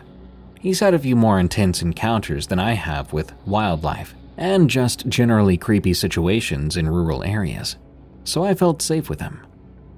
That was until twigs snapped from within the tree line that the hood of the truck was butted right up against. I shut up mid-sentence when I heard it. My boyfriend and I lay there still and silent while we waited to hear the noise again. Now I've heard my share of animals in the woods, and I also know the general mannerisms of the animals we have in that area. For instance, I'd heard packs of coyotes howling along that same riverbank before, but I didn't think one lone coyote would venture so close to us with our music and lights from the truck. We don't have any large predators either. The occasional bobcat would come around, but they tended to be pretty shy, and any cat would definitely make sure to be completely silent when approaching something they weren't sure about. Some rustling went on from the same direction as the original twig snap, and I whispered to my boyfriend, almost inaudibly, "What was that?" He briefly put a hand over my mouth, a gesture telling me not to make a sound, which put my heart rate through the roof. We lay there, listening to what sounded like footsteps heading toward the parking lot along the tree line. This absolutely freaked me out. Whatever it was, be it a regular animal or something else, it was very close to us, and we were lying out in the open. These sounds traveled out of earshot, but we remained still and quiet for a bit longer to make sure whatever it was had gone far enough away from us for us to safely move around without imminent threat. I was close to tears by then, anxiously suggesting to my boyfriend that we should pack it up and leave, while he insisted that we would probably be fine staying a little longer. I felt awful about wanting to cut our night short, because his birthday surprise for me was really sweet, but my gut just was not having it. Reluctantly, he gave in to my suggestion of leaving. We packed everything back into the truck, me constantly looking around and listening every minute or so, until the only thing left to take was the air mattress. I'd leaned up against the side of the truck bed as he hooked up the pump to take the air out, when a goose called out from the riverbank about 10 yards from us. Not thinking much of it, we continued packing up, until we heard a more frantic goose call. And my boyfriend jumped out of the truck with a hasty, "That goose is being attacked. Get in the truck." He didn't have to tell me twice. From inside the closed vehicle doors, we listened as this goose on the bank screamed out several more times before being cut off mid-scream, having been finally killed. I was terrified at the moment. I couldn't make sense of why any normal animal would be so bold as to approach our vehicle, then actively kill another animal within a short distance of us. This thing didn't seem to have any fear. Sitting in silent panic as my boyfriend rubbed my arm to comfort me, he never got scared in situations like that, we allowed some time to pass before he said he would go back out and finish taking care of the air mattress. I was scared for him, imagining all kinds of scenarios where he could be attacked by something as I sat in the truck. I knew he had to get everything situated so we could drive away, though, so I watched through the back window and even cracked my door to keep an eye on him. Soon he finished with the air mattress, and he just sat it in the back seat. That's when a huffing sound came from the bank where we'd heard the goose dying. My adrenaline went insane then. I called out to him urgently and semi-quietly to get his butt back in the truck. But instead, he pulled out his flashlight and shined it along the bank, walking slowly in that direction. That idiot, I was thinking. I'd rather not sit here and witness his brutal death by some animal or thing, whatever it is. He stepped toward the parking lot, still shining the light down the bank. Then he stopped, and he said, "I see it." He spoke so calmly. I urged him again to get back to the truck, which this time he finally listened. Once he was in the truck with the door shut, I asked him what it was. Was it a coyote? A cougar? He cocked his head. No, neither of those. It was dark and low to the ground, and pretty big too. That made up my mind. I told him to drive us out of there that instant, and he obliged. I never saw the thing he described, and I'm glad I didn't. My boyfriend has always internalized any fear or strong emotion, so I don't think his mild reaction to the encounter was phony. Later on, he admitted to me that he acted that way so I wouldn't get any more scared than I already was. I have no idea what it was that was lurking around us that night, but I'm grateful my birthday evening didn't turn out morbid.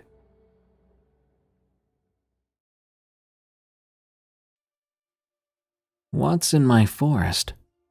From Basic Peaches. I'm a female, and I moved to Florida a couple of years ago. I never once thought that something sinister could ever dwell in my area, but I guess I was wrong. I discovered it very quickly after moving here. My family doesn't own a farm, but we do have plenty of animals.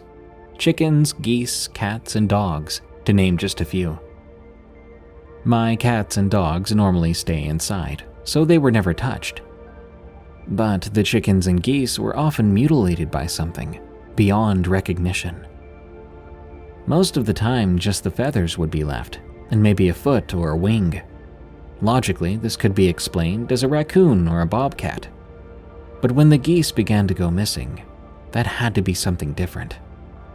For the people who don't know, pilgrim geese are big birds. They're loud when they get attacked, but several of our full-grown adults went missing without a trace. Obviously, they could have flown off, but we kept their wings clipped so they couldn't. However, the screaming, that is what gave me the 100% assurance that something wasn't right in those woods, because something out there would scream, and it sounded like a child and a woman being murdered in the most cruel ways. I asked my neighbors, but of course it was the usual, "Stay out of the woods at night," that they answered with. Fast forward a couple of years, and this creature had just become part of the regular for me, and for some reason I never thought of it much anymore. My parents were leaving town for about 2 weeks. They did this yearly, sometimes twice a year, so leaving me by myself was never an issue. I wasn't a party person, and they had no reason to distrust me. The first rule I disobeyed, though, was the have no people over rule. About 2 hours after they left, I started up my car and went to go get my girlfriend and a few others. We did what most teenagers do. Smoked and drank, but nothing super extreme. That first night, we just hung out. Skip ahead to the third night. It was just me and my girlfriend, Alice. Alice and I were just lazing around the house when she brought up the idea to go for a walk. At the time, it was 2 a.m., so I figured what was the worst that could happen. I didn't live in the middle of nowhere, but far enough in my little community that some people didn't even know there were houses towards the woods. We ventured out and were having fun when she turned to me and suggested, "We should go in the woods." For 3 nights in a row, we could hear the screaming all throughout the night, and I thought that would be the last place she'd want to go. But we did anyway, my naivete telling me that this creature probably lived deeper in the woods than we were going to go. We set out, using our phone flashlights, giggling and holding each other's hands. We'd only been dating for a few months, so we were still in the honeymoon phase. I was enjoying myself. Overall, it was a perfect summer night. We walked far into the woods, and we soon found a clearing. Alice skipped to the middle of it and spun around with a smile. I had not yet stepped into the clearing when I got that uneasy sensation. I have terrible anxiety, so I brushed it off as Alice making me nervous. She giggled at me and said, "Take a picture." I promptly took out a disposable camera and snapped a picture. I walked over towards her, tucking the camera in my hoodie pocket and holding her in a tight hug. Her head rested on mine since she was a little bit taller. She took a deep breath, which made me look up at her and her looking down at me. "I love you," she said with a smile. In that moment, I was so happy. My heart fluttered, and I opened my mouth to say it back, when, to the left of me, a voice spoke. "I love you." It came in my girlfriend's exact tone, but it sounded so distorted. It felt as if my heart dropped right into my stomach. I could tell hers did too, as her smile disappeared. I looked towards the voice, and it felt as if my heart had tumbled out of my body and onto the forest floor. In the light of the full moon, this thing, a buck, stood just outside the clearing. But there was something wrong with it, all wrong. It stood on its hind legs like a man. Its lips had been curled back into a smile with rows and rows of sharp teeth, and a tongue hung out, dripping with saliva. That's when I realized the bird noises, the crickets in the forest, had gone completely dead silent. The wind pushed towards the buck, which pushed the scent of decay away from us and further back. I pushed Alice behind me, like my 5'6" self was going to do anything to protect her. I love you, Vina. It spoke and used the nickname Alice had given me. It stepped out into the clearing. It must have been 7 feet tall. Its arms and legs were too long for its body, and its body didn't even look like it was alive. It was so skinny, to the point where the bones cut out through the skin of the deer. Alice screamed and took off in the other direction. This thing began to laugh as I hauled tail behind her. I had no flashlight, and it was beyond me how Alice took off without running into anything. But of course, I managed to faceplant into the forest floor. I looked up, tasting the blood from my nose, and as I was about to take off again, this thing grabbed the back of my hoodie and threw me backwards. The impact of me hitting the ground knocked the breath out of me, making me want to cry. I took in a shaky breath when it grabbed my leg and pulled me close. It stared at me and screamed in my face. I love you, Vina. I grabbed the nearest thing my arm could reach, which was apparently a rock, and I smacked it as hard as I could in the face. It seemed to howl, and it stumbled backwards. I took off as fast as I could to catch up with Alice. We must have run over a mile with this thing crashing through the woods behind us before we burst out of the woods and scrambled back into my house. We locked everything down behind us, turning on all the lights. She finally got a good look at my face and told me the blood from my nose covered half of my face and most of my neck. Blood from my knees and legs seeped through my jeans and out the rips. She told me she thought I was going to pass out on the spot, but she did her best to clean and bandage me up. Alice and I just sat on my bed, not sure what to do after that. We didn't speak, not even when the dogs began to go crazy. Alice grabbed my hand as tightly as she could. The pain from my nose now gone, I could only feel the throbbing of my knees and legs. Something outside was tapping on the house and scurrying across the roof for hours. Eventually, Alice fell asleep, but I couldn't. Every noise made me jump. Every growl from the dogs made me want to soil myself. I felt so guilty. I knew what was in those woods, but I was just so wrapped up with Alice, I'd completely forgotten about how dangerous this thing could be. And it knew her voice now. It knew my nickname. I did not sleep the rest of that night, and at first light I woke Alice up and drove her back home, where we both passed out in her bed exhausted. Eventually, I went back home with Alice, and we stayed a few more nights, each night hearing that thing outside, screaming and running around. I'll never again underestimate what is in those woods. The Creature on the Battlefield, from B. Dowd, 62. I'm a 19-year-old guy. This story happened on a national battlefield. To be specific, Prairie Grove Park in northern Arkansas, right in the Ozark Mountains. On an early December weekend, I and hundreds of others would participate in a reenactment of Prairie Grove, Arkansas. My group of friends were all around my age and would always try to have fun on these weekends, either going to a dance, drinking, or just walking around during scheduled times. It's a lot of fun. That weekend started as usual. Friday, everyone showed up and I met with all my friends. After we got dressed and formed into a battalion, we marched off to our camps. Nothing eventful happened Friday night. Many of us were just tired from driving so many miles. We were sleeping in big tents Friday night to keep warm from the icy winter winds. Saturday started off normally as well. We did a battle for the spectators, chilled around camp, and enjoyed ourselves. Come Saturday night, though, that's when my life would be on the verge of death.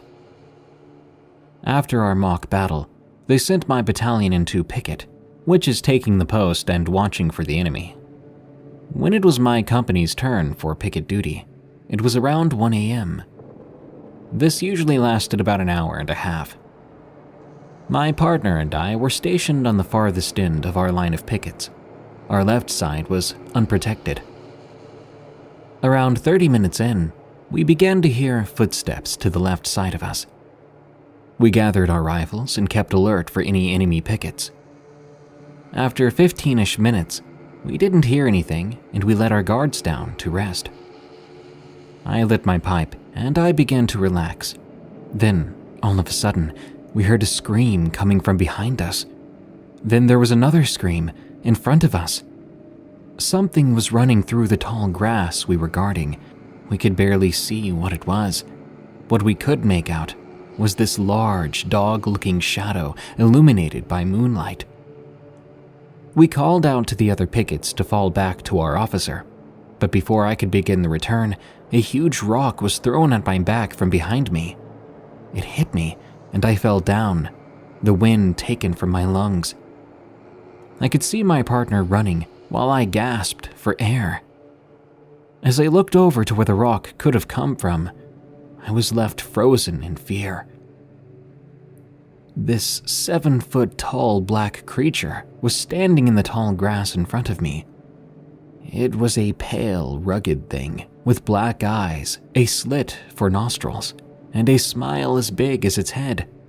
Its arms were far longer than they should have been for its size, and its claws were dripping wet with what appeared to be blood, and I could only imagine where that blood had come from.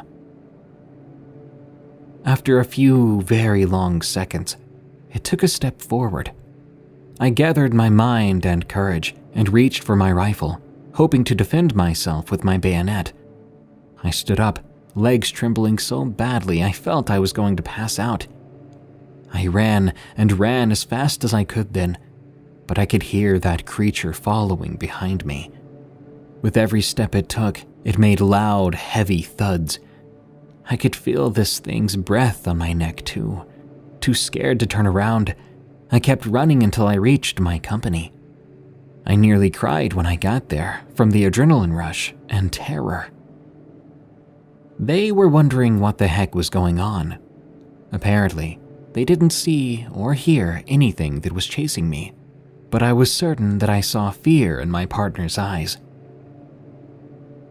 That night, they didn't make anyone else go on picket duty. I didn't sleep that night either, scared that the creature would come back.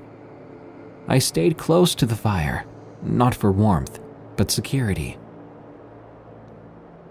When dawn broke, I found that I had 3 6-inch long cuts in the back of my coat. After getting the courage to go back to the scene, with a few friends of course, we found a dead deer where I'd been stationed. It also had 3 long cuts going across its body. I decided then to just pack it up and leave. The drive back home was a silent drive. All I could think about was that creature. I didn't get much sleep the nights afterward too, putting a toll on my grades. I barely passed the semester due to sleep deprivation. I decided to take a 6-month-long break from reenacting, just so I could gather my confidence to sleep outside again. I know one thing. I will never return to that reenactment ever again, fearing that what I met before will not be so merciful next time. Something in the Dark. From Anonymous. I feel odd telling this story, being a 40-year-old man now, with 2 children of my own, whom I tell all the time there is no such thing as ghosts or monsters, knowing that may not actually be true. Recent events forced me to move from Texas back to Florida. This is the place I lived as a child, where my parents still reside. After so many years have passed since that night, the night that began events that changed the rest of my life, I decided that I want answers to questions that are still stirring in my mind, like closure when something traumatic takes place in your life. One day as I visited my parents, it came out. I asked my father if he remembered that night, the one that I still fear to this day. My father is 70 now. He had undergone recent brain surgery due to a hereditary condition. He's got pretty bad memory, but not about that night. The moment I brought it up, his smile immediately disappeared. He looked back at me with a strange look in his eyes. We only discussed the topic briefly before the subject was abruptly changed by my mother, but it gave me the confirmation I needed. As long as I can remember, during my entire childhood, we were a church-going family. Mom and Dad were not always that way. Later in my life, I would learn that they liked to party. They lived life on the edge, one day at a time. But things happened in life that caused them to make life-changing decisions. One of those causes for change was me. The night this event took place was a Sunday night. I remember this because we had come home from a late-night evening service. I'm not sure why most went to church, but as a kid, I enjoyed it. I would get to see my friends, and there was a girl at church I had a crush on. Not that I ever told her. When we got home, I went directly inside, changing into my PJs, brushing my teeth, and I went directly to bed, just like every Sunday night. My bed was on the right of my room when you walked in, and on the other side of the bed was a window, covered by a darker curtain. I had 2 windows on the opposite wall, sitting on the left and right, with my dresser right in the middle. On the wall to the left of my bed near the window side, there was a door that went into a very small closet. I always left it closed unless I needed something inside. Now, my room was very dark, since the windows were covered by dark, thick curtains. At night, the only light in my room was from the hall light, which I left on until my parents came to check on me, because my parents would normally come by and tuck me in for the night. However, that night was slightly different. My mother was not feeling very well, so she went right to her room to lie down. So my father came in to check on me to make sure that I was in bed. I remember the first thing that hit me was this feeling. This was a feeling now as an older adult I would describe as being slightly drunk. Not knowing what that was at the age of 11, it was a very odd feeling that I didn't know how to explain to my father. So instead of speaking up about it, I didn't say a thing. My father said his goodnights and proceeded to walk out of the room. As my father began walking through the doorway, it looked like he was blurring, leaving part of himself behind, and that feeling hit me again. Still, I said nothing. I looked to the ceiling, then closed my eyes. But I didn't keep them closed very long. I wasn't feeling tired, so I opened my eyes, and as they focused towards where my dresser was, I noticed it looked odd. It was dark. My father had turned off the hall light after leaving the room, but even in the dark, my eyes adjusted, allowing me to see certain shapes. I could make out the shape of my dresser, but oddly, something appeared to be standing right in front of it. Or so that's what I thought I saw. I won't lie, if I were in a situation where it was fight or flight, well, let's just say I would run out of my room screaming like a little girl. That's what I wanted to do in my head, but I was so scared at the moment, I couldn't even move. Before I knew it, my screaming made my father come in quickly. As he turned on the hall light, I swear to this very day, I saw something scurry quickly away from the light. Lying down, it was hard to tell just how tall it was, but if I had to hazard a guess, it would be about 6 feet tall. My father entered the room, asking, What happened?" Lord only knows what was going through his mind at the time. I tried to tell him what happened. The feeling, the blurry figure he turned into, the dark, shadowy figure that was standing in front of my dresser and just skittered away. But he wasn't buying my story. At least, not yet. He told me that I needed to stop scaring myself and just go to sleep. Now, in my father's defense, I was quite the storyteller at age 11. That story of the boy that cried wolf just became my reality. I really disliked that story, more so after what just happened to me. After saying that bit, he turned and started walking out of my room. And it happened again. The blur, the light going off, me being terrified. But the feeling was stronger than ever, and I knew for a fact that I was not alone in my room. I turned in my bed, and there it was. This time, I jumped out of my bed and ran into my parents' room screaming at the top of my lungs. My mother told my father that he needed to go check my room to make sure everything's okay. I would later find out in life that my mother believed in ghosts. My father said fine, and went to my room to appease my mother's request. It was no more than 2 minutes later. My father walked back in and told my mother we needed to go stay at a hotel. He thought maybe there might be a gas leak, causing me to see things. I don't know if he realized it at the time, but I knew for a fact, even at that age, that nothing in the house ran on gas. But I was just happy we were getting out. I never returned to that house. My father made the excuse that it was unfit to live in due to a major gas leak. We moved to the home my parents still currently reside in to this day, but I looked back on this time in my life, trying to make sense of it many years later. Eventually, I got the answers to all my questions. Back to the day that I finally confronted my father about it. My mother had changed the subject as we talked, but she had left the room a while after that, and my father immediately brought it back up. He told me that there had been no gas leak. We were not forced to move as they had told me at the time. He said that the things that really happened that night still haunt him to this day. He said when he appeased my mother by going into my room to check, he planned to sit on my bed for a few minutes and come back telling me that it's all good and to go to bed.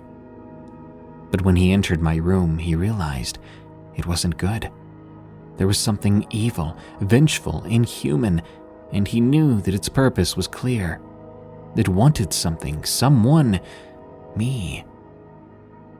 At one point, he even had a minister come out to anoint the home, to chase out the evil, to cast out this demon, if that is what it was. I didn't want to tell my father, but to this day, I cannot get away from something. I do not know how to describe what it is, but it's not good. I've never told this story before, not even to my ex-wife of 19 years, but I think there may be others that hear this story, others who might have an invisible friend who's no friend at all. Over the years, things that have taken place are much more intense, much more terrifying. Another story for another day. Possible Wendigo in West Virginia. From Anonymous. I live with my aunt and uncle in Charleston, West Virginia. I had to move in with them for personal reasons. I live in a suburb with some forest around it, so not really near some big city. There's a creek that I like to walk to and fish in when the weather allows, so I know the place pretty well. This happened a couple of months ago, and it's the first time I've told this story to anyone outside my family. I am part Cherokee, as my uncle, father, and grandmas tell me. My mother's side of the family isn't. I think this is what gave me my instinct to get away from whatever I saw that day. I had one of my cousins from my mother's side of my family come to visit me over the weekend. I was 14 and he was 8. He loved spending time with me. I'm like a big brother to him.